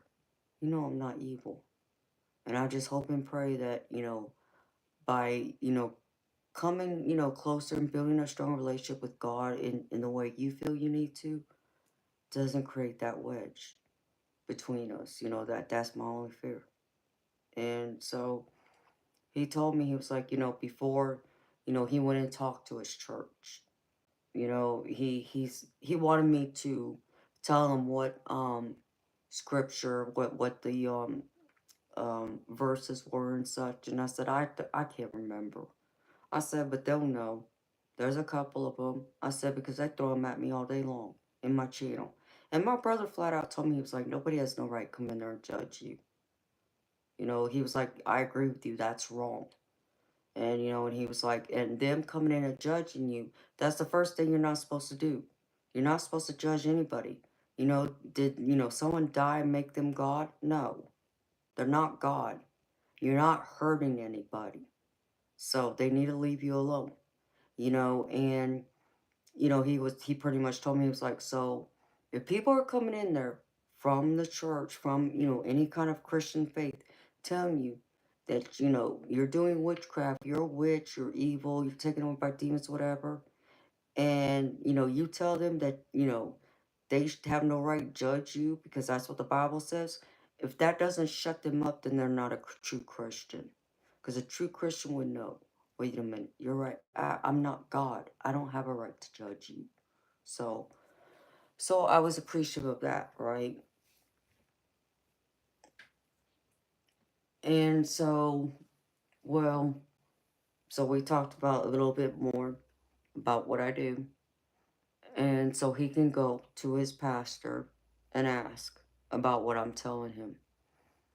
And so he did. So I had to pick up that conversation with him yesterday. And he told me, he was like, yeah, you're right. They pretty much told me exactly what you said they would tell me. I said, see. I said, and they're already judging me. I said, but they don't know me. And he's like, but you know what? They're not judging you. They're only going by what a, scripture is telling them. And that's written word. And that's as old as time and whatever else he said about it. I said, I understand that. I said, but again, I'm your sister. He's like, yeah, you are my sister. And I know you're not evil. You're right, you're not evil. I said, but yet, that book is telling you I'm evil. So do you not understand? And then I told him, I said, and then I can't make people understand from my perspective. Again, I said, I have to have a hand of compassion to understand that a lot of people aren't going to be able to understand where I'm coming from because they haven't had the experiences I've had to understand that there's a difference. I said, and you are a good example. I know you have a hard time understanding because you haven't had any of my experiences. And so, I brought up, I said, if you think about, all the angel experiences I've had, I said, don't you think that, the several angel encounters I've had that, God would have made sure to tell those angels, tell me that I'm doing wrong? But that hasn't happened. He's like, but how do you really know it's an angel of God and not the devil? It's like, okay, well, let's go to Catholicism then. I said, and I know you believe in this. I said, when we talk about Catholicism, we talk about, being, possessed. And all the people who go out there and do an exorcist, there's always talk about there being a bad smell, a stench. I said, that's how I know. I said, because none of those angels ever presented any kind of stench to me. They never made me feel afraid. And I should have felt all of that.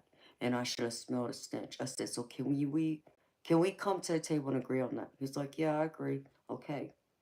So based solely off of that, when I know no, demon can hide their stench, I know they weren't demons. I said, so that's one reason. I said, so if you know, your pastors want to have a conversation with me, I'll be open to it. I said, but understand me, don't ridicule me. Don't you judge me. Don't just sit here and try to tell me something different, because I'm telling you, I'm not trying to judge you either. Just do not, you know, come in here and throw this at me and try to say I'm something that I'm not. You don't know me. And that's the other thing my brother said, is that his pastor said, you know, yeah, we're taught that what your sister is doing is witchcraft. Yes, that she's being controlled by demons and blah, blah, blah, blah, blah. He was like, but I don't know her from Adam to Apple. But you do. I said, exactly. You're my brother. You know me. Am I evil? He's like, no, you're not evil. I said, thank you. That's all I needed to hear. I said, because everyone else is going to try and convince you that I am. I said, it's just like my sister-in-law, my brother-in-law. They are deeply religious now, too. They become in the religion the past decade. And they had the same conversation with me. Said the same thing. That they're actually conflicted with what that scripture says when talking to me, because they've known me for over 20 years and they know I'm not evil, but they know that Bible's telling them I'm evil, but they know deep heart and heart that I'm not evil. So how does that play out? You know what my brother said to me? He was like, you know what, I don't have any problems with what you do.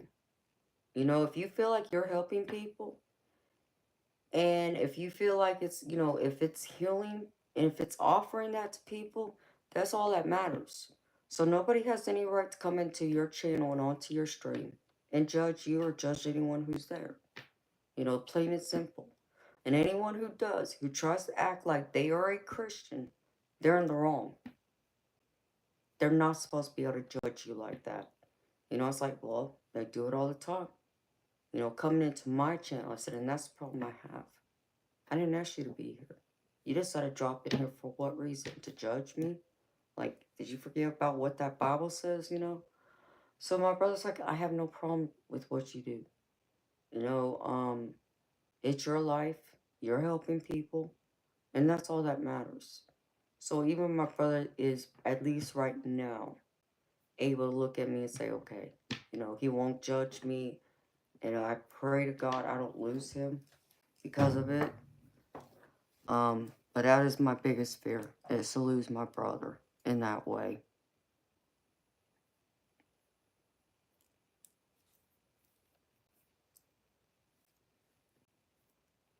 Yeah, I like to think so, babe. But you know, it's like my brother says, it's like you can't argue with scripture, as he put it. Because that's older than, you know, dirt and so on. It's like, I can't, you know. I can't make people understand something that they haven't experienced themselves. I just can't. Just like I can't really get my brother completely understand it, because I don't think he's had any kind of experiences remotely close to mine. And if he has, he probably doesn't remember it or pushed him out of his mind. Hey, Eric. Oh, I love my baby brother.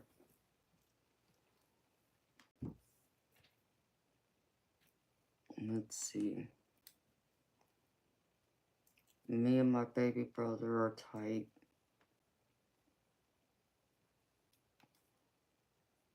Let's see if I can find a picture of him.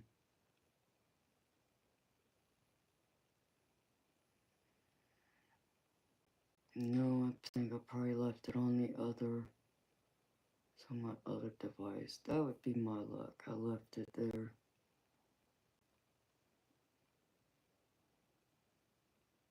But I could be wrong. Nope.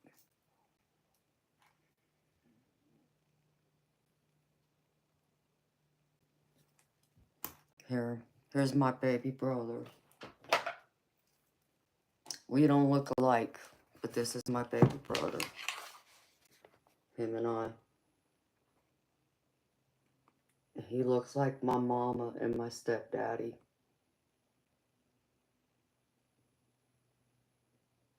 brother and sister together. Nobody would ever think we're blood brother and sister, but we are. My pain in the butt brother.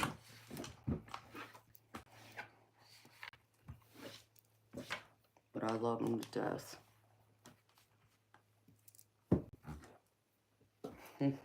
Well, thank you, Eric.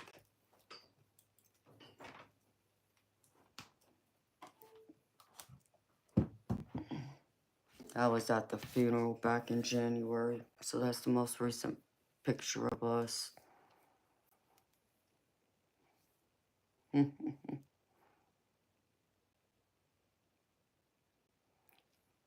Yeah, we're half brother, half siblings. Same moms, different dads.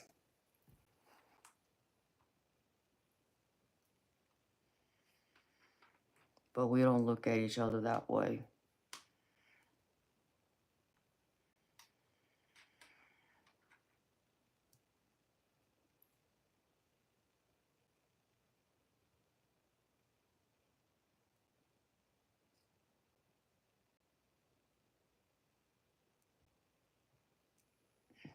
Mm.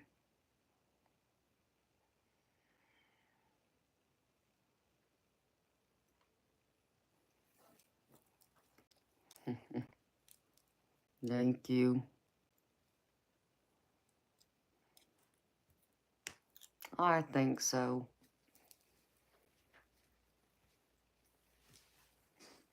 He's 4 years younger than me. So he'll be turning 40 in August. So I gotta do something extra special for him. Pain in the butt.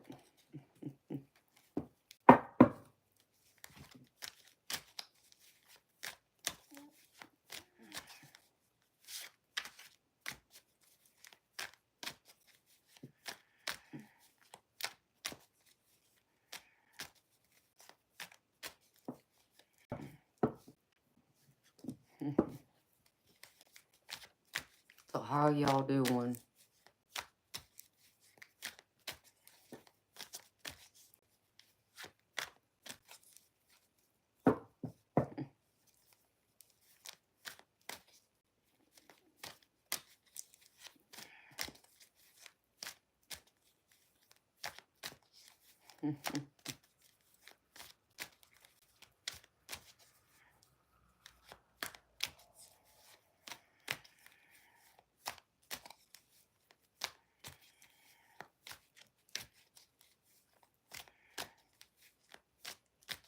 Hello, Simply Michelle.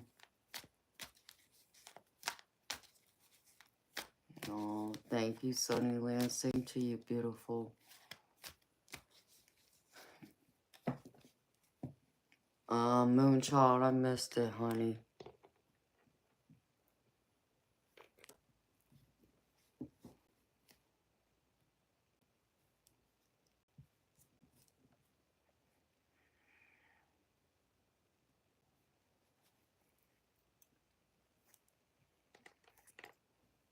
Okay, I just saw it.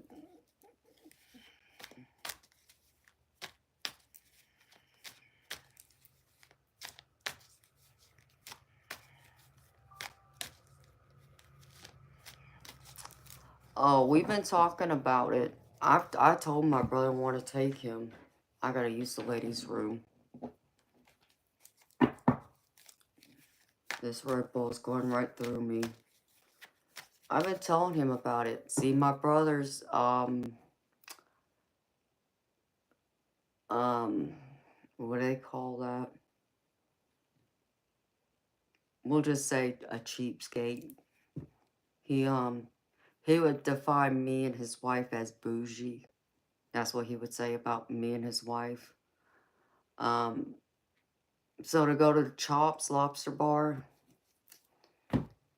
yeah, I mean, he might pay for him and his wife to go, but he ain't paying for me to go. But that would be a place I wanted us to go because I was hoping to take, our daddy there. That's what I was hoping for. But I never got a chance to because I wanted my daddy to try it since he was the chef. I never got that opportunity to. So,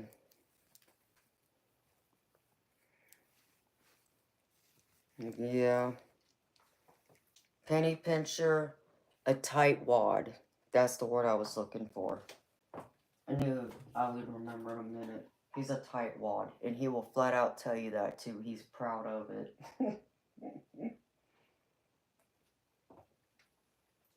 Alright. I'll be back, y'all.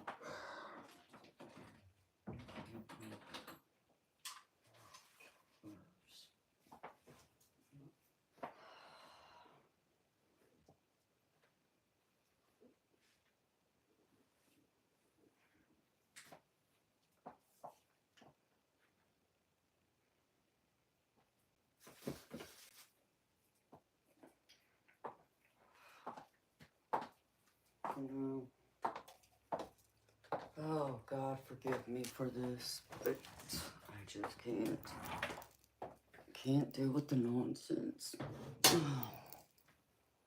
Like, I don't understand. Like, I walk out there and he looks at me. He was like, oh, there's, your laundry. I finished your laundry for you. Okay, thank you. Like, what do you want? A cookie? Like, I don't know.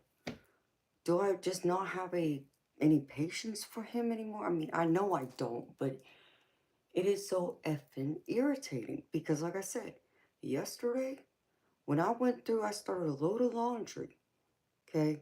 And he comes up to me like 10, 15 minutes later. Are you doing a load of laundry? Nah, the washing machine's washing itself, dude. Like, come on. Like, use your head. And then it's like, well, of course, what else do you think I'm doing? Making sure the washing machine works? Like, it's just stupid.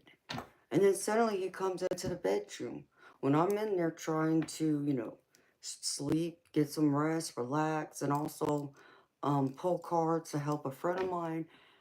And he goes into the hamper, starts pulling clothes out. Like, oh, now suddenly he's like, oh crap, I need to do the laundry. Like, really, dude? I can't stand it. I don't understand it. And so now what? He suddenly wants my attention. Oh, but he wants my attention in between me streaming. Oh, and then he's like, oh, how's your stream going? Fine. Like, can you not, like, wait until after I'm done? It annoys me. It so annoys me. Hi, Saul. Hi, Nicole. I'm Gravy. How you doing, honey?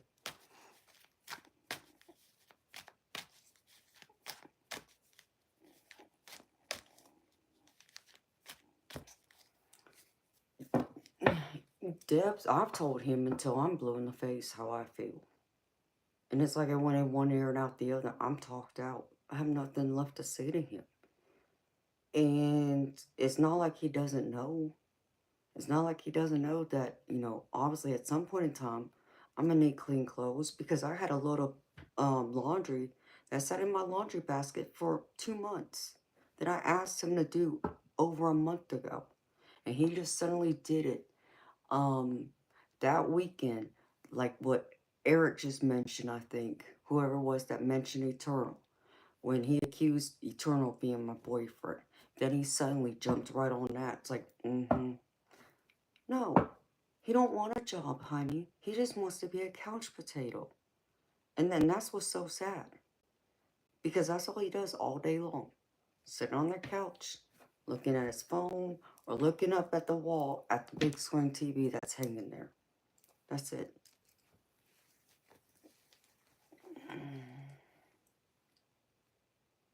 Oh, hey, Darby. I don't know, honey. Let me check. And hey, KB. So it really gets on my nerves. It annoys me. Like, I have no patience for him anymore. I just don't. I'm trying to be nice. Don't have it. Just don't have it. Yes, beautiful. I did get it. Thank you. Okay, honey. I got you. So, I don't know, y'all. It's just, and I'm finally, it dawned on me, I'm in deep need of a vacation, and I know I need to, like, take my happy behind to the beach. Like, I need to dip my feet into the ocean to recharge, because it's like, you ever gone through and you slept because you're so tired? You sleep, right? Thinking you should wake up feeling refreshed, feeling energized, like you're not tired anymore, right? But yet I would still be waking up, I'm still tired. And I'm just like, what the hell is wrong with me? And I come to realize, it's not that my body's tired. My soul's tired. And now I need a vacation because I haven't had a vacation in like 10 plus years. So it's time for me to take my happy behind to the beach. That's what I need. Thank you, Darby. And I think that's what frustrates me. That's exactly it. It frustrates me so much. It's like, what do you want me to say to you? Like, something you should already be doing. Things I did for you when you were working. Like, I just don't get it.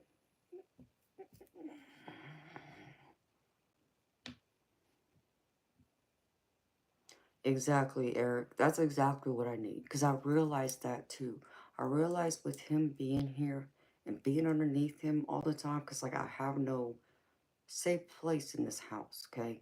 My office, that I still hear him through this wall when he's in the bathroom. And sure, I could sleep in here, but what am I going to sleep on? I don't have a bed in here. So I can't just lock myself in here. You know, so it's all of that. Yes, we need our space too.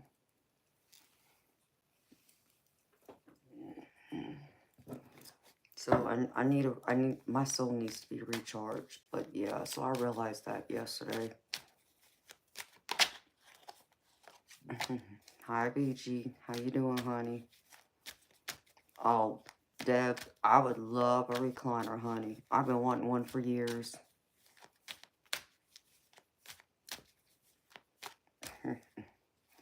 KB, you know, getting away anywhere would be nice, but babes, I really need the beach. I need the ocean. And I need to be on like a private beach where there ain't, you know, it's not a public beach. It needs to be private where I feel secluded. You know, I need to be able to get out in that water and not feel like I got people right on top of me.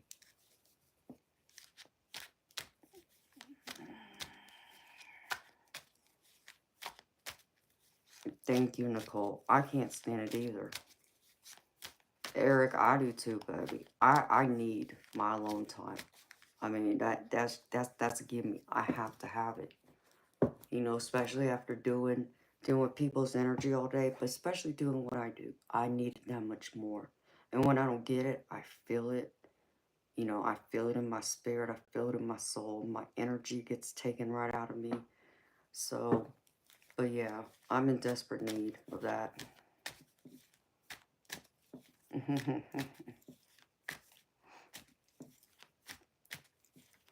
Oh, BG, I'm glad you came by to say hi, babes. It really does, Eric. I need the salty air and I need that ocean just to rejuvenate and cleanse me.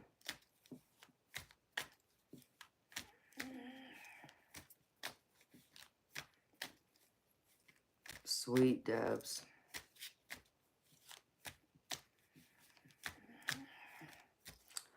Oh, Nicole, I think I would take any beach right now. You know, I don't think I'm in it so much for how pretty the water is. Though if I could have my pick, I would pick the Gulf side.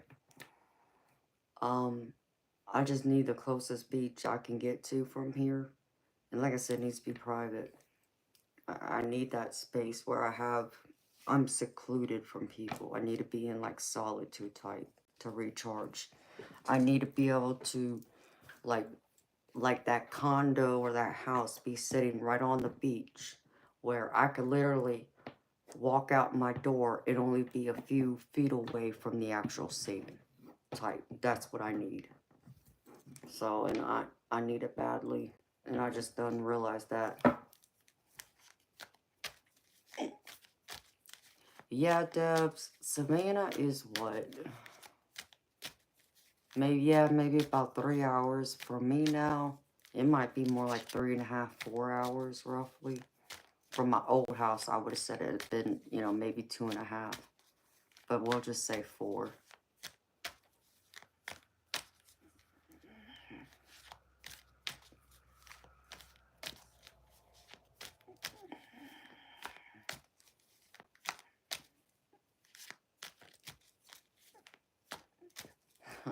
KB, you're funny, babes.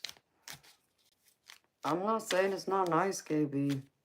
It's just not the same, babes. I'm not trying to be around a crowd of people. I'm trying to be secluded. Yeah, Eric, that's what I've been thinking about. I'm gonna have to do this within the next few months because I need it. I really need it.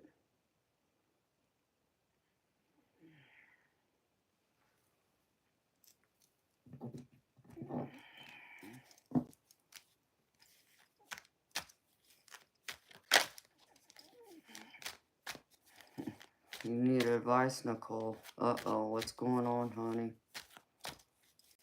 Take y'all with me.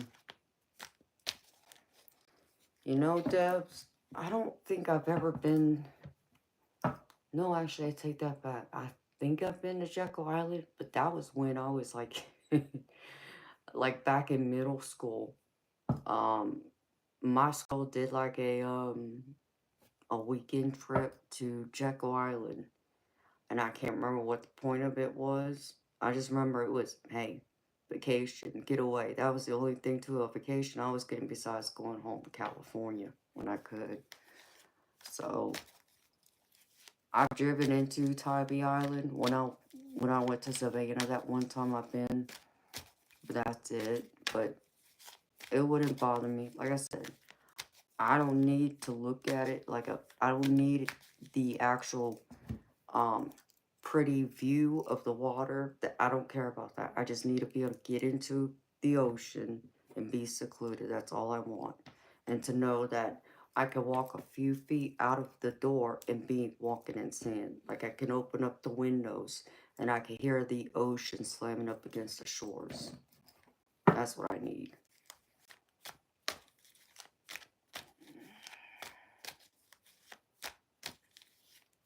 Man, I'm such a beach person, it makes no sense. But yeah, this mermaid needs the water. So, I'm gonna have to look around, see what I can find. I don't know how I'm gonna swing it, but I'll figure something out. Because this is like my mental and emotional well-being kind of thing.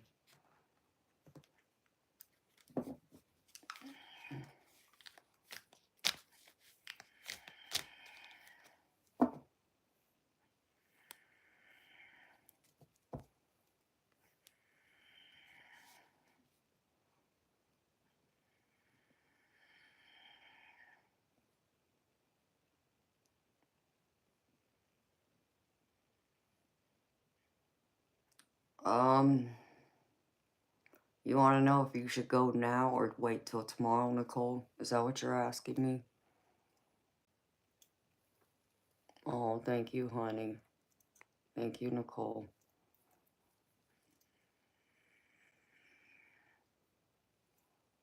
It absolutely is, BG. It is for the soul. John, no. I do a free collective reading at the beginning of every stream. I mean, Nicole, are you wide awake? I mean, because if you're not wide awake, honey, I wouldn't do it right now. I mean, me personally, if it was me, because I'm a night owl, I like driving at night, because there ain't nobody on the roads. Most people are at home already. So I have the open road, you know, for me. I can get somewhere a lot faster.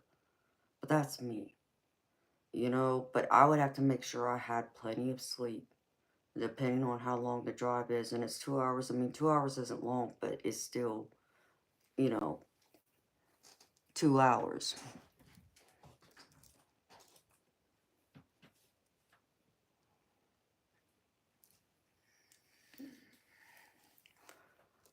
So,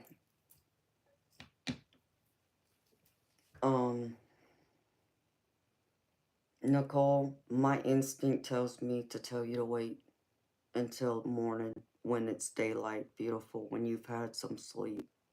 Make sure you get a few hours sleep. I know 2 hours may not seem like much, but, you know, I know sometimes it can take it out of me. Like going to get my nails done. Um, it's an hour one way and an hour back to my house. And even doing that gets on my nerves. I'm just like, man, I just wasted 2 hours just go get my nails done. Like, this is crazy. Like, what the hell am I doing kind of thing, you know? But it allows me to go back to where I used to live, which I love that area. I miss it so bad. Miss it like crazy. I was close to everything.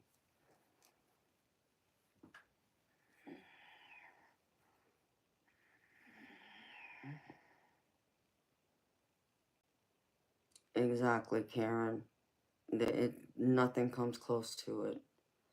Just hearing the waves hit the shore. There's just nothing like it. I need that. I need it desperately. So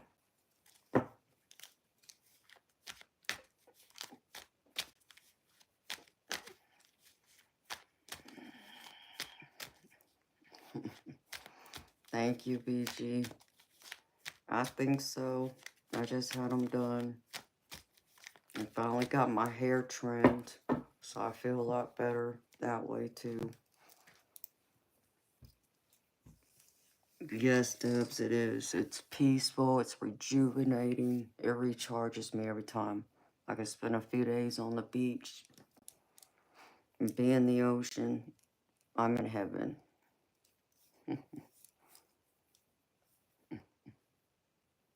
Thank you. Yeah, I got my nails cut down too.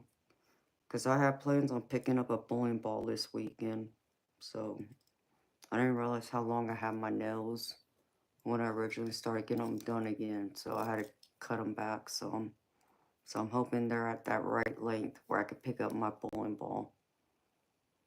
Man, Eric, I do too. I miss the ocean so much.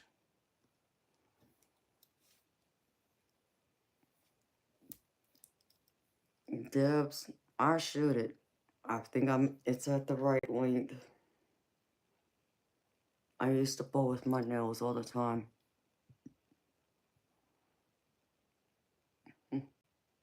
Sure, Karen. I'd love to. Find me a private beach. I don't want to go to a public beach. It needs to be a private beach. But yeah, I really need it.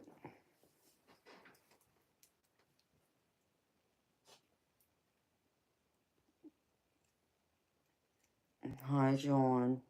Oh, that's beautiful of you to say, babes. You're welcome, honey. I don't know exactly how I helped you, but I'm thankful I did. In whatever way I helped you, honey.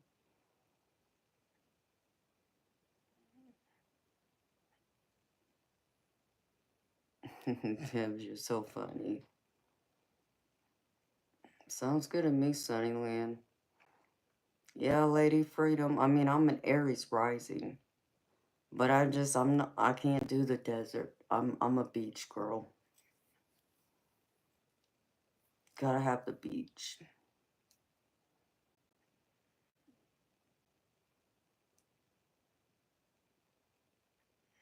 St. George Island. I saw that somewhere. I just saw that recently. But I'm not familiar with it, Karen. Oh, Earthy McLiving. Thank you, sweetheart. It was very sweet of you. This thing will let me do it. Probably won't. Of course not. Oh, there it goes. Thank you so much, honey. I love Santa Monica. That's one of my favorite beaches. Even though it's public, but there's part of it I think that's private.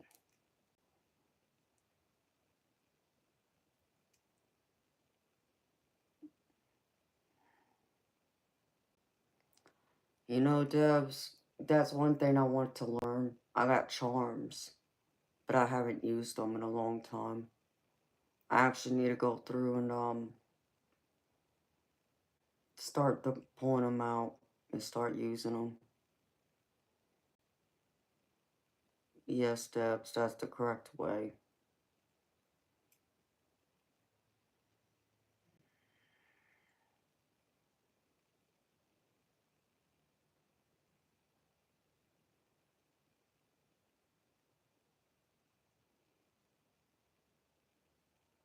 Yeah, Eric, I love that pier. I can get lost on that pier. Watching that roller coaster, the mini roller coaster, and the Ferris wheel. Yes, I enjoy that too. And the sunsets, oh my gosh, they're just gorgeous. Oh, really, Karen? That sounds like my kind of beach, honey. Just let me get in the ocean.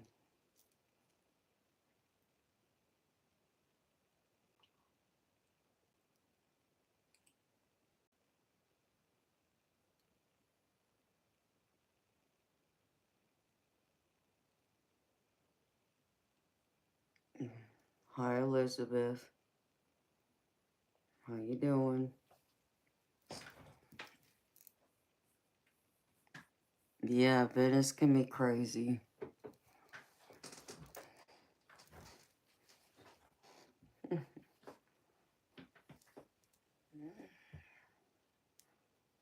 That's beautiful, Darby.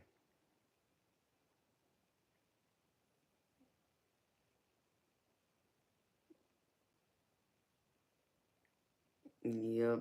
Yes, it is.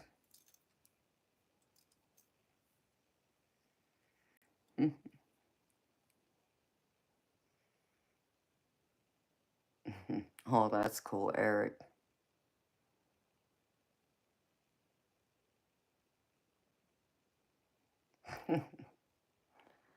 Well, Bob, aren't you lucky, baby? No. And most time when you see guys in Speedos, it's the older guys. I noticed that when I would be at the beach. In fact, I remember last time I went to Cancun, I saw an older guy. I mean, he had to be at least 60. At least 60. You know, with all his gray hair. And out there standing on the beach, all proud. I mean, he was proud. Just standing there in his Speedo. I'm just like, oh my gosh. I mean, I can't knock the guy for his confidence, but it's like, no. See, even I get a little hesitant about wearing my bikini, and he's over here with his gut hanging out. Like, I can't. I can't. No, he wasn't all burry, but he did have a chest full of hair, which, nothing wrong with that, but I was just like, no, dude. I can't. I can't. Oh my goodness. It was something else. But I think every single time I've been to the beach, I've seen at least one guy in a Speedo. And 9 times out of 10, it's an older guy with gray hair. Like like it makes me think of the foreigners who come here like from like say the UK or somewhere where, it may be cold this time of year, but it's warm down here. That kind of thing. So it seems foreign. It's just I don't know how else to explain it. Oh my goodness. It's something else. Your soulmate looks great in a Speedo. That's cool, Elizabeth. Yeah, I don't know who my soulmate is, so I haven't found my soulmate yet, so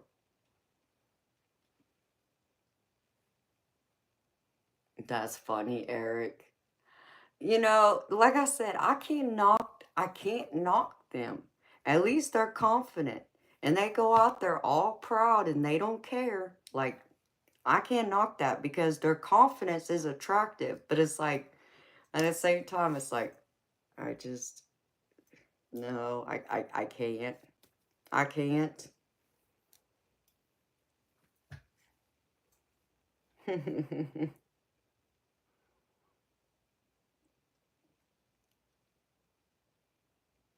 Debs, that's funny.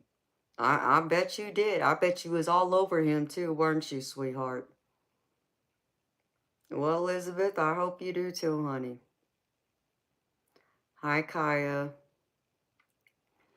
if they're in shape, Kaya, if they're in shape, I'm not talking about no 60, 70-year-old man, okay? That's what I'm talking about. Someone who's 60 plus, out on the beach, standing in a Speedo. Like, no, can't do it. Just, I can't. You know, things at that age aren't, what's the word? They become more, stretched. I don't know how I'll say that. Oh my goodness.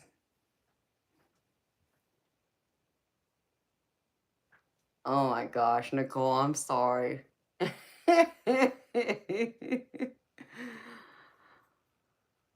Oh, Darby, I mean, I can, yeah, go to some of those new beaches or topless beaches. I can just imagine. Sagging a wagon. There you go, Debs. Yes, Sunnyland with the man boobs. And, I can't do it. And I sound horrible, but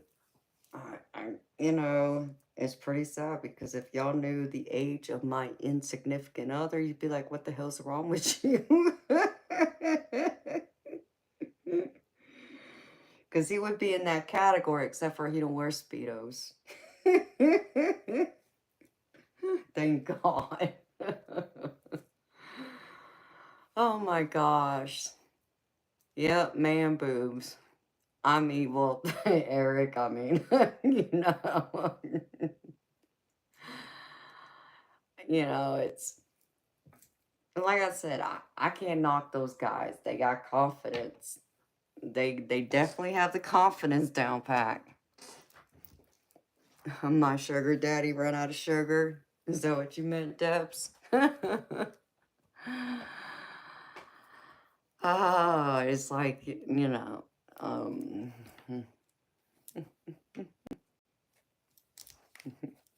are terrible.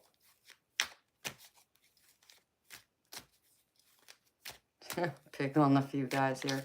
Bob, I wasn't talking about you, baby. Did I say you?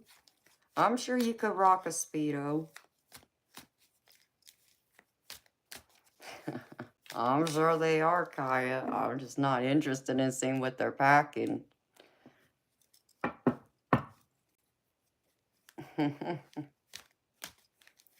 Good evening, Syncope. How you doing, babes? Exactly, Debs. Bob likes it. He likes the attention. Hey, Bob, you could always send me a picture in your Speedo and I'll let you know if you're rocking it, babe.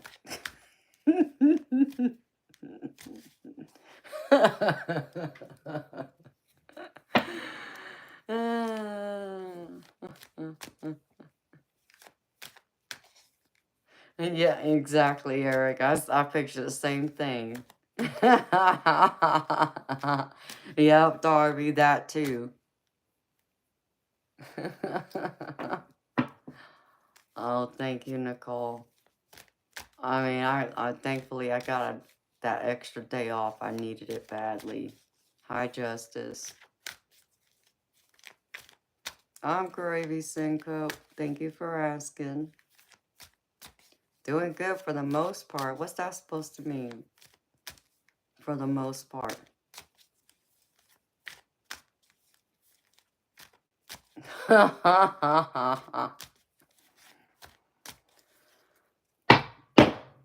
You know what, Cody? And it's so funny because we just had this conversation like half an hour ago, maybe. You know, my brother, I'm going to give you a personal message, Cody. My brother would tell you go F off. And he's a Christian. In fact, him and I just had that conversation yesterday. About people like you. Coming into my channel. Unwelcome. I didn't ask you to be here. But no, you got to come in here and do this. Okay? Don't be preaching at nobody. You ain't got no rights. Oh, and let's see. My brother would also tell you, nobody died and made you God. So who in the hell are you to judge any of us? Get the hell out. Don't come back.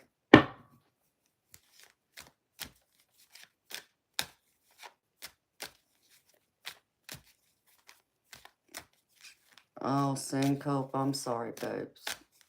Yeah, that worry can get the best of us, baby. I gotcha.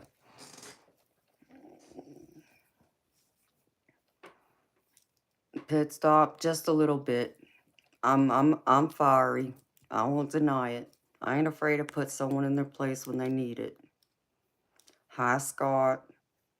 I'm gravy, baby. Thanks for asking. How you doing?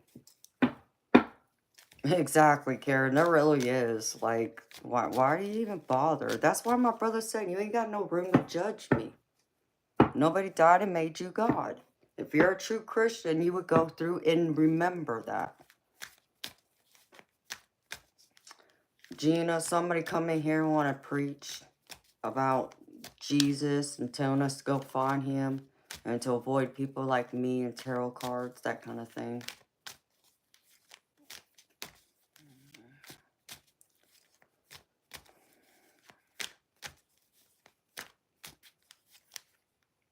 Justice, how old are you?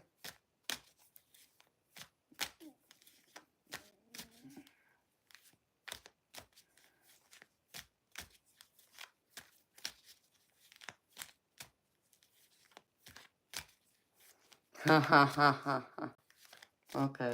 Oh, you're only 8? Yeah, time for you to go, sweetheart.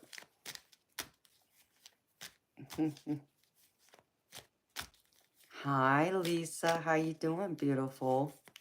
It's good to see you, honey.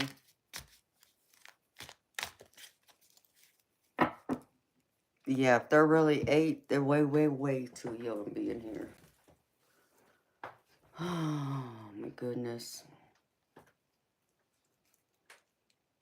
Nope, Gina, not even remotely close, girlfriend. You know that. Like, that's the whole conversation I had with my brother yesterday.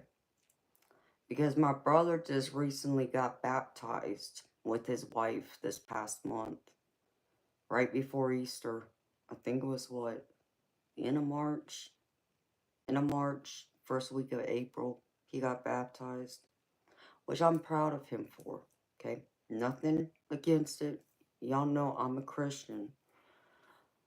You know, but I had concerns because naturally, as we all know, who, you know, were brought up in the Christian faith or may, you know, practice it today, you know, the Bible talks about how, you know, people like me, you know, I'm taken over by demons, I'm evil, I practice witchcraft, all this stuff that isn't true. And so me and my brother had a conversation a couple weeks ago. And I told my brother, I said, listen to me. I'm going to tell you right now, the deeper you get into, you know, reading the Bible, going to church regularly, I said, at some point in time, they're going to tell you that I'm evil, okay, because of what I do. And I said, and I know you know I'm not evil. I said, but they're going to tell you I am. They're going to try and convince you of that I'm evil, you know. And he's like, well, they have no right to judge you. Aren't you judging them based solely on blah, blah, blah? No. I'm telling you what the Bible says. And the Bible's telling him that I'm evil. He was like, well, what verse is that? And I couldn't remember what all the verses were. And it's like, I can't remember. I said, but if you were to ask your pastor about it, I guarantee you that's exactly what they're going to tell you. And he was like, well, Amanda, if it's written in the Bible, then it's got to be true. And, you know, I'm like, okay, you know, you're my brother. I love you. I know you love me. And you know me. You know I'm not evil. You know I'm not practicing witchcraft. You know I'm not a witch. You know I'm not taken over by demons either. I said, but again, I'm going to tell you. If you go and tell them what I do, that's exactly what they're going to tell you. Mark my word. He's like, okay. So he said he'd go talk to his pastor about it. And so I talked to him yesterday. And he's like, yep, They pretty much told me exactly what you said they would tell me. I said, see? I said, so now you know what verses they are, because he had, told me what verses they were about Deuteronomy and Leviticus or something like that. So, I just had to tell my brother, it's like, don't allow, what, you're being told. And yes, I understand it's in the Bible. I said, but I'm still your sister. You know me. And you know I'm not evil. You know I'm not taken over by no demons or anything along those lines. I said, but I understand. That's what the Bible says. And he agreed and, pretty much said that he doesn't see anything wrong with what I do. He understands what I do, and it, he supports me. He did say that. It's like, I support you, you know, and it's up to me to decide whether I want to watch your channel or not. And that's fair. And I don't believe he does. And if he does, I wouldn't know. He hasn't said that he has. So he's like, but what you're doing is helping people, and he doesn't see anything wrong with it. So he even said, he's like, nobody has no right to come in there and judge you. Nobody died and made them God. And you need to remind them and tell them to get the hell out, because they weren't invited. So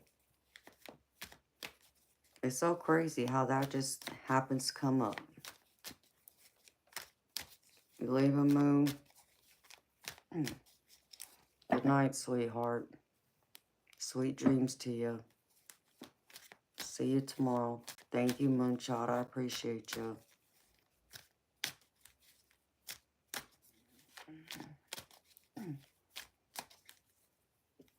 Yeah, Gina, I remember you saying that before, honey. And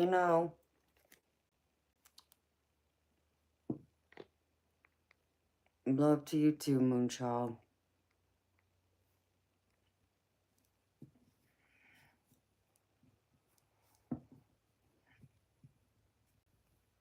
Oh, really, Nicole? That's interesting.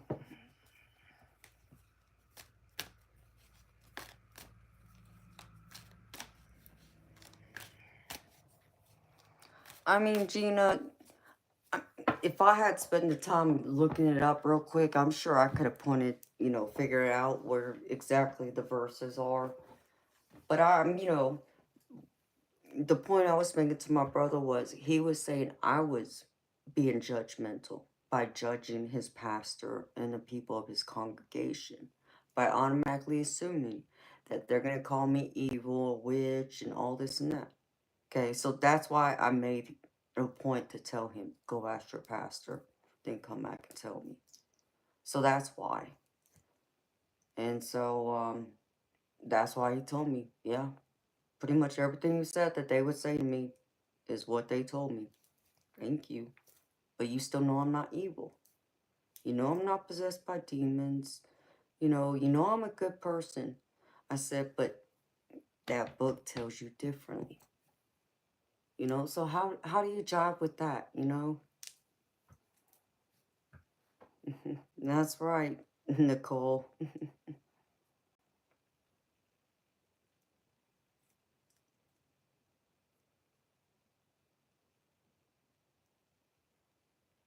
Hi, Artist Mac.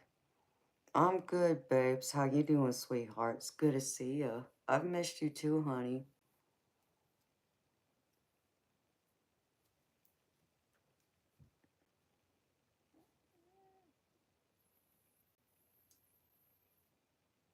Yeah, Syncope. I agree with that. And that's why I tried telling my brother. But it's like I also told my brother, it's like, you can't, I- you know, am I asking a lot from people who choose to read that book, to truly appreciate my perspective, my point of view, from where I'm standing, from all the experiences that I've had over the years? No, I get that. I have a hand of compassion for everyone who can't possibly understand what I'm talking about if they haven't had any of the experiences that I've had. I said, so I get that. I do have a level of compassion for them. But I think my compassion runs very thin when they want to come in here and judge me and judge y'all and and throw the book at us and try to preach to us. That I can't tolerate, because I'm a I accept all religions, different faiths. It doesn't matter, as long as your religion doesn't harm or hurt any people and animals. I have no problem with your religion, even if it differs from mine. That's perfectly okay with me. So it's just crazy to me, though. True to Darby. And that's what I try telling my brother. It's been, translated over and over again, and it's been interpreted by someone. Someone who isn't us, but we're supposed to trust their interpretation, what they've, translated it from and so forth. It's like, come on. I can't. That's funny, Sunnyland.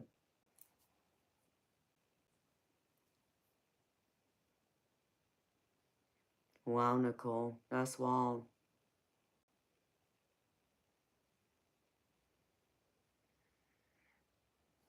Agreed, Debs.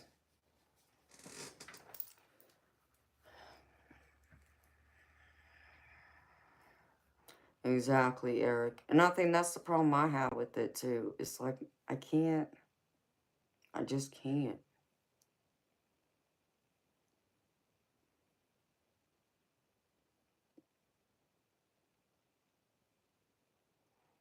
All right, Karen. Well, you take it easy, honey. And sweet dreams to you. Much love to you, girlfriend. Have a good night and sweet dreams.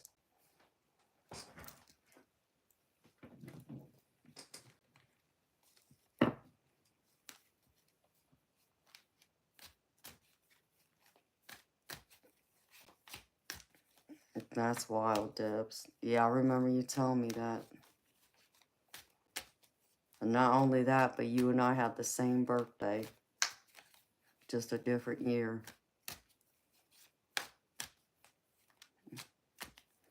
That's true, Bob. So, my brother did tell me that his youth pastor would do some research on it, because he said that it's been years since he's done research on like tarot card readings. So he said that maybe, since the last he looked it up, with the coming of time, it being modernized, that maybe he'll have a different appreciation for it. I don't know. But who knows? We'll wait and see.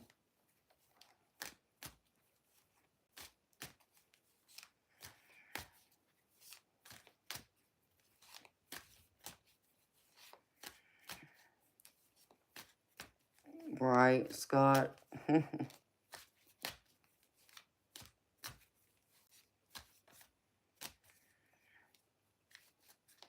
That's wild, Debs. Yep, I turned 44.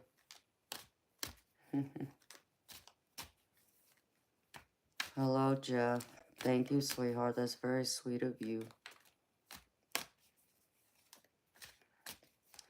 Yeah, Nicole. Well, it's the youth pastor. So.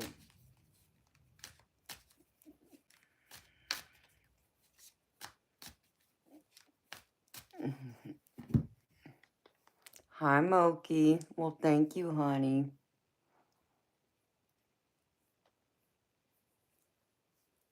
And good night to you, too. Love to you, too, sweetheart. Thank you. Hi, Sergeant Curtis. How you doing, babes?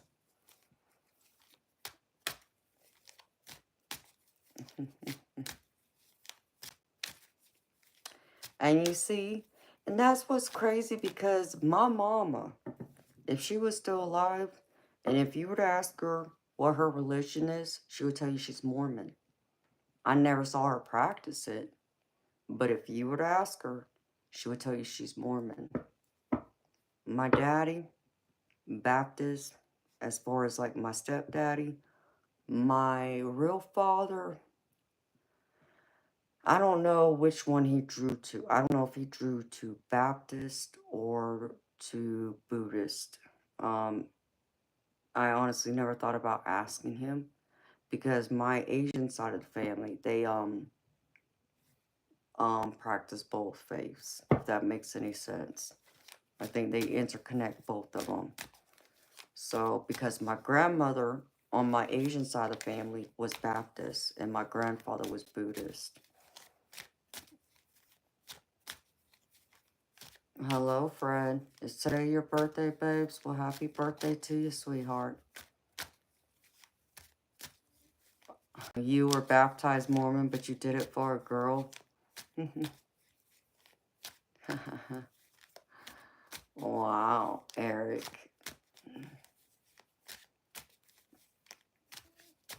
You know, that's something. She must have been something special, Eric.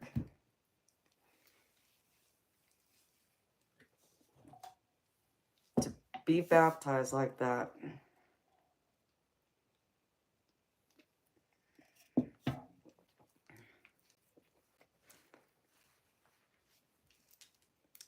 Jeff, I brush my teeth multiple times a day.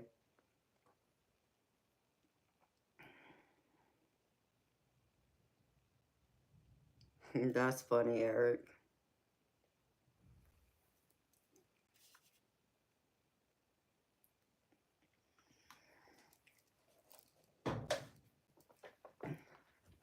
And I think that probably helps me to have an open mind to other faiths, because my best friend that I grew up with, she was Catholic. So I had Catholic influence in my life too. You know, starting from kindergarten. Okay, she's been my best friend since kindergarten. And I spent a lot of time with her and her family. And my daddy, actually, I think he was, man, I might be confusing it. Might be confusing it with my aunt and uncle. I have an aunt and uncle who are Methodists. Maybe my daddy was still Baptist. Yeah, I think so. And then I dated someone. Actually, I dated a couple guys who were Jewish. So I got to know that, you know, religion a little bit. And that was interesting. And I also had a friend from elementary school after I moved here from California. She was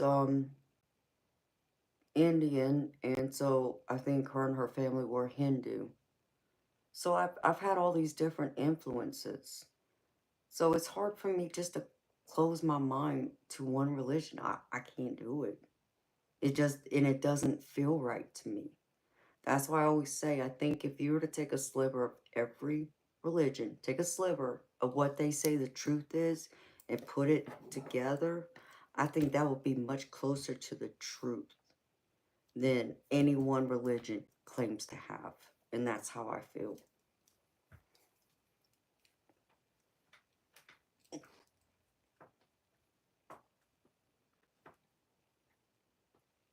A darn theologist. Syncope, I don't know what that means, babe. You would have to explain that to me. You practice two religions, Kaya? What two religions do you... Hindu and Buddhism? Okay. And that's beautiful. Like, I still acknowledge my Buddhism side. There's a couple things I do, but I'm still a Christian too. I guess you can even say, you know, I practice, you know, if you want to separate all the different subtypes of Christianity, Catholicism, there's part of that I acknowledge as well. So I'm just a mix of it all, is how I look at it.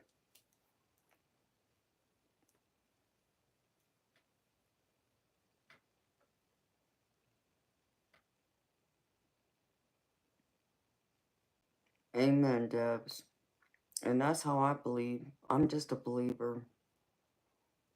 You know, you take it how you want.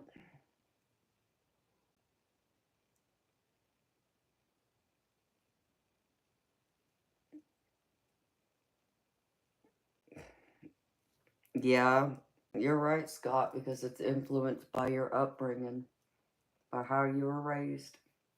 Yeah, I can understand that too.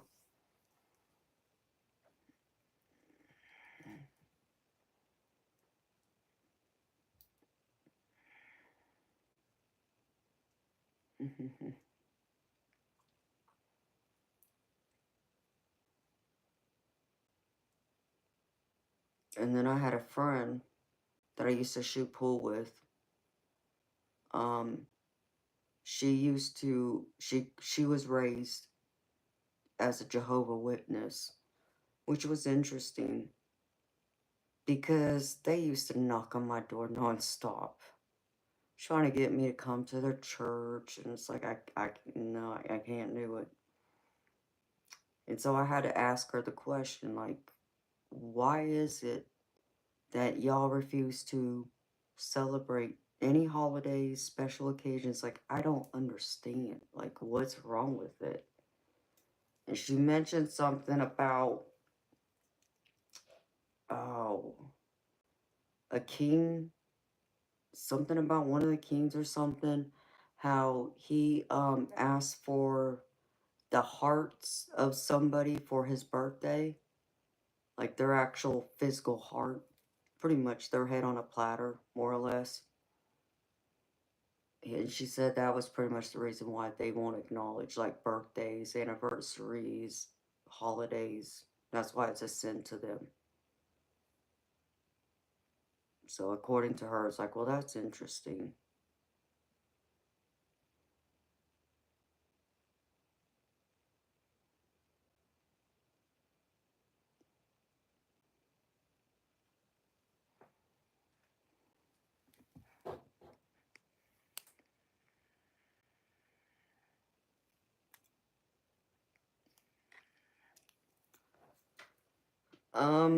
I don't know, Bob. I guess I haven't really thought deep into that. I don't know. I don't know how I feel about that.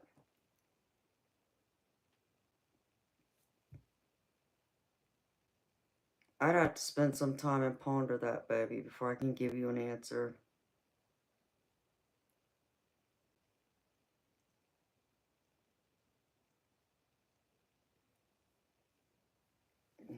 Dang it. I need to munch on some chips now.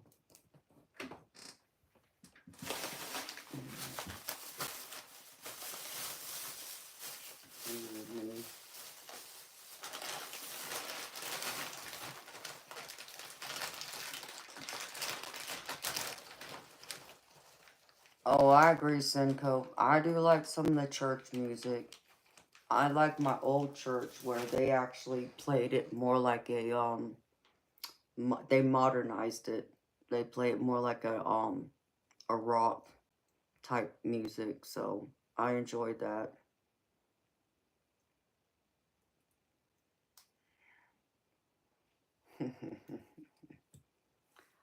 Hi, Murder. How you doing, babes?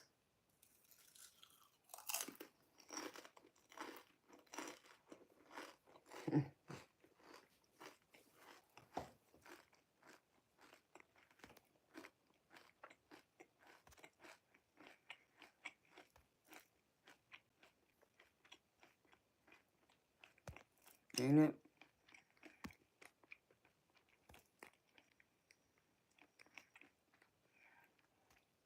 Oh, come on there. I was gonna say.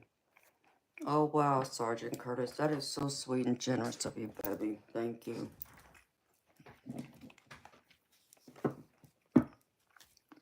Thank you so much, Sergeant Curtis.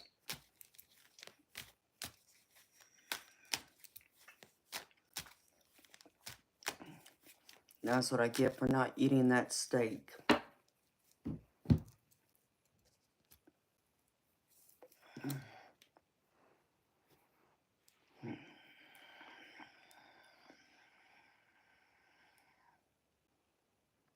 Nature is also very healing, especially for me.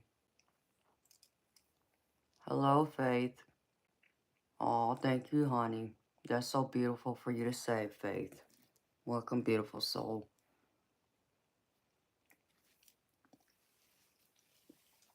Okay.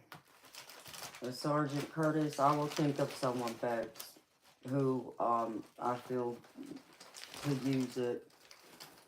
That spirit guides me to.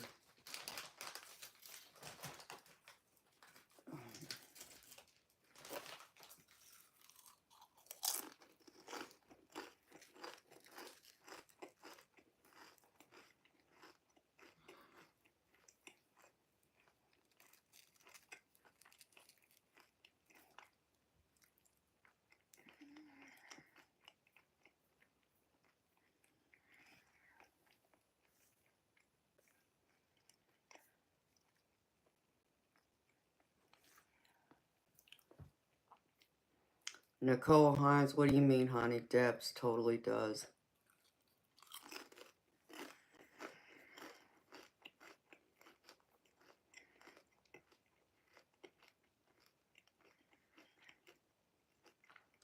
Lady Freedom.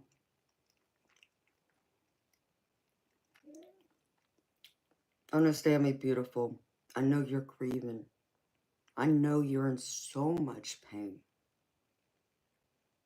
But harping over it isn't going to get you over it, sweetheart. Understand me.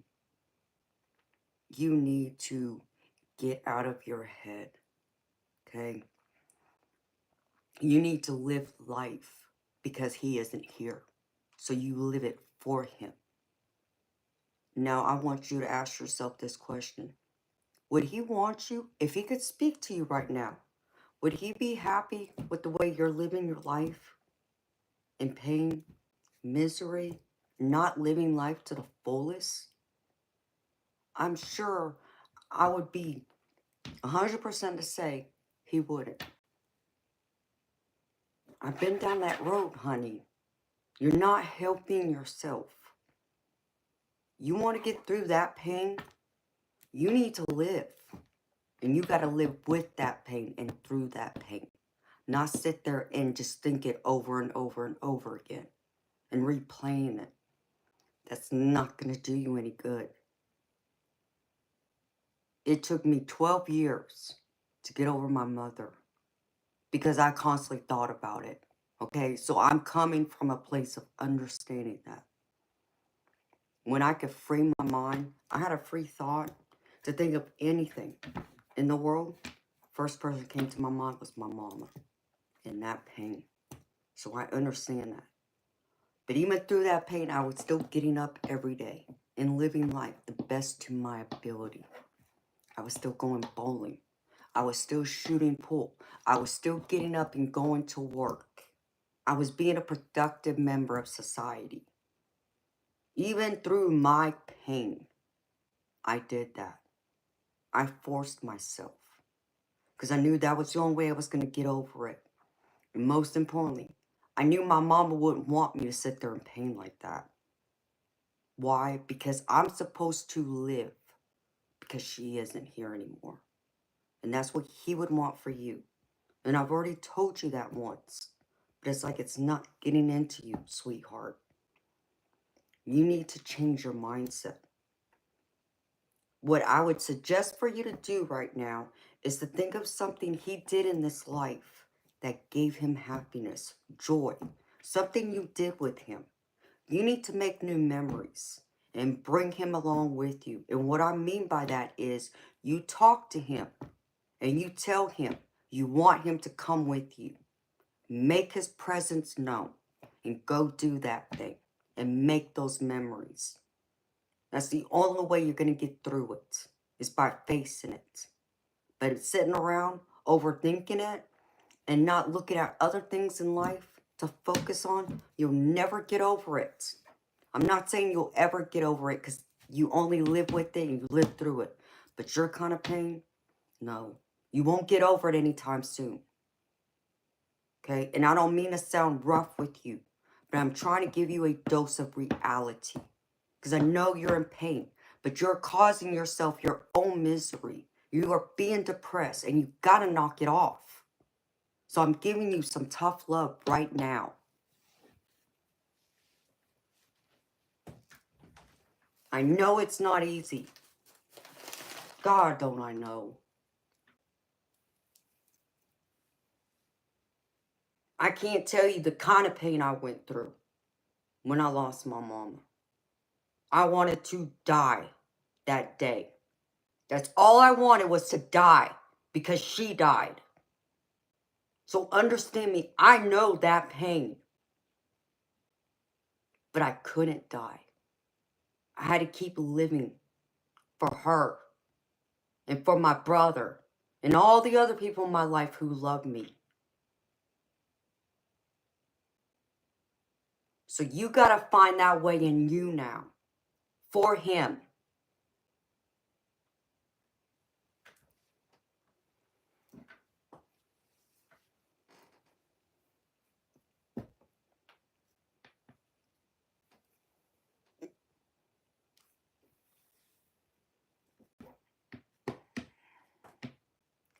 Lady Freedom, then you need to call on somebody, because I know there are services that will come and pick you up to get you out of the house. You're only as trapped as you allow yourself to be, by allowing yourself to be trapped in your own mind. I know there are services out there. All you got to do is look it up on the internet. Talk to your doctors. Talk to the hospital. Call a senior citizen center. I guarantee you, there are services out there that will come pick you up in your wheelchair and take you wherever. So that's not an excuse. You're not allowing that to be an excuse. Stop it. Stop making the excuses. There's no room for those excuses now.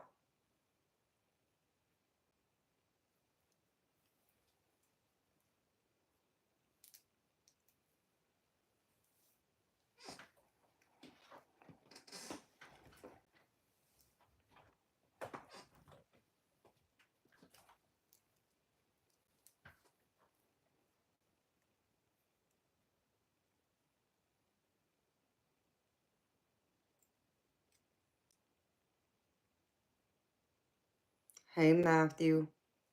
Hey, Polly. But it's also true, y'all. Like, I sit here and talk to y'all. Like, here. Let me find these cards. Because these cards come out and y'all's reading a lot. A lot. And it came out in the General Collective tonight again.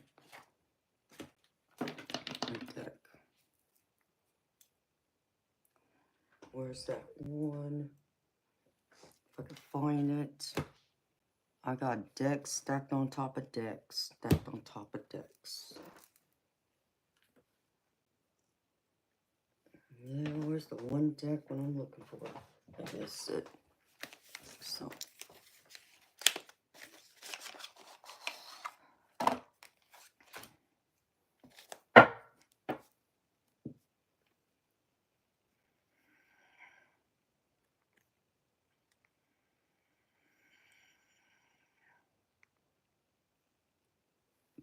Hey, Matthew, how you doing, babes?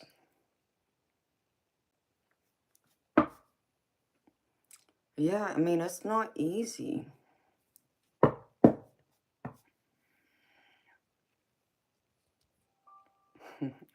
Murder, you're being funny, babes. Thank you. I know someone else donated something. Thank you. Beautiful people. Much love to y'all. I greatly appreciate it. Okay, let me find these cards, because I feel like these ones show the best depiction of this. Let's see. There's one. There's two.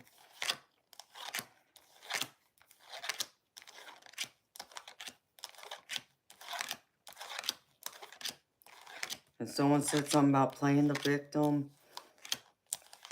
Yeah, if you want to play the victim card, then go ahead and allow yourself to be swallowed up in all that pain.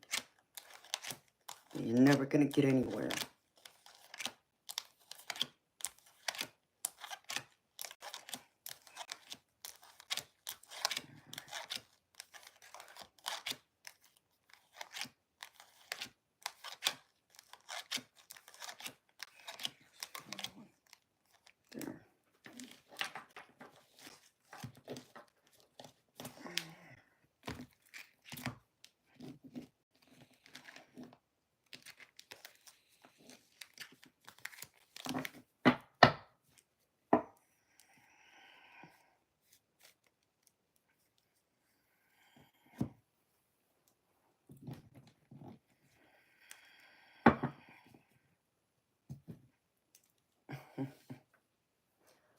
Oh, Steve, now you're being silly, baby.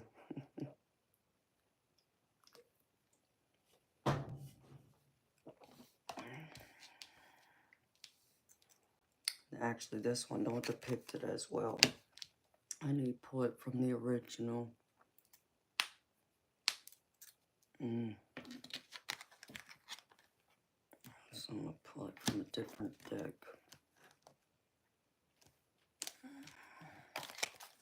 Let's find this one card.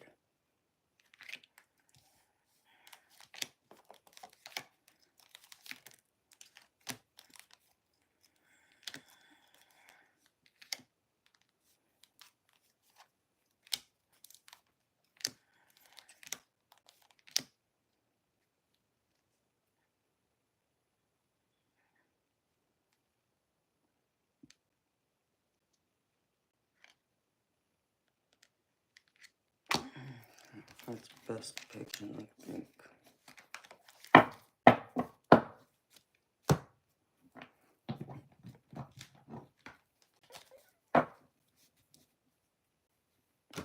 And you know, Lady Freedom, I don't know if you heard me say this.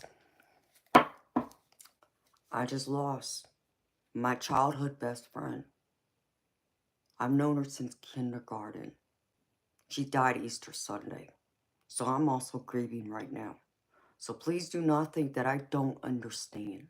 Because I do. And my heart is heavy. And I hate the way my heart feels. Just mourning her. That I really haven't been able to do. And her funeral is actually today. And I'm angry at myself because I'm not going to be able to be there. Why? Because I got another best friend laying in the hospital on life support who needs me more. So I had to make a choice. And no matter which way it turned, it's a double-edged sword.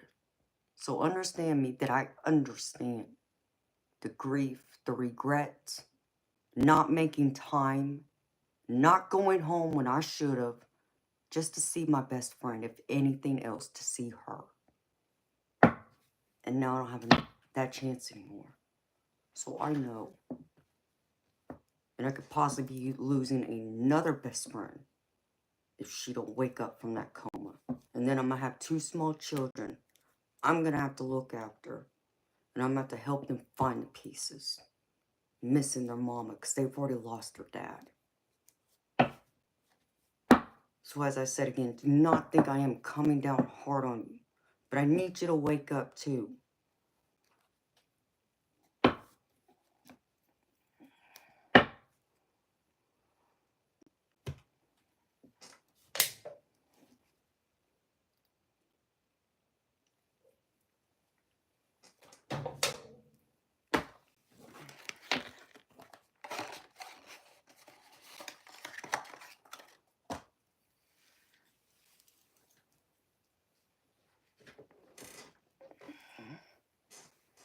You saw an orb, Diane? You know, I saw a purple one, and it had a sparkle to it. And I've seen one like that before, and it was probably about the size of this crystal. That's about as big as it was. But it was a different sparkle that I can't explain. It was gorgeous, though. And I saw a couple blue ones earlier, too.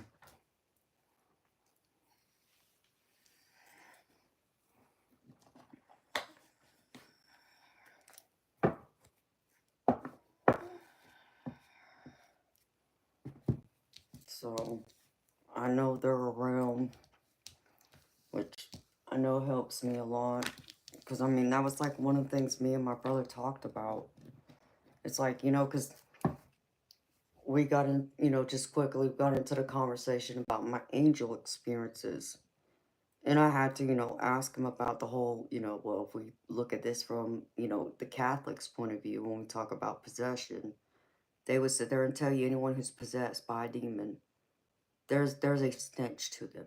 You smell like, you know, dying flesh, rotten eggs, sulfur. I said, do you agree with that? He said, yeah. I said, so, okay, well, what if I told you all my angel experiences, there wasn't a stench? And that's the one thing I do know. Demons can't hide their stench. I said, in fact, I've seen angel wings in my office over the past couple months when I was on a video chat with a friend. You know, so angels are here around me. You know, because he wanted to say, well, how do you know that the angels you've experienced are from actual God and it's not a fallen angel? I said, because they don't have a stench and I didn't fear them. And I would know better.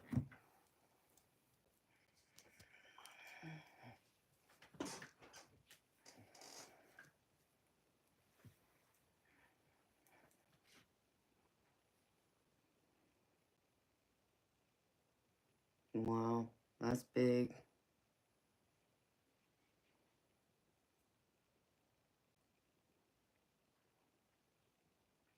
Faith, I don't think you're crazy. Nobody here who's been to my stream will think you're crazy, okay? So don't worry about that.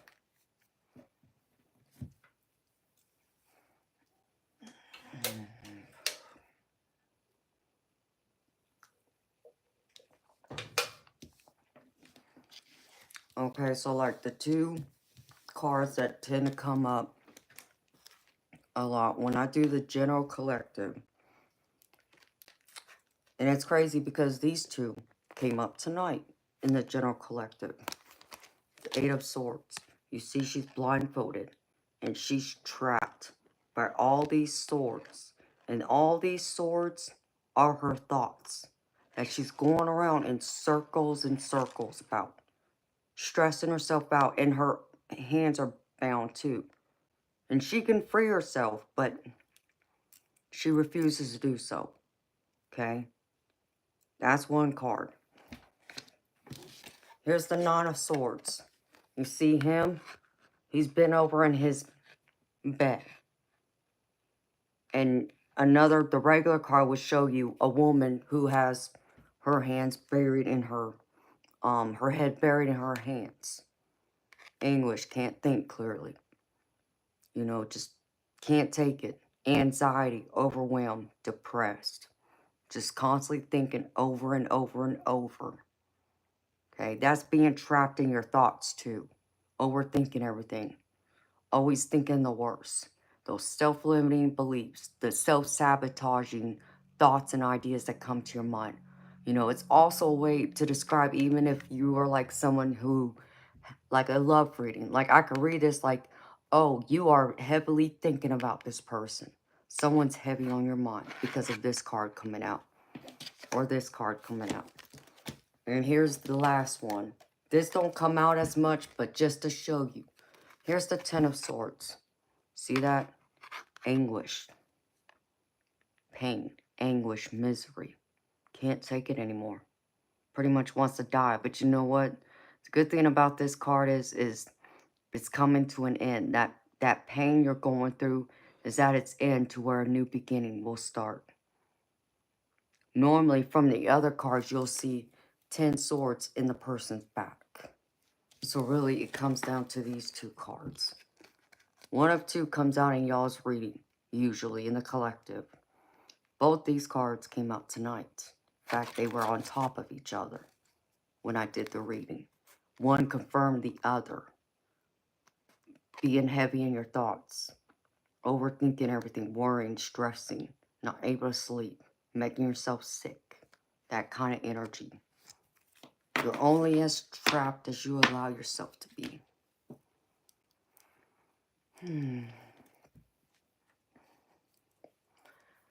You know, Mayman, yeah. I'm sure your nuts are about the size of a pea brain. I'm not impressed. You must be Mr. 2 Inches. Mr. 2 Inches likes to come in here and throw his, you know, thing around as if, you know, he's almighty and we're all supposed to be impressed. I'm not impressed. I mean, you're more than a dime a dozen. Let's just get that clear. And you would never be that lucky. Oh, and I surely ain't that desperate. Oh, and you can never pay me enough money in the world to give you the time of day. You wanna know why? Because I'm priceless.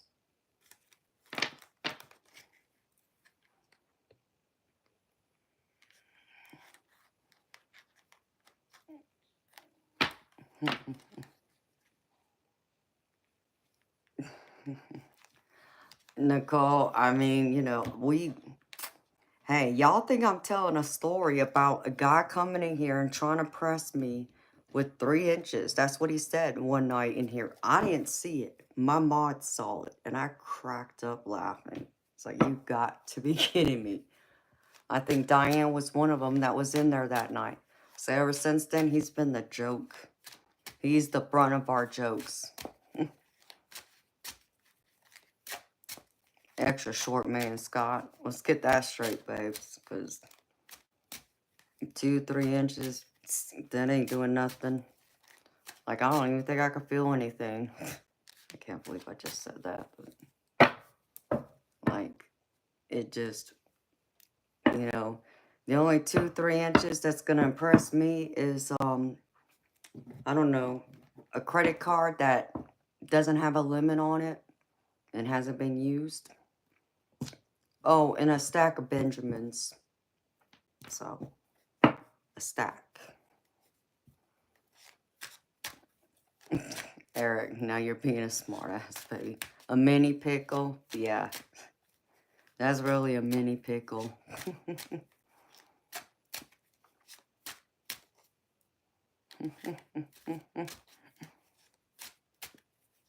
Crazy people.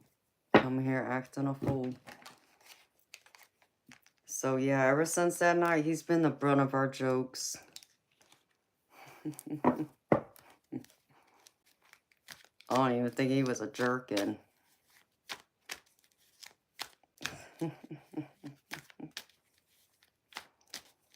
I mean, Sergeant Curtis, come on now. Stop talking down about yourself. I mean, it wasn't you trying to come in here and press me with Mr. 3 inches, right? If it wasn't you, baby, you ain't got nothing to worry about. I can't.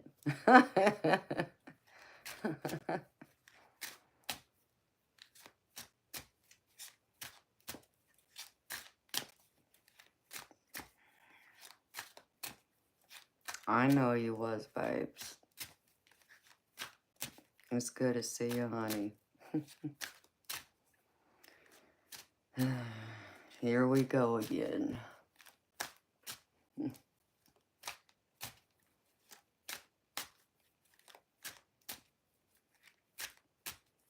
Are you wearing Speedos, Bob? Oh, wait. That's Sergeant.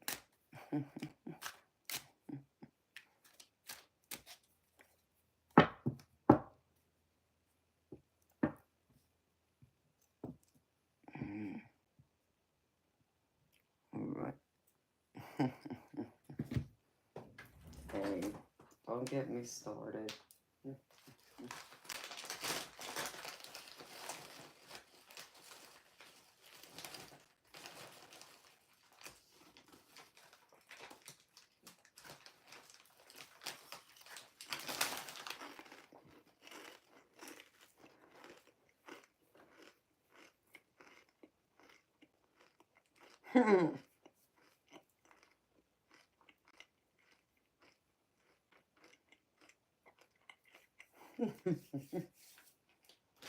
Y'all funny. Next stream is Speedo stream. Is that what we're gonna call it? Okay.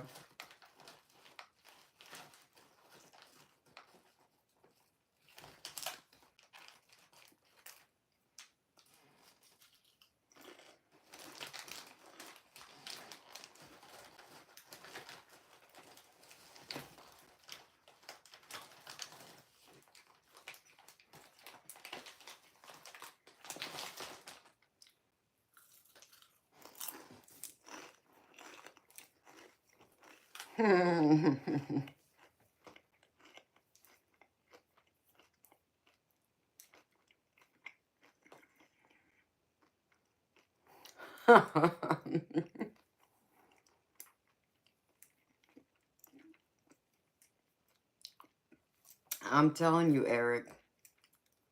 Hey, you never know what's going to come up in my stream. I've learned that, baby.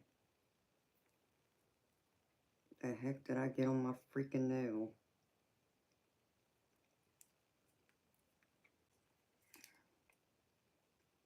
Heck if I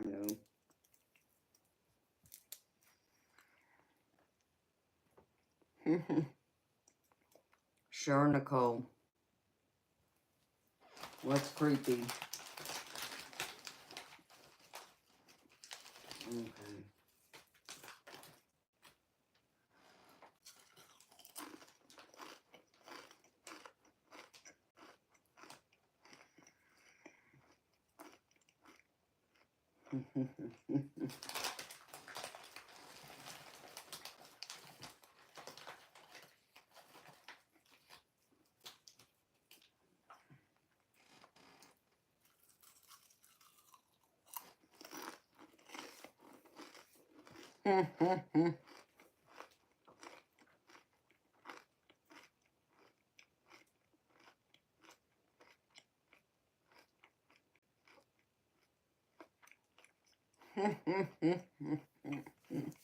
Yes, y'all are.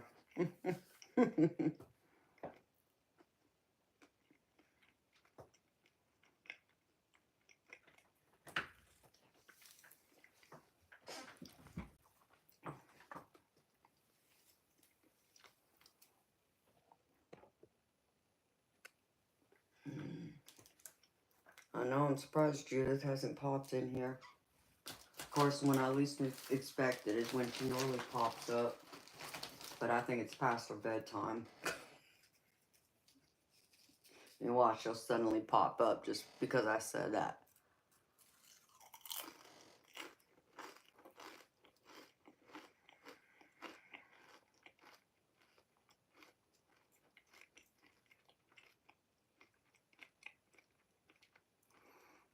Yes, Sergeant, I did. I shared it with a few of my mods. But I haven't had a chance to send it to anyone else yet, babes.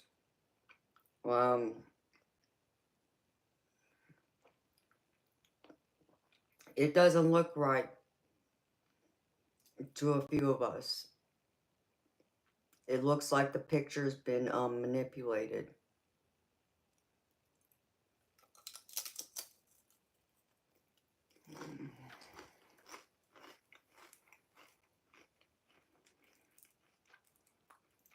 But I still have someone in mind to look at it who does paranormal investigations, okay? And I would trust his opinion. I just haven't had a chance to reach out to him yet. I've had my plate full lately, so I haven't even had a chance to respond to all my emails, which I feel terrible. I've gotten behind again, but I've just had a lot going on.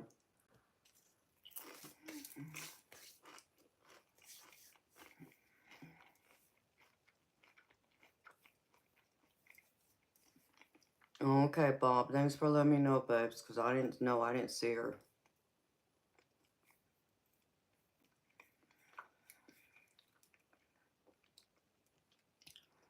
Nicole,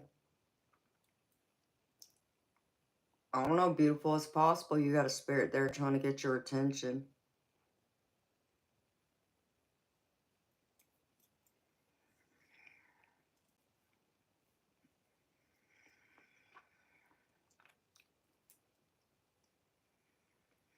Eric, that's wild, baby. I've had a similar experience, but that was me having an out-of-body experience.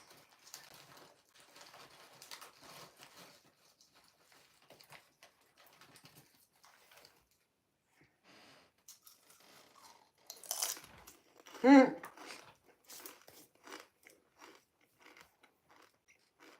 know, right? Diane, isn't that interesting?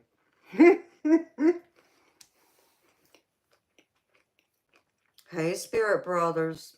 How you doing, baby? Well, Sergeant Curtis, baby, I need you to send me more pictures, because I need more than just that one shot, because I can't make a judgment call to just one picture, baby. I need more. I need different angles, or multiple pictures of the same thing. Just, maybe taken, back to back behind each other.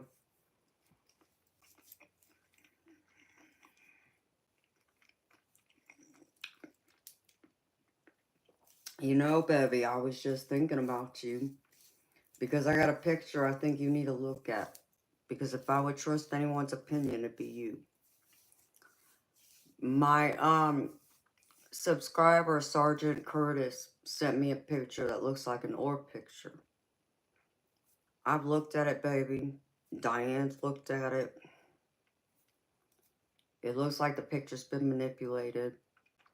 And the orb, from my perspective, well, I'm never mind. If I send you this picture, baby, which I would need your email, can you look at it and give me your opinion? Because I would trust your opinion.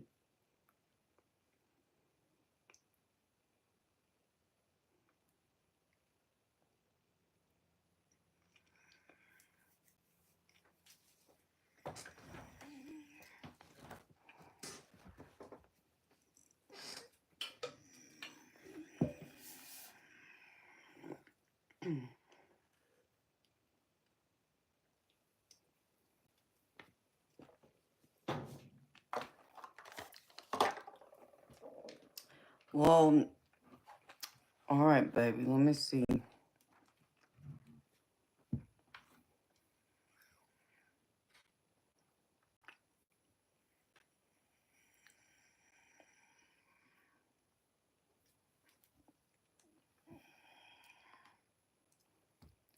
me see if I can get to it now.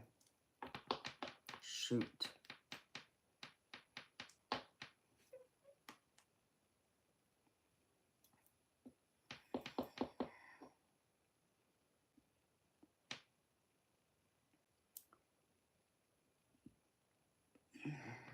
Dang it, Spirit Brothers, you're gonna make me work here, aren't you?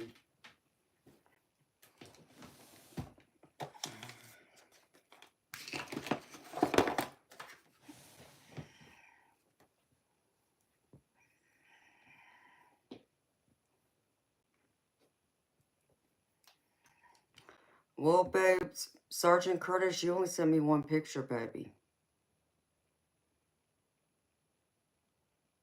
I only have one picture. You didn't send me any other pictures. I only have one. I only know that because I'm looking at the picture right now.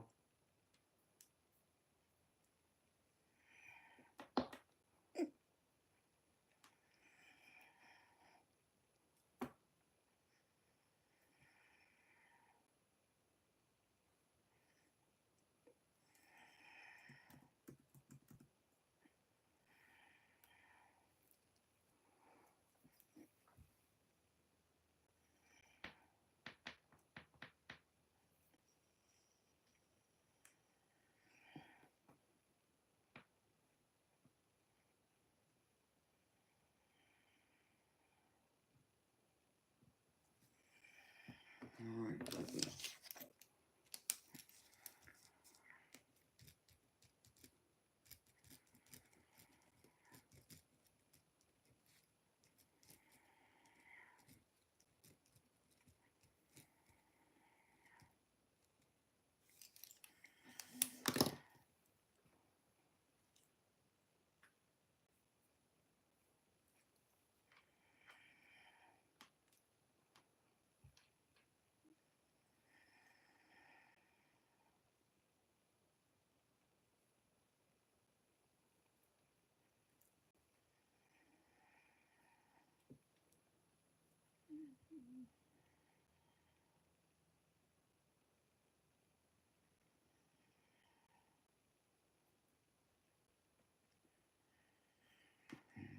Do it this way.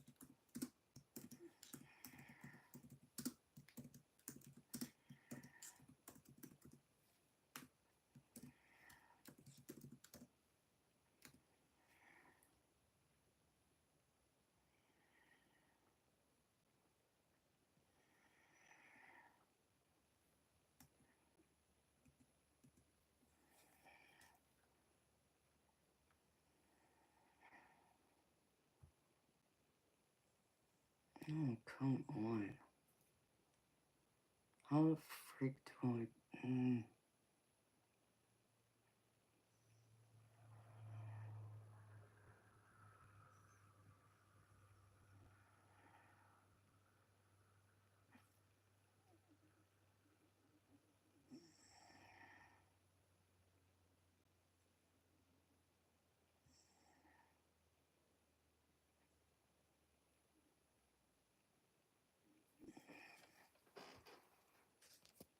Okay, Spirit Brothers, I'll send it to you, baby. You tell me your thoughts.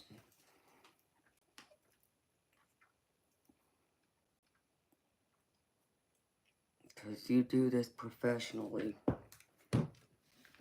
And once you tell me your thoughts, I'll tell you what I think it looks like.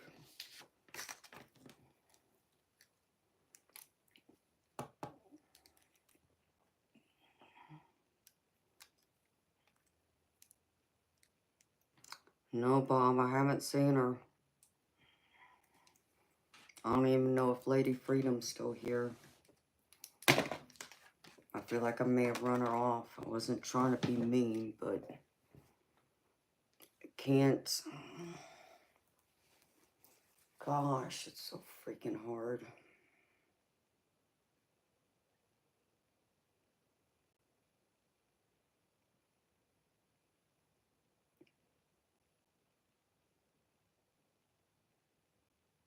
I have nothing but love and empathy for her, but I really get annoyed and upset with people when they start being that way and not looking at it from another perspective through their pain. And I also understand we grieve differently, but you know, if you're looking to me for advice and guidance, I've already given you advice on how to go through the process, and you're not listening to me. So I think that's what probably really got to me. It's like, you're not listening to me. You know, I've already told you how to process this, and you haven't even tried. It doesn't seem, you know, and I just want her to heal. I get she misses him, but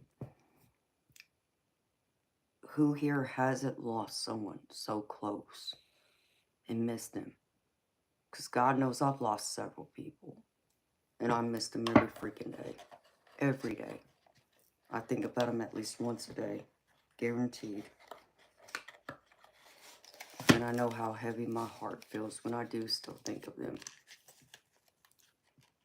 So,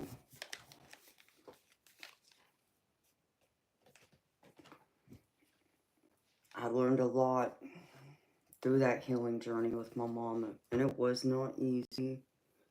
It wasn't easy. I'm not saying pretend like it was, because it wasn't.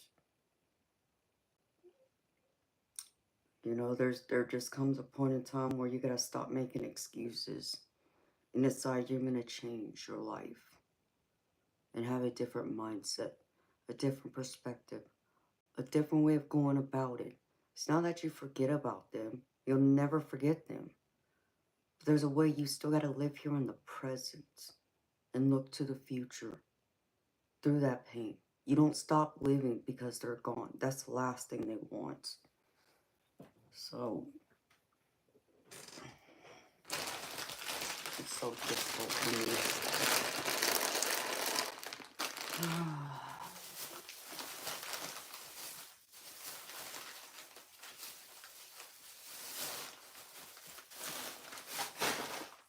I just, you know, yeah, I mean, I think we all have, babe. Hi, Lisa. How you doing, beautiful? I just, you know, I've lost so many people. Many. More than I can count on my hands and feet. That's how many people I've lost. If I was to go through and write every single one of their names, I guarantee you it's at least 50. Mostly family, but some of them were friends, and it sucked either way.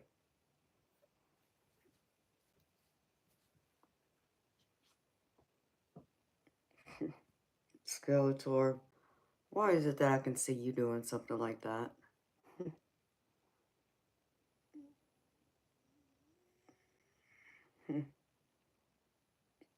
clairsentient. It's okay, Debs. I know what you're saying. I mean, I struggle with the graveyards, but I struggle with certain, places I go about. That's just being in different energy, different environments. Hi, Annette. How you doing, beautiful soul?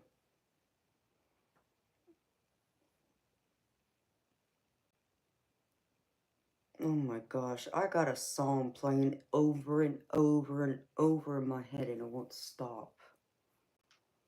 Oh my god.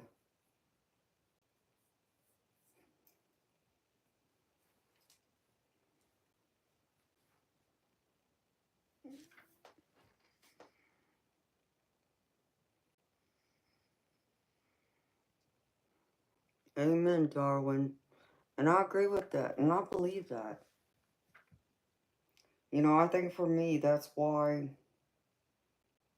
the part of Buddhism that I practice, my grandparents taught me, is that every living thing, every living creature, insect included, plants, they all have a soul. And if, you get like a spider that crawls across your, table, for an example, I was raised you don't kill it. Because more than likely, oh, and I just saw an orb. And I saw it on my screen right here, the top right corner. Um, I was raised that it's possibly one of, my great ancestors. So I'm not supposed to kill it. So that's where I grew my love for spiders, because I grew up around daddy long legs. All, had spider webs in the house. Because my grandparents just left them there because whatever spider was in it, that was a great ancestor. That's how they looked at it. So, and I know I've gotten older and understanding energy, I understand that, yes, even plants have like a soul. So I've learned to respect it more.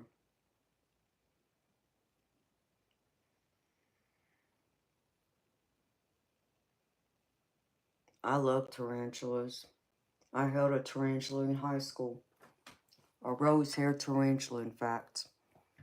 One of my friends from school, high school, had a pet tarantula. And she brought it on a school bus one day. I think she was taking it to her science class to share it for, show and tell, whatever the heck it was. But I think it was for like a week straight. She brought him. She brought her tarantula with her. And she had it in a box about this big. And it sat in that box. And when we were on the bus, she'd open up the box. And he would crawl right out. And I sat there and allowed him to crawl on my hand. And he just sat there, covered my hand, filled up the palm of my hand, and his legs covered pretty much almost my fingers. And I sat there and I barely just touched him. And he would like take a couple of steps, but then he would move back. Never bit me, never did nothing like that. I love tarantulas. I've always wanted a pet tarantula. Don't ask me, I'm one of those weird ones that way. But yes, I love tarantulas. Hey, Rekka Rex, how you doing, beautiful soul? Hi, Cyphus Ignitus. How you doing, babes?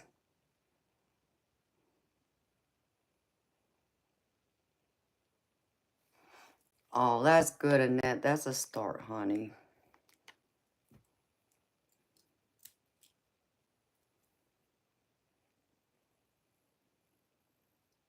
I do. I love spiders.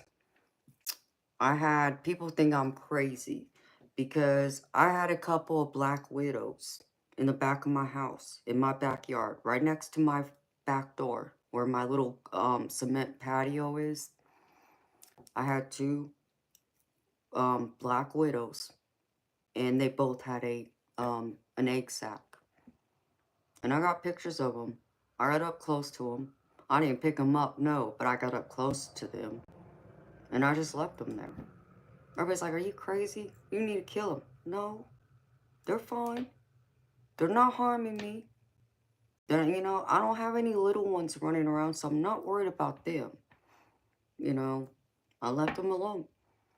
And they eventually, obviously, the babies came out at some point, and the mamas took off. I hadn't seen the mamas since. But yeah, I enjoyed that. I got pictures of them. Oh, jumping spiders are cool too. I really do like them. I got a picture of a jumping spider, Scott. I saw one here too. Huh? Debs, you're so funny. Exactly, Skeletor. They do eat the other bugs. They help clean them out.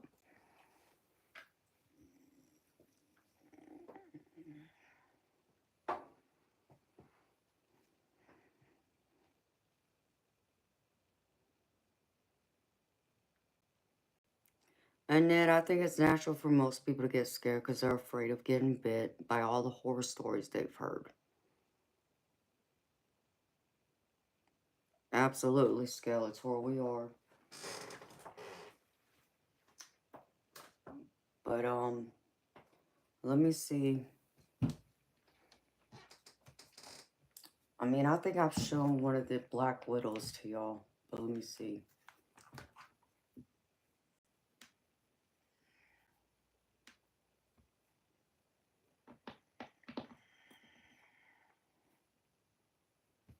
Now I gotta go through all my pictures.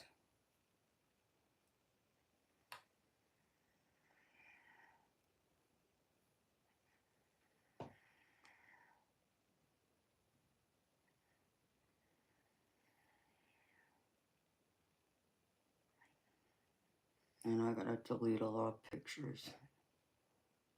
Jeez.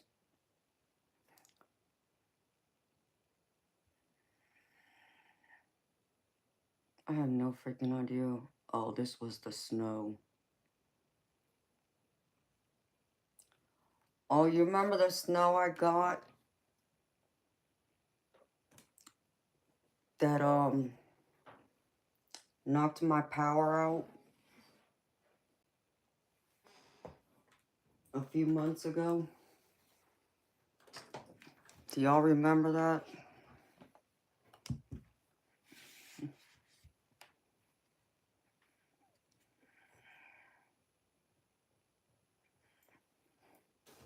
Is that right, Cyphers? I've never heard that.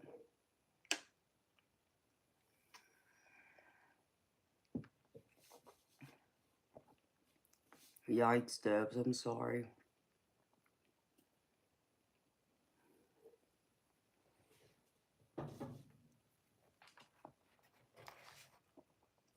Yes, Annette, I have.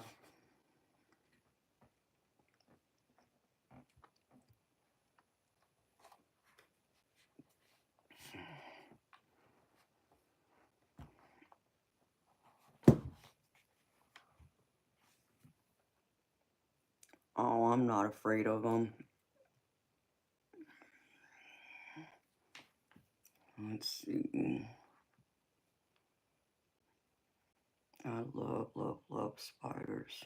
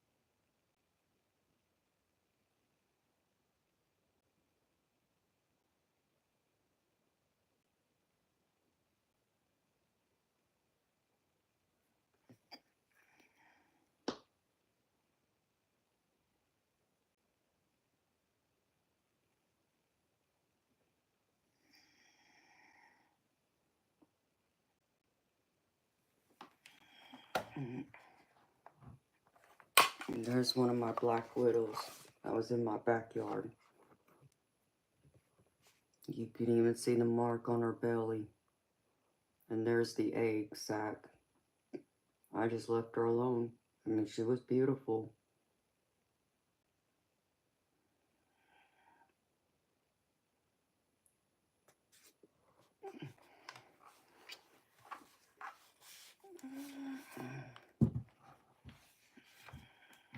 Like I said, I love spiders. I'm not playing. I'm not a sis. I'm not a sissy at all. I even had a brown widow at my old house where I lived for about a year before I moved to this house.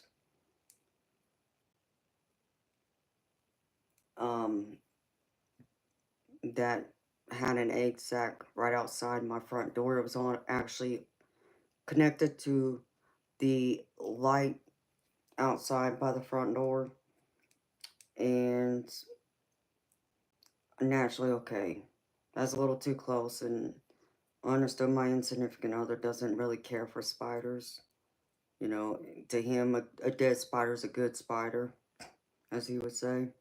It's like, oh no, I'm not gonna allow you to kill her. So I went and got, a wood stick out in the woods and picked her up with her sack and moved her all the way towards the front of the property, because it was 8 acres of land.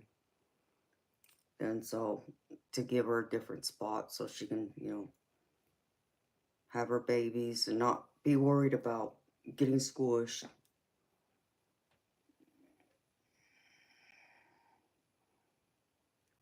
Hi, Sagey. Yeah, honey. I love spiders, girl. I absolutely love spiders. I guess you can say it's like another spirit animal of mine, 'cause I do. I love spiders. And snakes.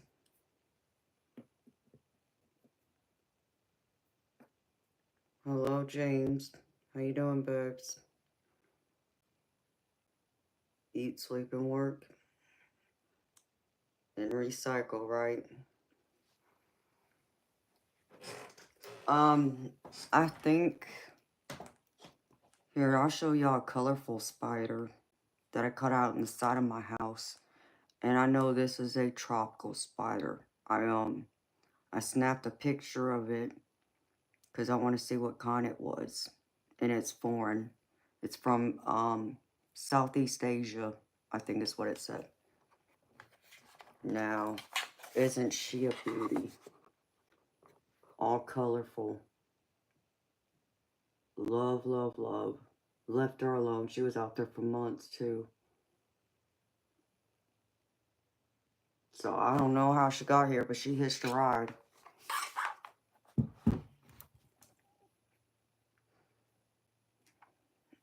Oh, I think this is the jumping spider I caught.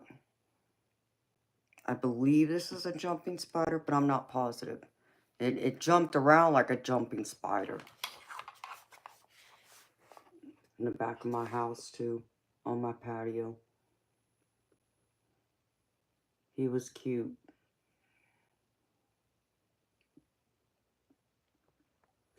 So...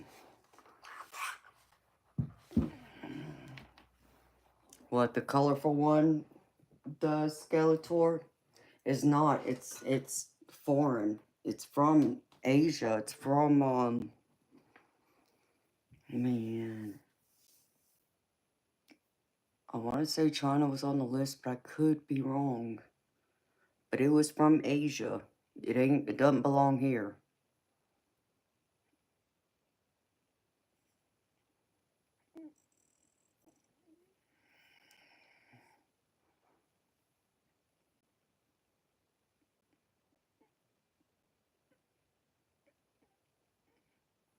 Yeah, and they create huge, huge webs.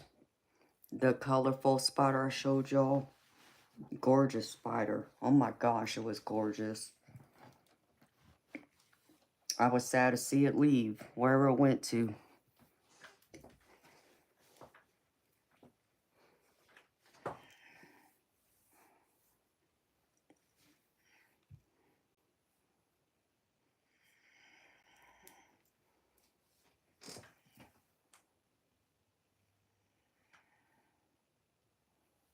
Let me see if I can find that brown widow. The only reason why I say it's a brown widow because of the egg sac. That's the only reason why I say it's a brown widow.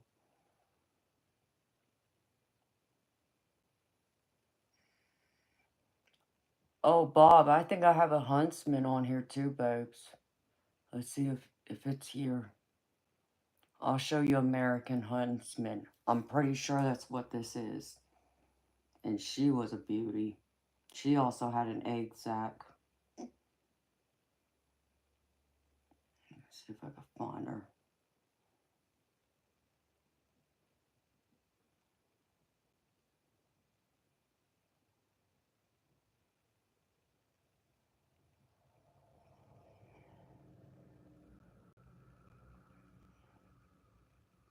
Okay.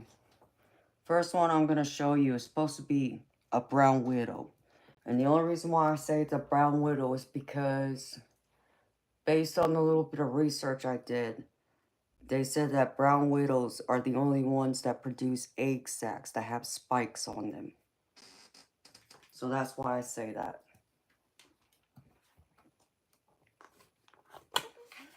So here, this was the one that was right by my light. Right next to my front door. And I moved her because I didn't want her to get squished by him. And now she was a beauty. If it was just me, I would have left her there, but because I wouldn't have done nothing to her. I love spiders. Like I said, y'all thought I was crazy or kidding.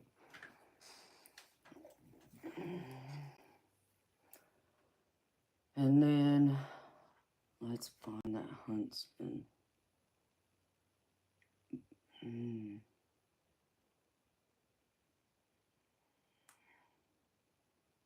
Oh, here.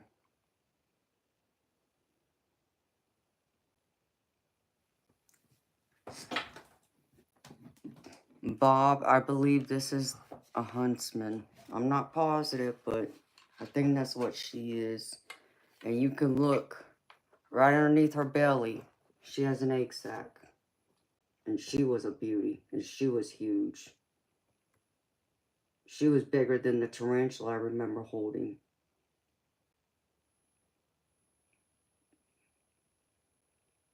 She was a beauty. I loved seeing her.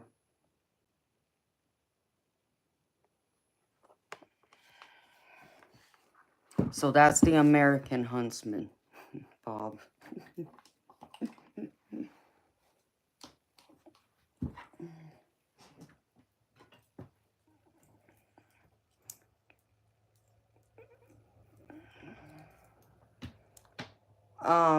Deepa, I suggest you get some manners. Don't come in here making orders. I don't know what part of the world you live in, but understand me. I'm an American. And in the western side of the world, see, we have a different way of handling things, you know. We normally say hi, how you doing? When we first meet someone, whether that's a stranger or it's a friend. Oh, and then if we want something, want to ask a question, remember our manners say please and thank you. Neither you did. Oh, and third, let me not forget the most important part. You're not entitled to my energy. Okay? My energy isn't for free. You want a reading from me, it's $30 US. So I suggest you think about that for a minute and then come back and have a chat with me. So I don't tolerate people who have no consideration and no respect and don't remember their manners and aren't courteous and polite. Can't stand it. Talk about a pet peeve of mine. That is a true pet peeve of mine. I don't know if that's coming with my old age or what.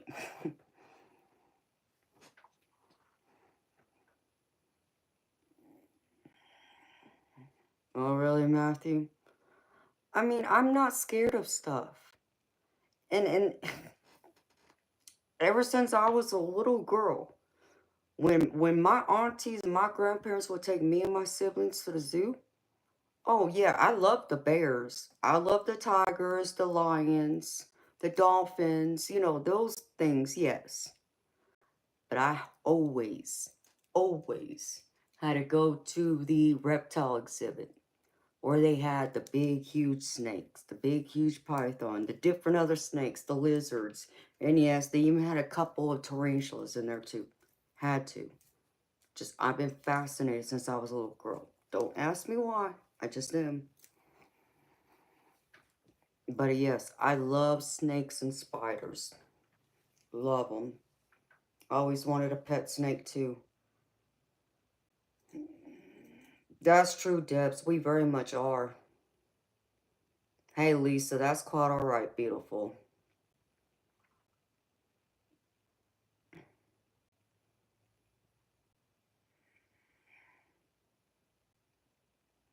Yeah, Debs, they can. It's just their mouth is too small to take, take anything out of you. What the heck is that? I don't know what that is, but it don't belong here. Bye-bye.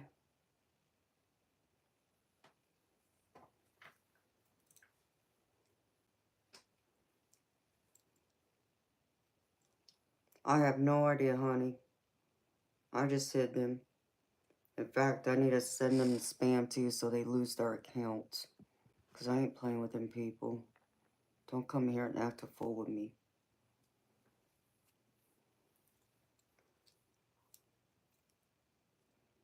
Yeah, good luck with that.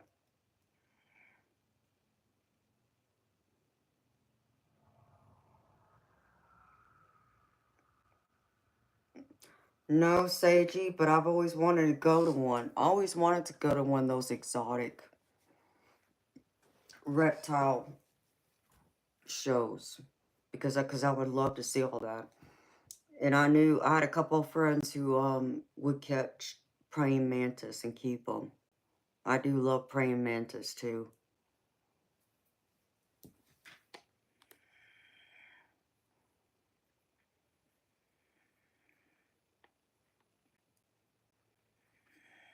Let's see. I just don't want your nonsense in here. See you, bye.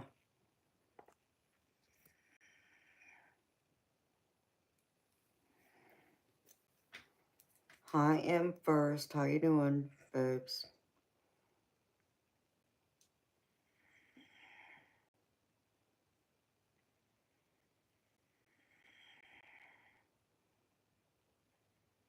Oh, Sergeant Curtis, you would have loved hanging out with me then, baby. See, I may look like this, girly girl, prissy girl. And I'm not saying I don't like my nice clothes and heels and fancy nails and all that.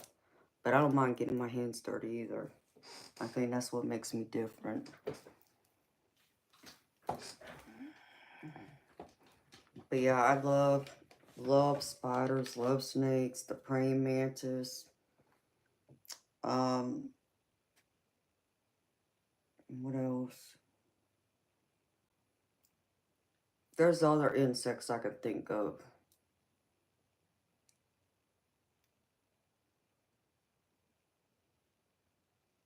Yes, they are cool too, Scott. I agree.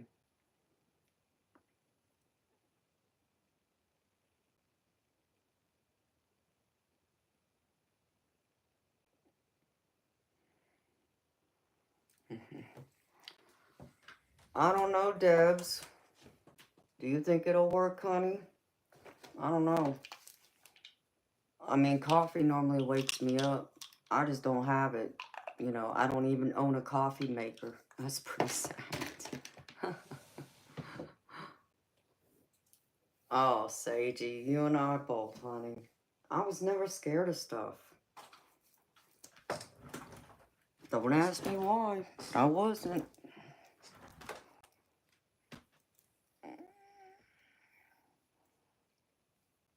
I think, Mother Nature is beautiful in all her forms.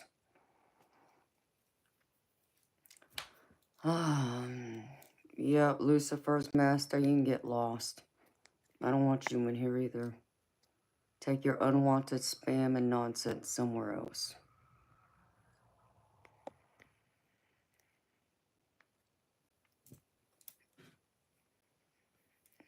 Hello, Randy. How you doing, babes? Ouch.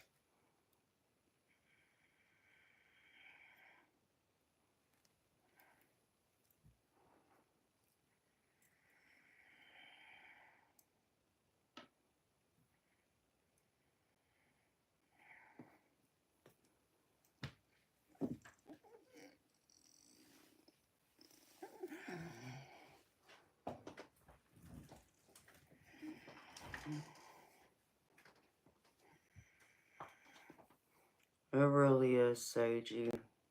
I love Mother Nature and all her beauty. It's like, you know, maybe some people don't like crows, but like earlier today, when I was on my way home and I was sitting at a red light, you know, I just saw a crow sitting on the fence where I was, you know, sitting at the light. And I just thought that was beautiful. Just see that crow sitting there. I just, I just think, you know, Mother Nature's beautiful in all her forms.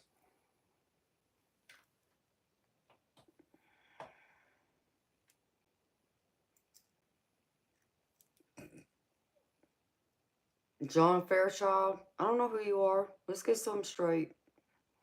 First, let me say thank you for your service, okay? But you're not entitled to my energy. And, you know, and you being a veteran, if you're an American, especially, I mean, or from the Western world, I should say, you know, I like to think you were raised right.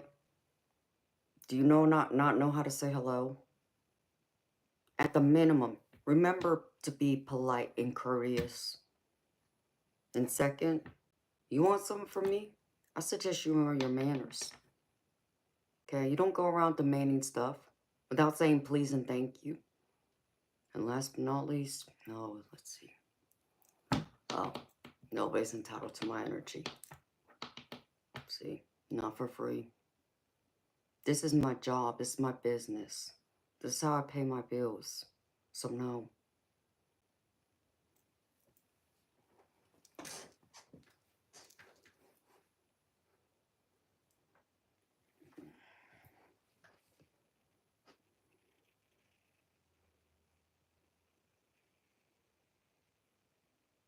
I mean, am I just old?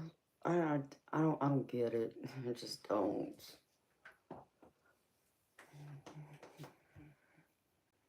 I feel old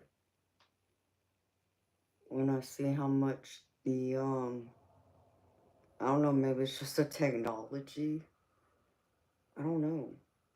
Like, where do people like forget to use their manners and be polite and courteous? I'm just confused. Like, where did that go out the toilet? Like, was it really lost like right around my generation?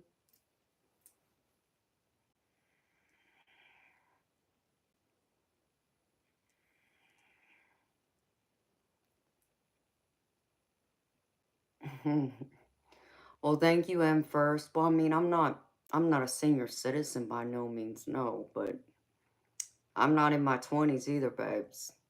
I just turned 44 last month. So, thank you, babe. Manners cost nothing. I don't get it. I try, man, I try to have some understanding, but I can't.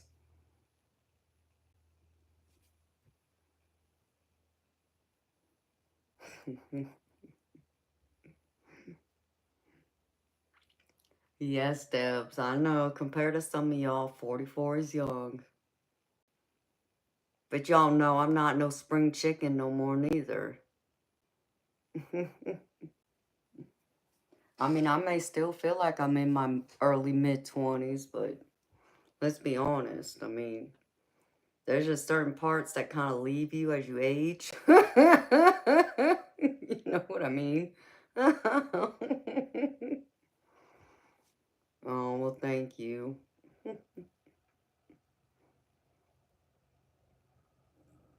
Yeah. TH, the ache. I don't know who you calling grandma. I suggest you get to stepping. Okay, don't come here acting a fool. Who you trying to call grandma? Like, did you fall off a turnip truck yesterday? Because if you did, okay, I'll forgive you. But yeah, I'm not buying that. Stop coming here and trolling. You don't want to take someone like me on. Okay, because I was raised by the best. And understand me. I can cuss you into next millennium and make you like it. Don't mess with me.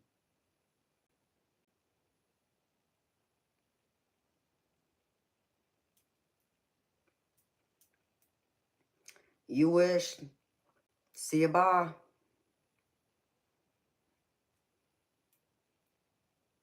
And you just got bounced, dum-dum. Don't come around trolling again. Don't mess with me.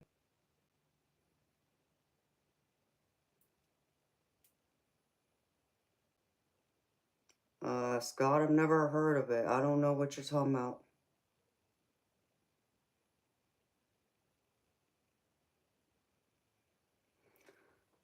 But yeah, I'm trying to understand what are like manners and being courteous. You know, I guess even hospitality. I get confused. I don't know. Am I too much of a Southern belle now? I don't know. Maybe.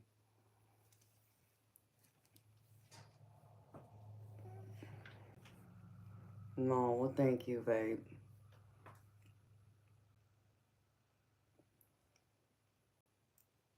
Ooh, that was a huge orb. I just saw a double ring orb again. Diane.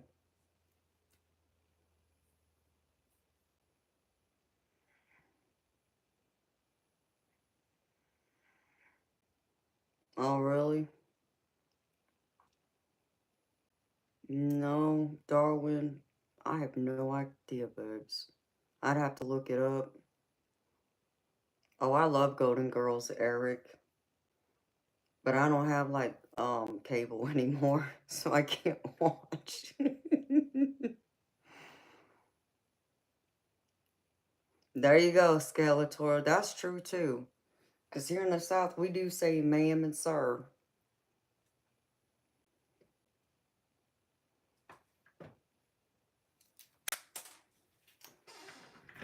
Oh, Bill Michaels. I seem to find it mostly on the internet. When I'm out in public, it seems like people seem to remember their manners more and are more courteous. But on the internet, it's like, I don't know. I don't get it.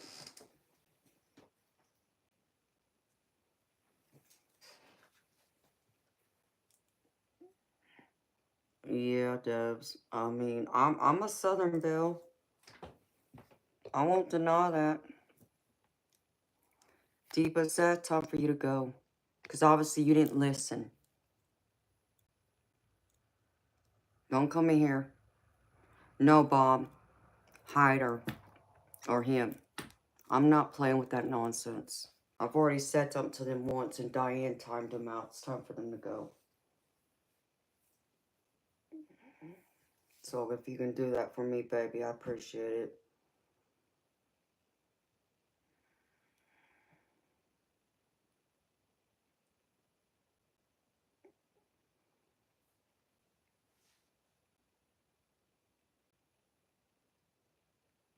Time for you to go, Travis. What a dumb question.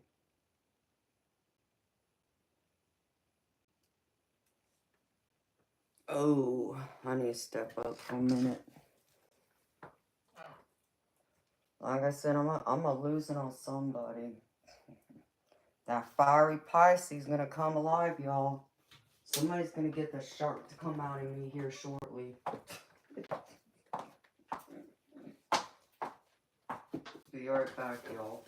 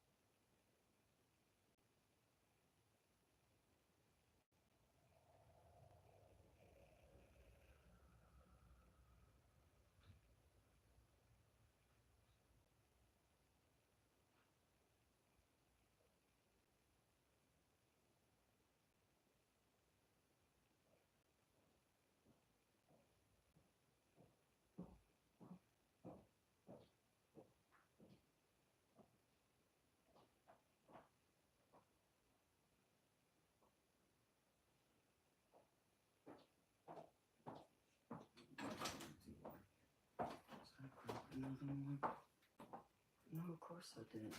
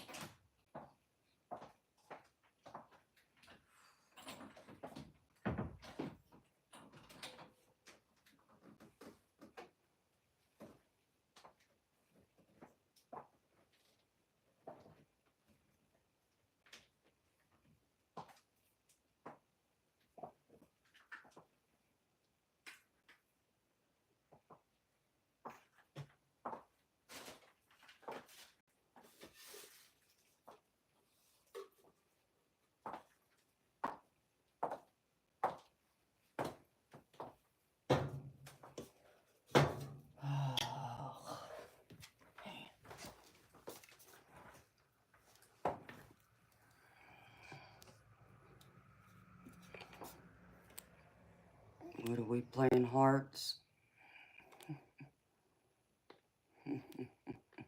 Oh.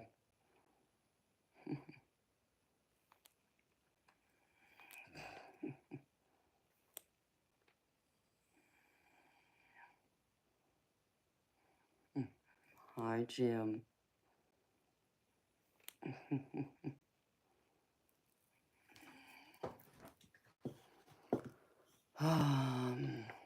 Yeah, you got that right, Bob.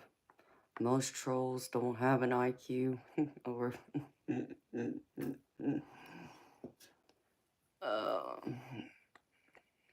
Thank you, Dubs. I just had to walk away for a minute.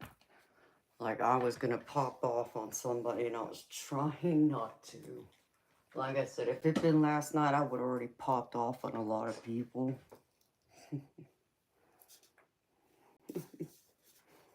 I love y'all. Your fingers tired now? Well, thank you. Sergeant Curtis and everybody else for the hearts. I love my hearts. I even put on most of my jewelry today. Well, at least my rings, even my big heart ring I put on. But I even got my favorite heart necklace.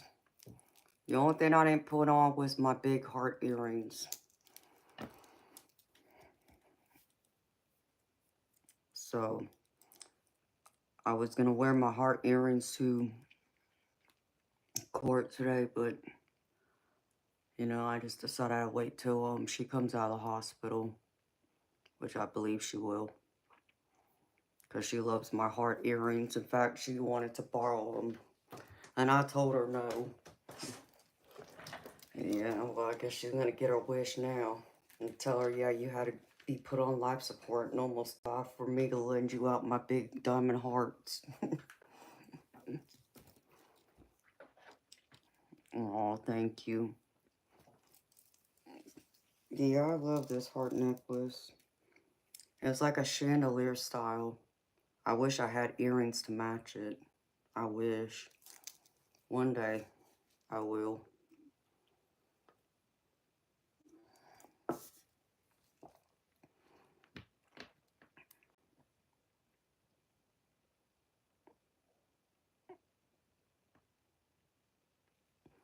What's that, Darwin? And I love y'all too. Just gotta chill.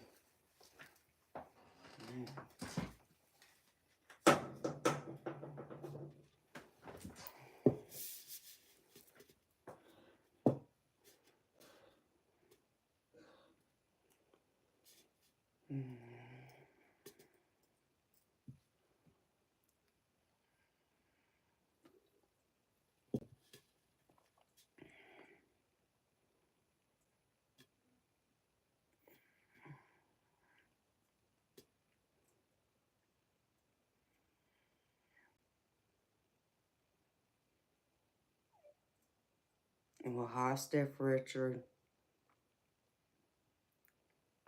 Well, baby, I'm glad you forgive me. Hey, I understand you ain't got love for him, baby. But you see, Steph Richard, you and Bob have something in common, though. You know, I'm not trying to make my ego explode here, but I mean, that common denominator is, after all, me. So can we agree on that? Because I would hate for you to not be here, baby, just because of somebody else.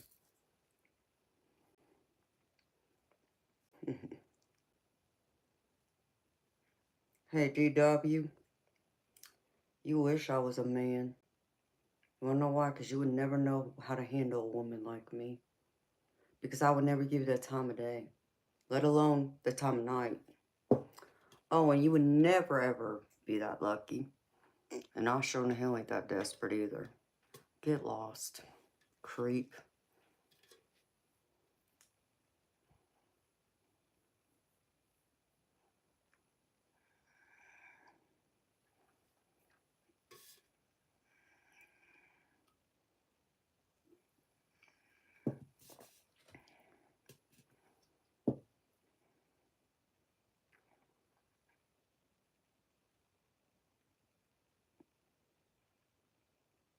It's spirit related. What, the picture, baby?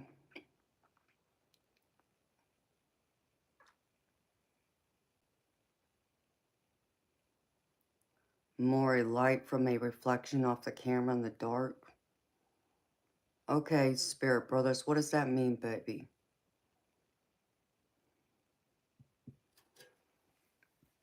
Oh, James, I'm sorry, baby. I'm cool, baby. I just gotta give people a piece of my mind that want to come here and act a fool with me.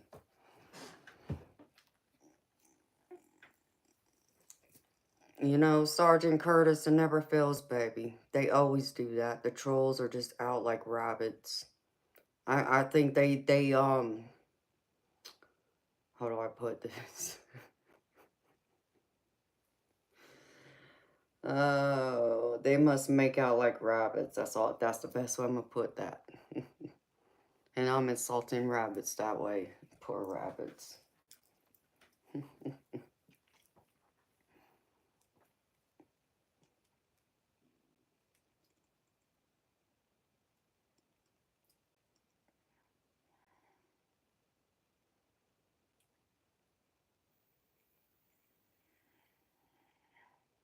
Okay, baby. Thank you for clarifying.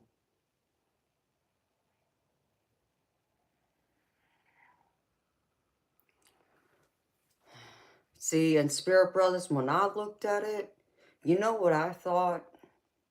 It made me think of a lamppost shining down. Because that's pretty much what it looked like. You just can't see the actual pole. That's what I thought it was. I didn't think it was spirit related either. But I wasn't going to sit there and knock it. But thank you for that, baby.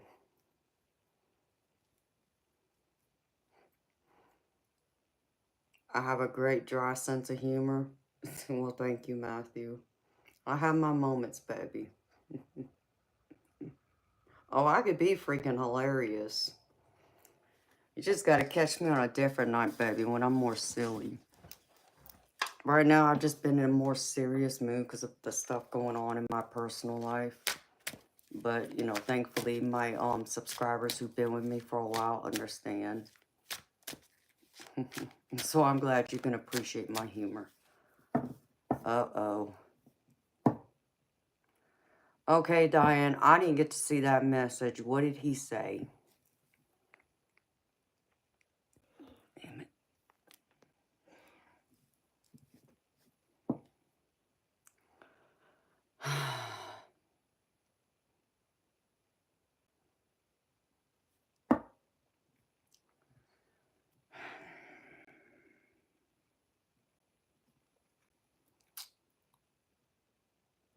Stiff Richard, baby, come on now. Can we stop acting like little children here? Because you saying that about Bob, that was not cool. And one of the other mods timed you out. Understand me, let me make it clear. It was not Bob either. Okay? Nothing I can do about it.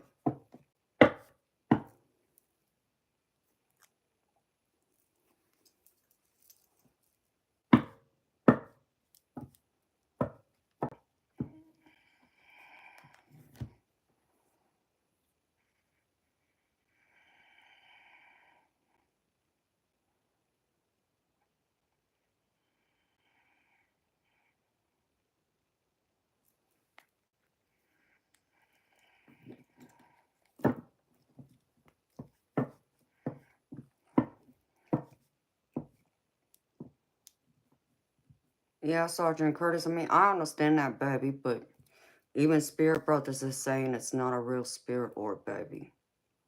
And when I saw it, I didn't get that impression either. But like I said, I wasn't going to sit here and tell you outright. I wanted someone who's been in, who does this for a living, to investigate it.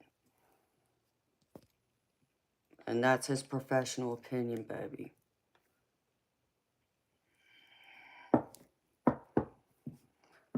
Ah, sweet Jesus, help me here. Barsha, I don't know who you're talking to. I don't know exactly what you're asking for either. But let's get one thing straight. See, I live in the western part of the world. You know, I'm an American. And I don't know where you're at, but you see, my part of the world, we have a way of how we introduce ourselves to people. You know, we normally at least say hello. How you doing? Before we ask somebody for something. Because what you did was just flat out rude and disrespectful. No consideration for anyone but yourself. No, get out. You're not entitled to my energy.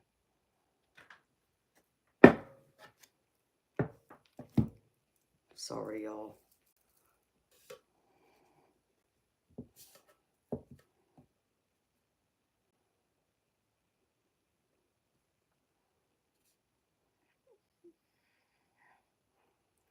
True, Spirit Brothers. And I've seen stuff like that too, baby. But I mean, just the way it shines down.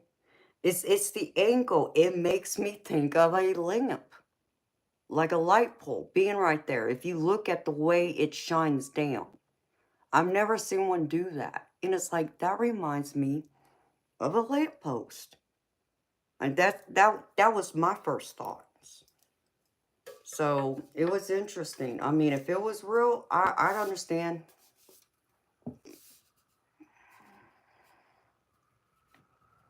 Sergeant Curtis, and that's fine, baby. You know you can email me. You know, just from my perspective, I don't believe it's spirit. It really genuinely looks like um a lamppost shining down, baby. That's what it looks like to me. I understand you don't see it, but it could have been so dark, baby, that that lamppost could have been black and it blended in. I don't know. That's why you would need more than one angle to really lock in on it and say what it was. But baby, I understand you probably weren't going around trying to take pictures of spirit orbs either. You know, you just saw that one pop up. I get it, baby. So,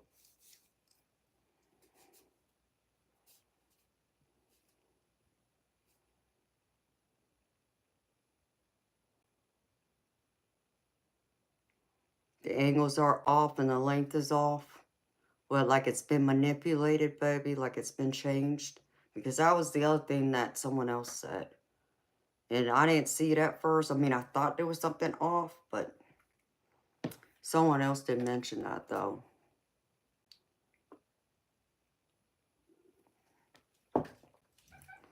Sergeant Curtis, baby, when I get a chance, and baby, I don't know when, because my pictures are like in boxes still. But I will try and go through my pictures and find my spirit orbs. Okay, and I could show you what some real genuine spirit orbs look like. I've even caught one that actually is red, and I've caught a blue one and a green one. So,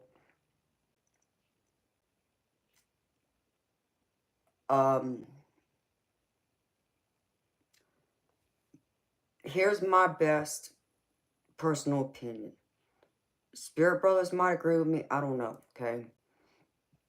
But what I will say to you is, you really want to know how to really know the difference between a real true spirit orb, and this isn't always true, baby, okay? But I'm just telling you, just to kind of take, if you ever capture anything like that again, spirit orbs, not always, but if you catch them in motion, like moving, you will see a tail behind them. It'll be a trail.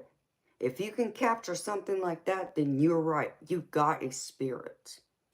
That would be a genuine spirit orb picture.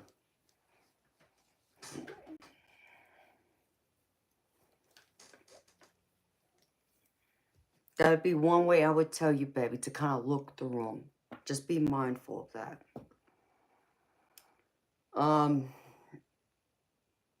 If you catch them in color, baby, that's even better. Because it's hard to make them look like color. Because most times when you see them, they're white, right? But if you can catch one in color, that's even better, baby.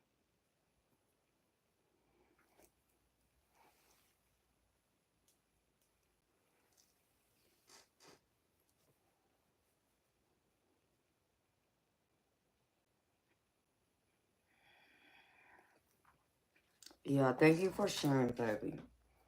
Hold on, I gotta look at something real quick.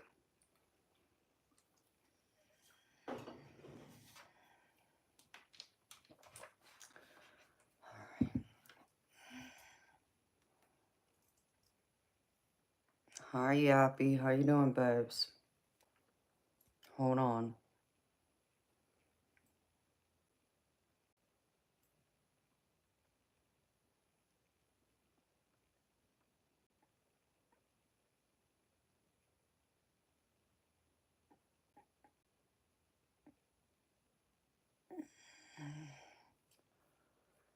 Okay.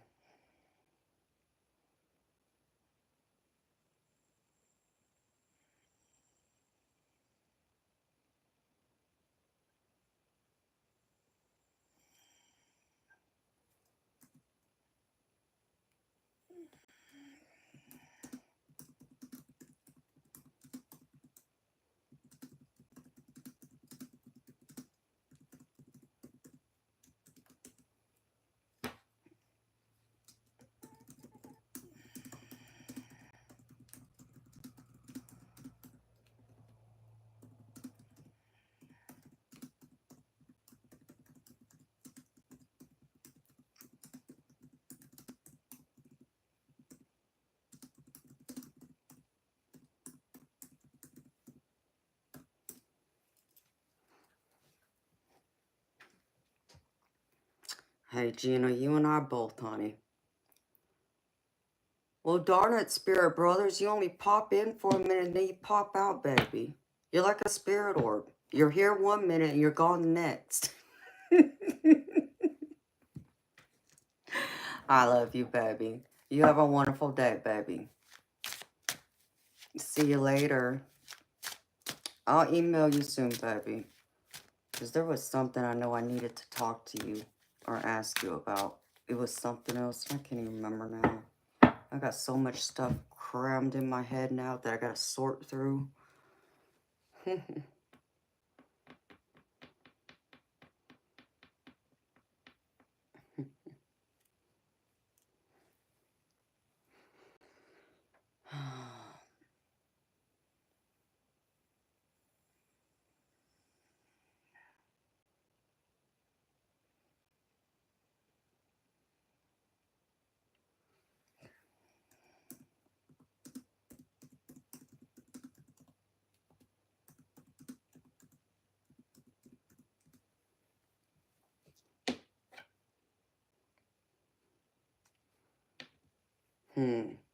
Well, Gina, because you summoned eternal light, I believe he's going to make an appearance now.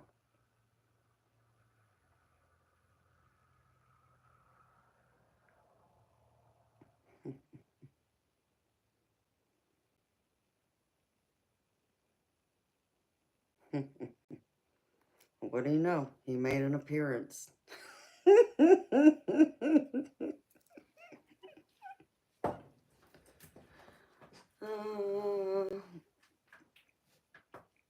There you go. Got your wish, Gina. There he is. You summoned. He shows up.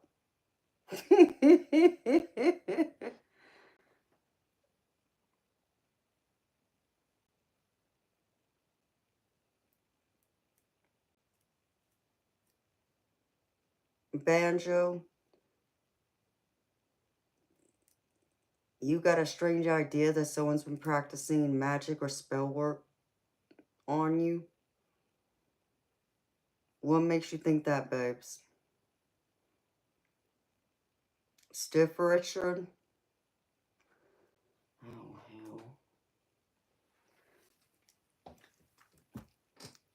Diane, let Stiff Richard be unhidden, okay? I think,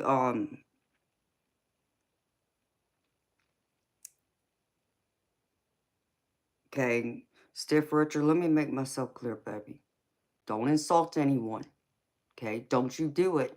Because you do it again, I'm not going to tell them to unhide you, okay? And I want to see you here. So please, don't act foolish.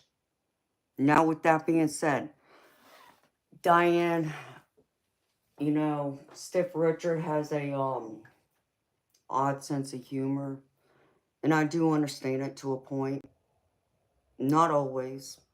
And beautiful, and I'm not saying that what he said about Bob is acceptable, because I still don't accept it, okay? I'm not happy about it. And I've already made it clear. So I'm making it clear right now, Stiff Richard. Don't act a fool. Because you do it one more time, I'm not going to stop anybody from hiding you. So you have been warned. Okay? You don't like Bob? Fine. Like I said, I understand you don't like him, but don't go insulting him either. Just ignore him.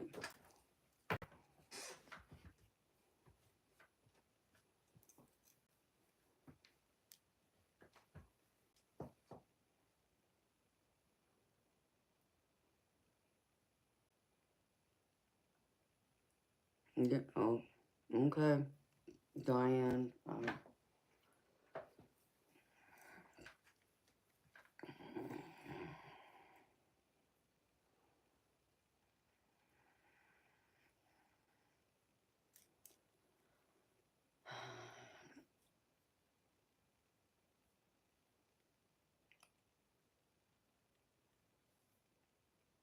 like I said, I didn't see the original message when he was hidden, okay, to understand why he was hidden. But according to someone, they said that they understood and understood the humor, and that Stiff Richard was misunderstood. Okay, and I can see where he can be misunderstood. To understand his sense of humor, it's kind of like the Diane, when you think of what's his face, and he was here earlier tonight, Murder Smitten something, because his other screen name is Deplorable Garbage. And he has his own sense of humor, kind of similar to Stiff Richard. So I do understand it from that standpoint. Beautiful. I understand you disagree. Like I say, he's been warned.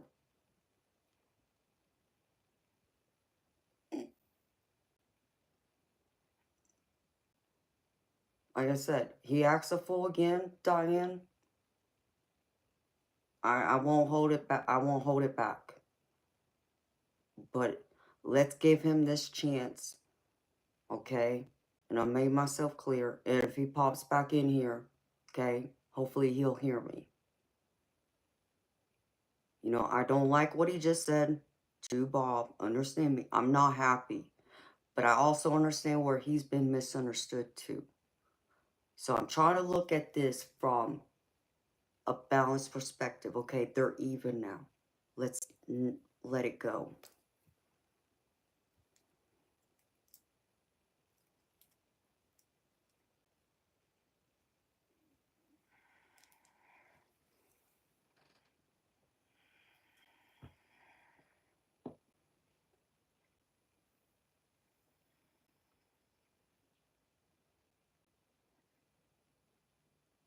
Yeah, you're right about that too.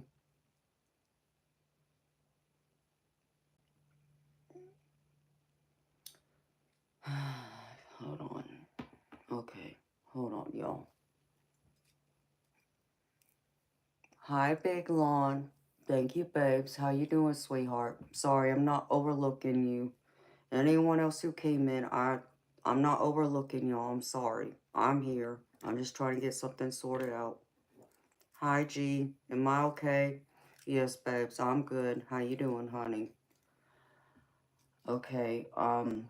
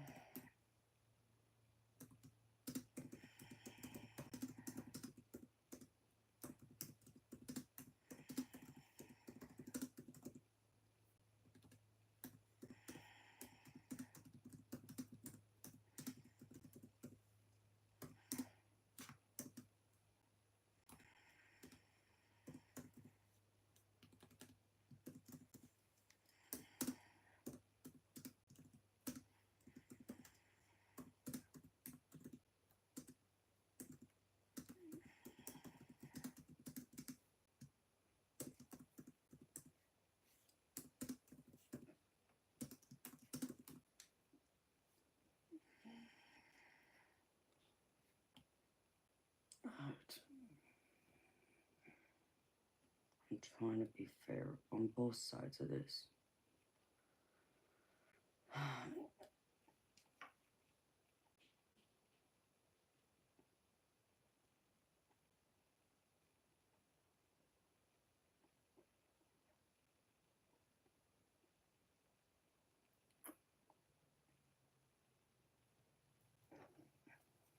Hold on, beautiful people.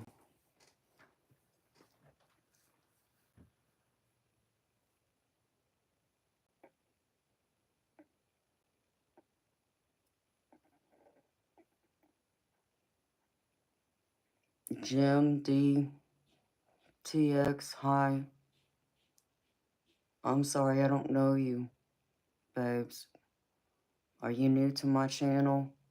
Or should I say, have you been watching me and just have never said anything and this is the first time?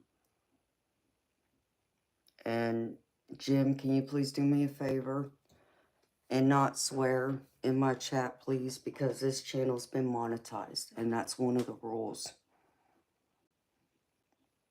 Hello, Pablo, and hi, everyone else. Hold on, beautiful people. Give me a few minutes, please. I need to sort something out with a few of my mods. Okay.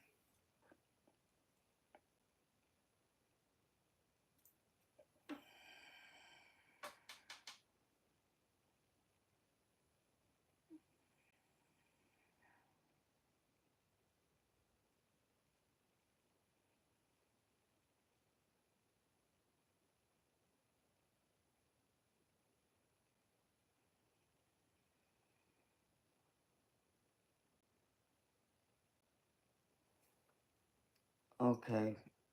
I see at the bottom, I understand what he meant to say. Diane, if you read that statement in the bottom, where you think it's what he's calling me, it should be witch. So I understand what he's saying.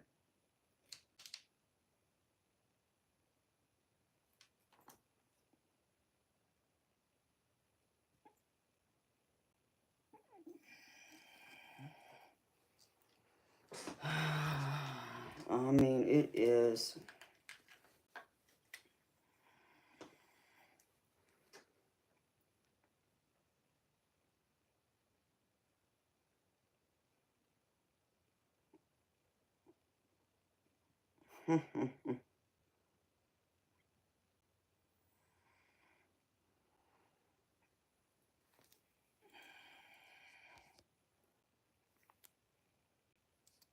Okay, I'm about to pull out my rebel deck just to lighten up the mood.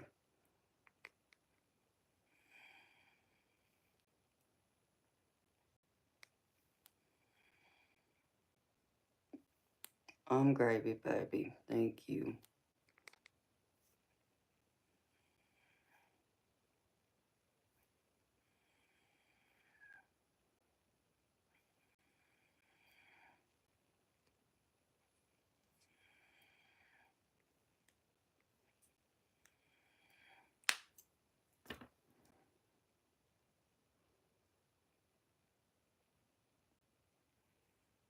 Jim, I don't know who you are. Forgive me, but I don't know who you are. I disrespected you? How did I disrespect you? Why don't you tell me what happened? And then I'll tell you what I think.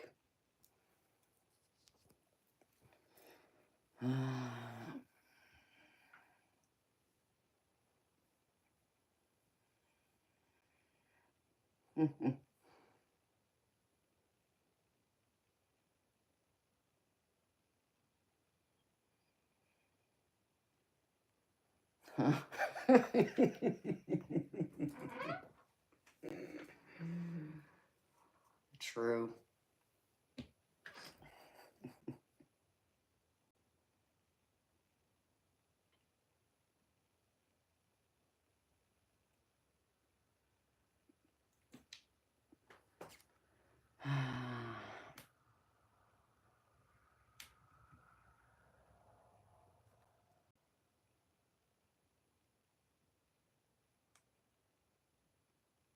I mean, it's something.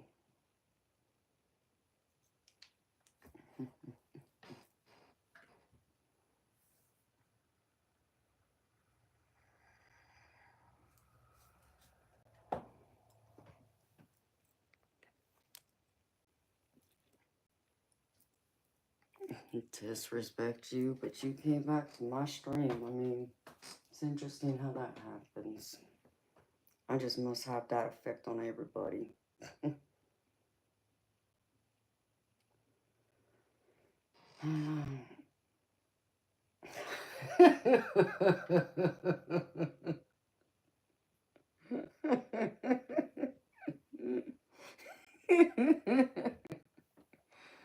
Y'all gonna make me have to pull it out. Boy, this crazy clown show. I mean, yeah, it's time to pull her out.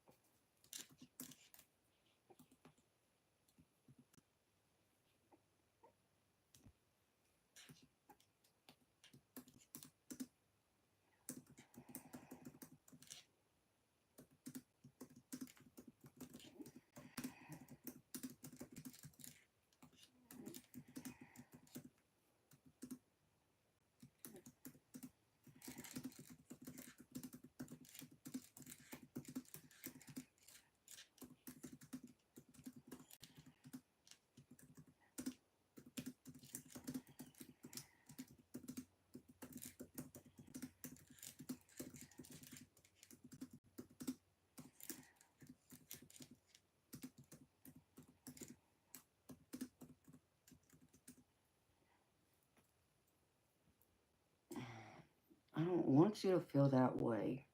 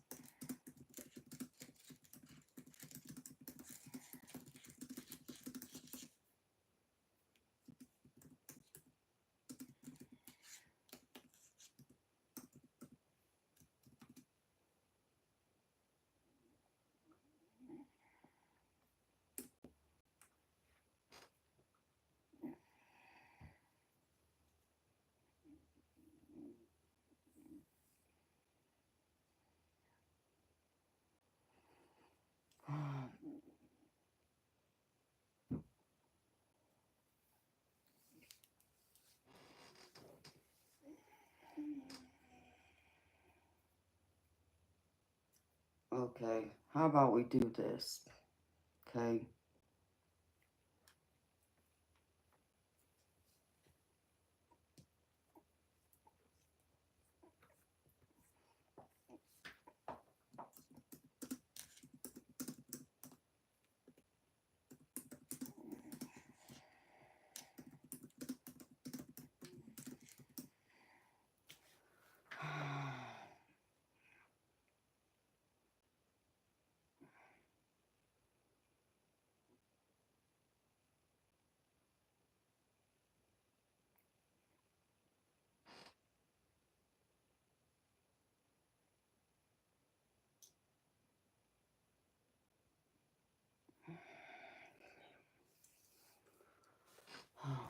break.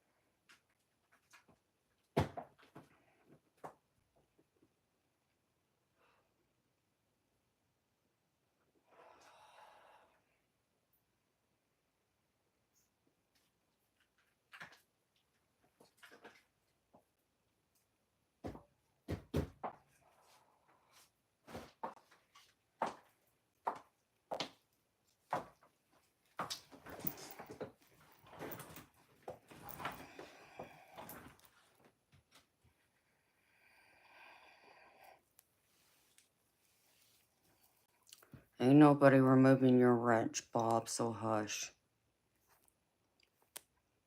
I have no problems with you being a mod, okay?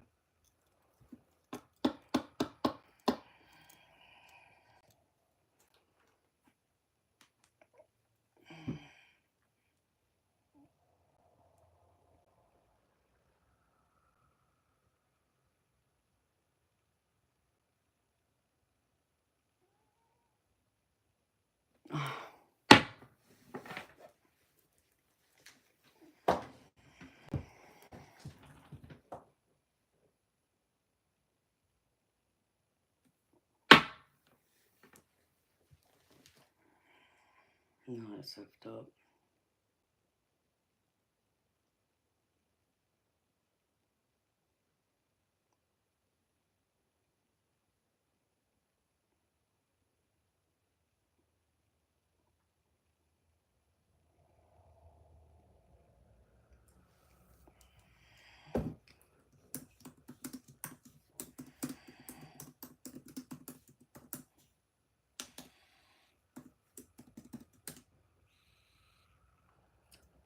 Stop.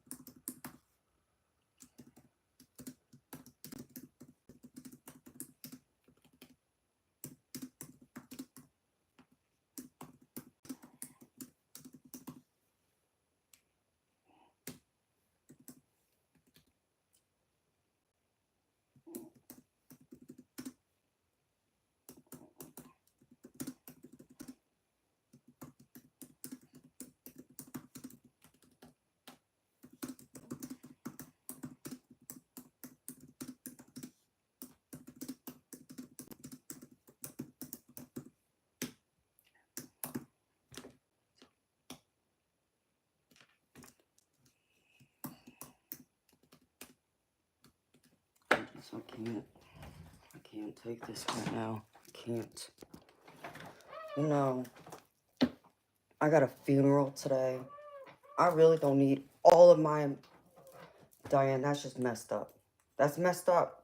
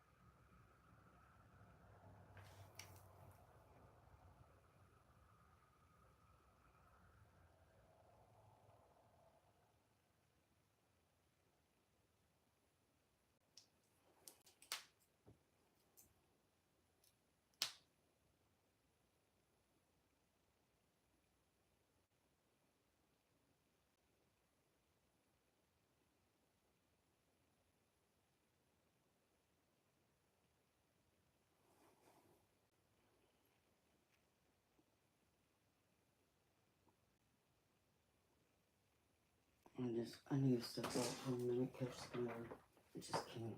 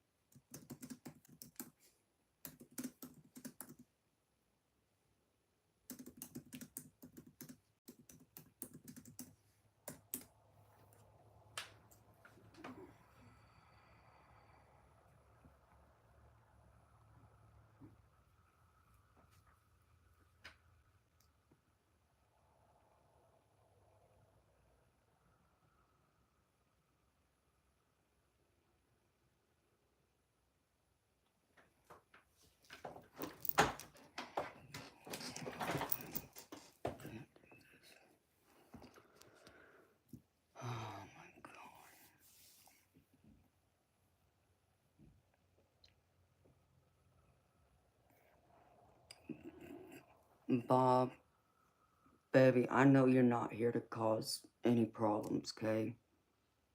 I don't have a problem with you, Bob, okay? That's why I stood up for you. In fact, if you remember correctly, when he was here that night and tried throwing money at me to get rid of you, and I said no. That there wasn't enough money he could offer me to get rid of you. So let's be clear about that. I have no problem with what you do, babe. I'm talking to Bob.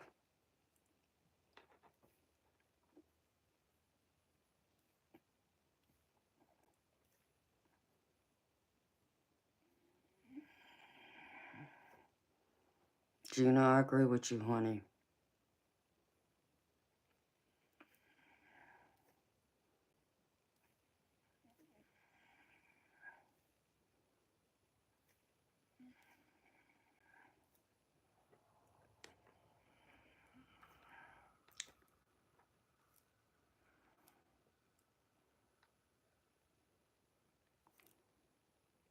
You're right, Bob, she did.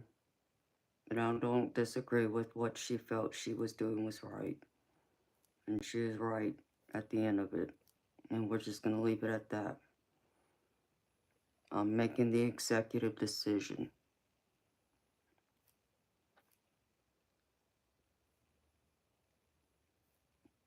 So, is up. Diane thinks he needs to be hidden. He's going to be hidden. Because what I cannot accept is him coming back in here and acting a fool to Bob. I just can't.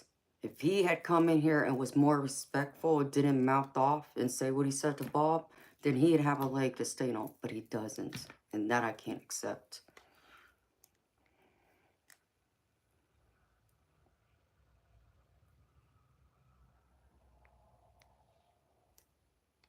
So,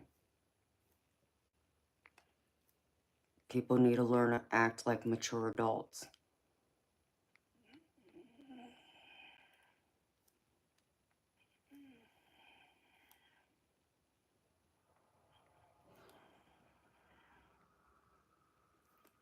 Sean, I'm right here.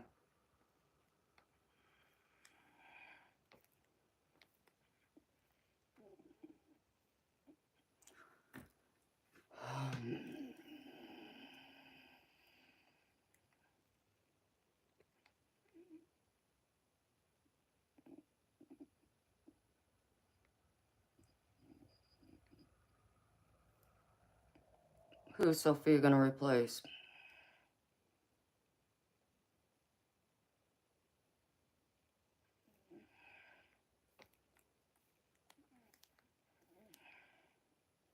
Sophia, don't worry about it. Okay?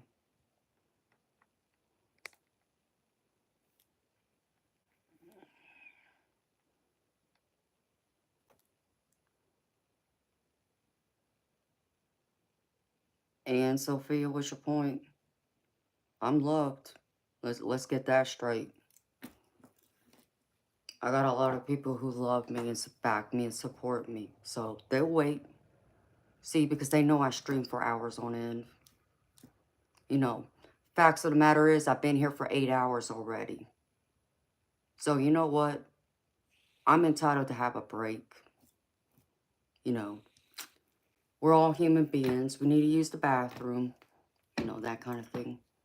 So if you want to come in here and criticize me and how I handle my channel, you know, you can help yourself out to the exit.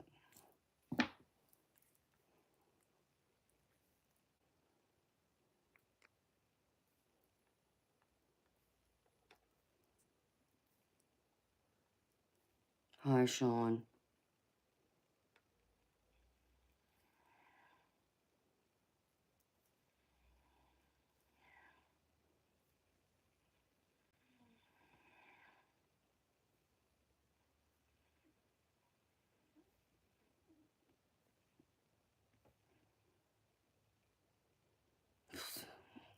People ask too many silly questions.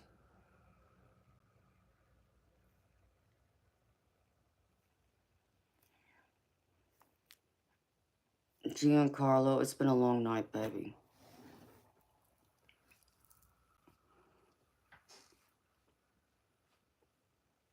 Oh, she's here doing marketing. Marketing what, Sunny Lynn? Hello, Shane.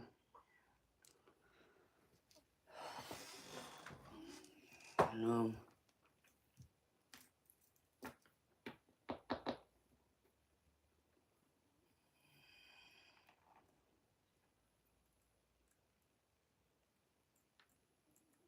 Oops.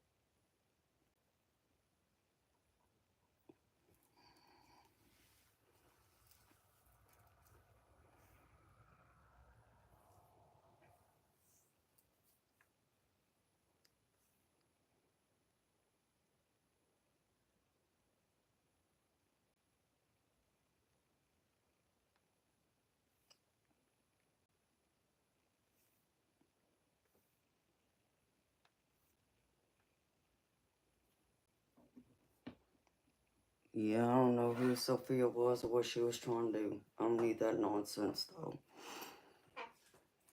Oh,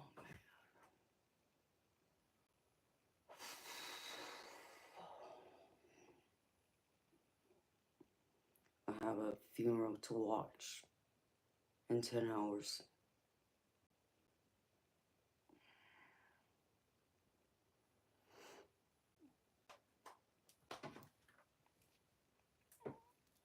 I'll go ahead and get rid of her, Bob. I don't need the nonsense with, that nonsense, whatever it is she's trying to do. I don't need people trying to cause more trouble.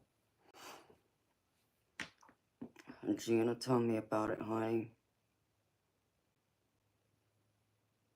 I have a stern, strong voice, Shane. Well, is that good or bad? I mean, you say it's stern. Well, I am a strong woman. I'm strong in what I say. I'm not afraid to express myself, that I can promise you. I was raised well by two parents who made sure I knew how to speak and stand up for myself and defend myself and others. So, if that's where my strong, stern voice comes from, maybe. But I'm not one to be played with, that I can promise you.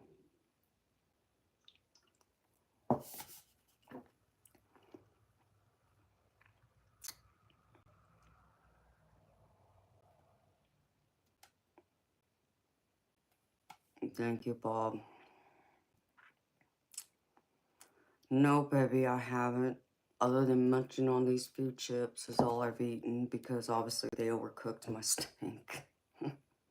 So the only thing I ate yesterday was a salad. And I think I got maybe 2 or 3 bites out of my baked potato and a bite of my broccoli. And I think I might have taken like 3 bites out of the refired steak they brought me that was actually cooked correctly. And that's all I've had.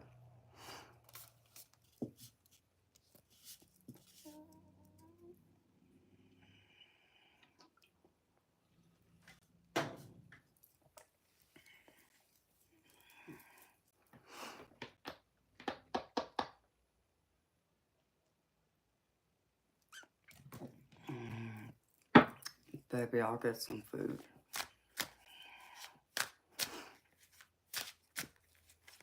So no, I haven't had anything to eat. And unfortunately, Mr. Man, I can't even do it. Yeah, I don't have any groceries. He never went and got them. Don't ask me. I'm trying to make sense of this because the other night he says to me, "Oh, there's a couple of slices of pizza left over from the pizza I brought home from the birthday party. You know, you can have it. There's even fresh sliced pepperoni in the fridge you can put on it. It tastes good." While he was over there eating some type of fish stick sandwich or something, like a fish patty fried or baked. I don't even know. So I need groceries.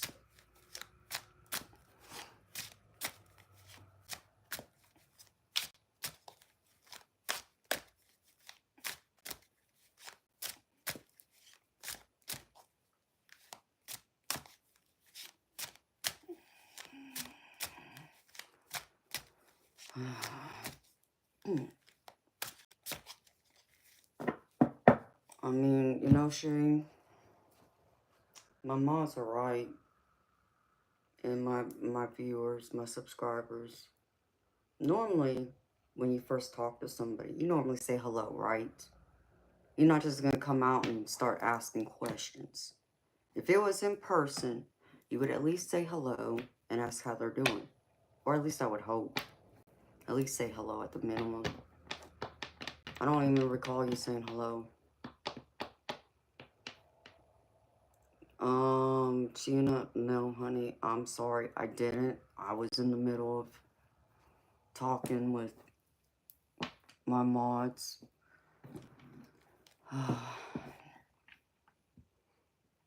And, I just don't have any more energy in me.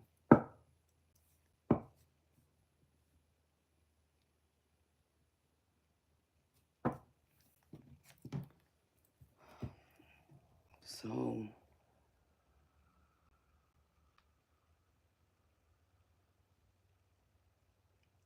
my best friend's funeral is at,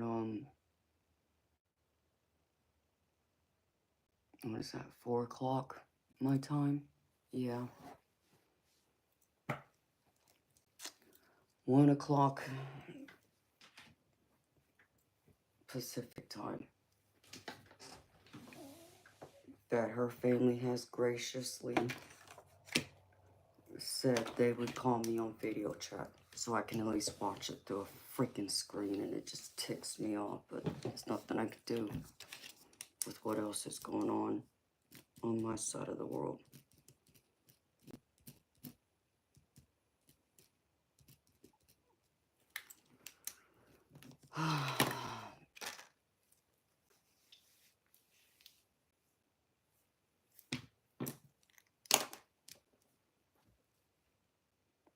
I appreciate that, Sean.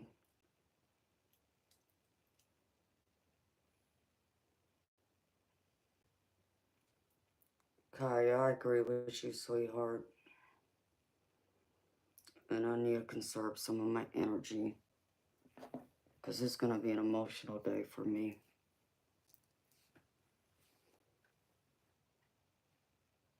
Being 3,000 miles away.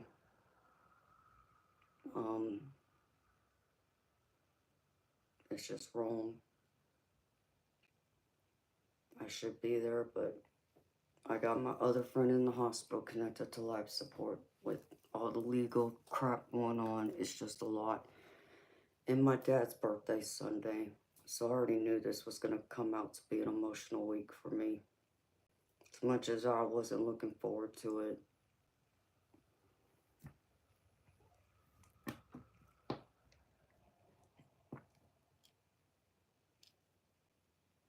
Yeah, Debs, it did start out well. Yeah, Lisa, I haven't had much sleep. I just saw a bright spirit orb. I've been up since 7 o'clock this morning. Or yesterday morning, I should say, since it's now Friday.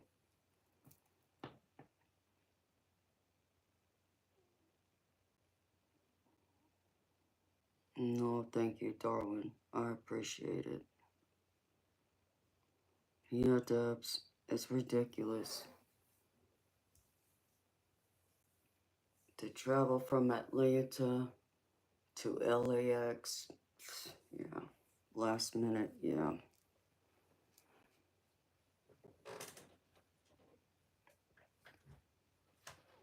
That sounds good, Gina. You're gonna make my stomach start growling, honey.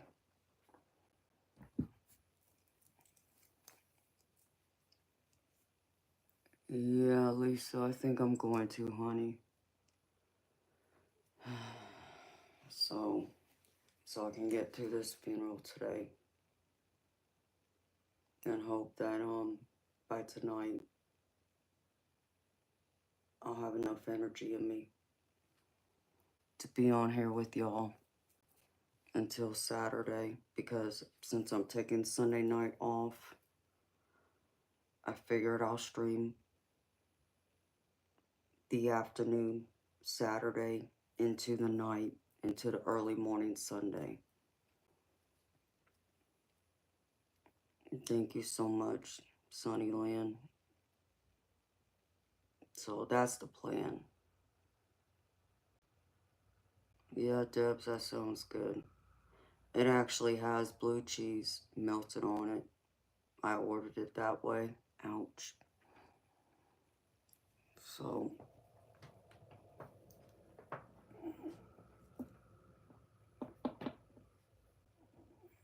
but yeah, I need to shut it down, y'all.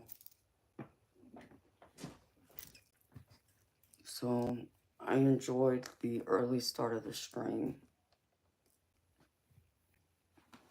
You know, it started out great. I'm just sorry for the last couple hours of it, y'all.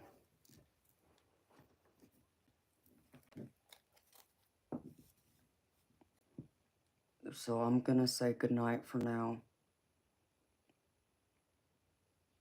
And I'll be back with y'all tonight, 10 p.m. Eastern Time. So I hope to see y'all then. Until then, y'all have a beautiful day. Sending y'all love and light and blessings. Good night, beautiful people.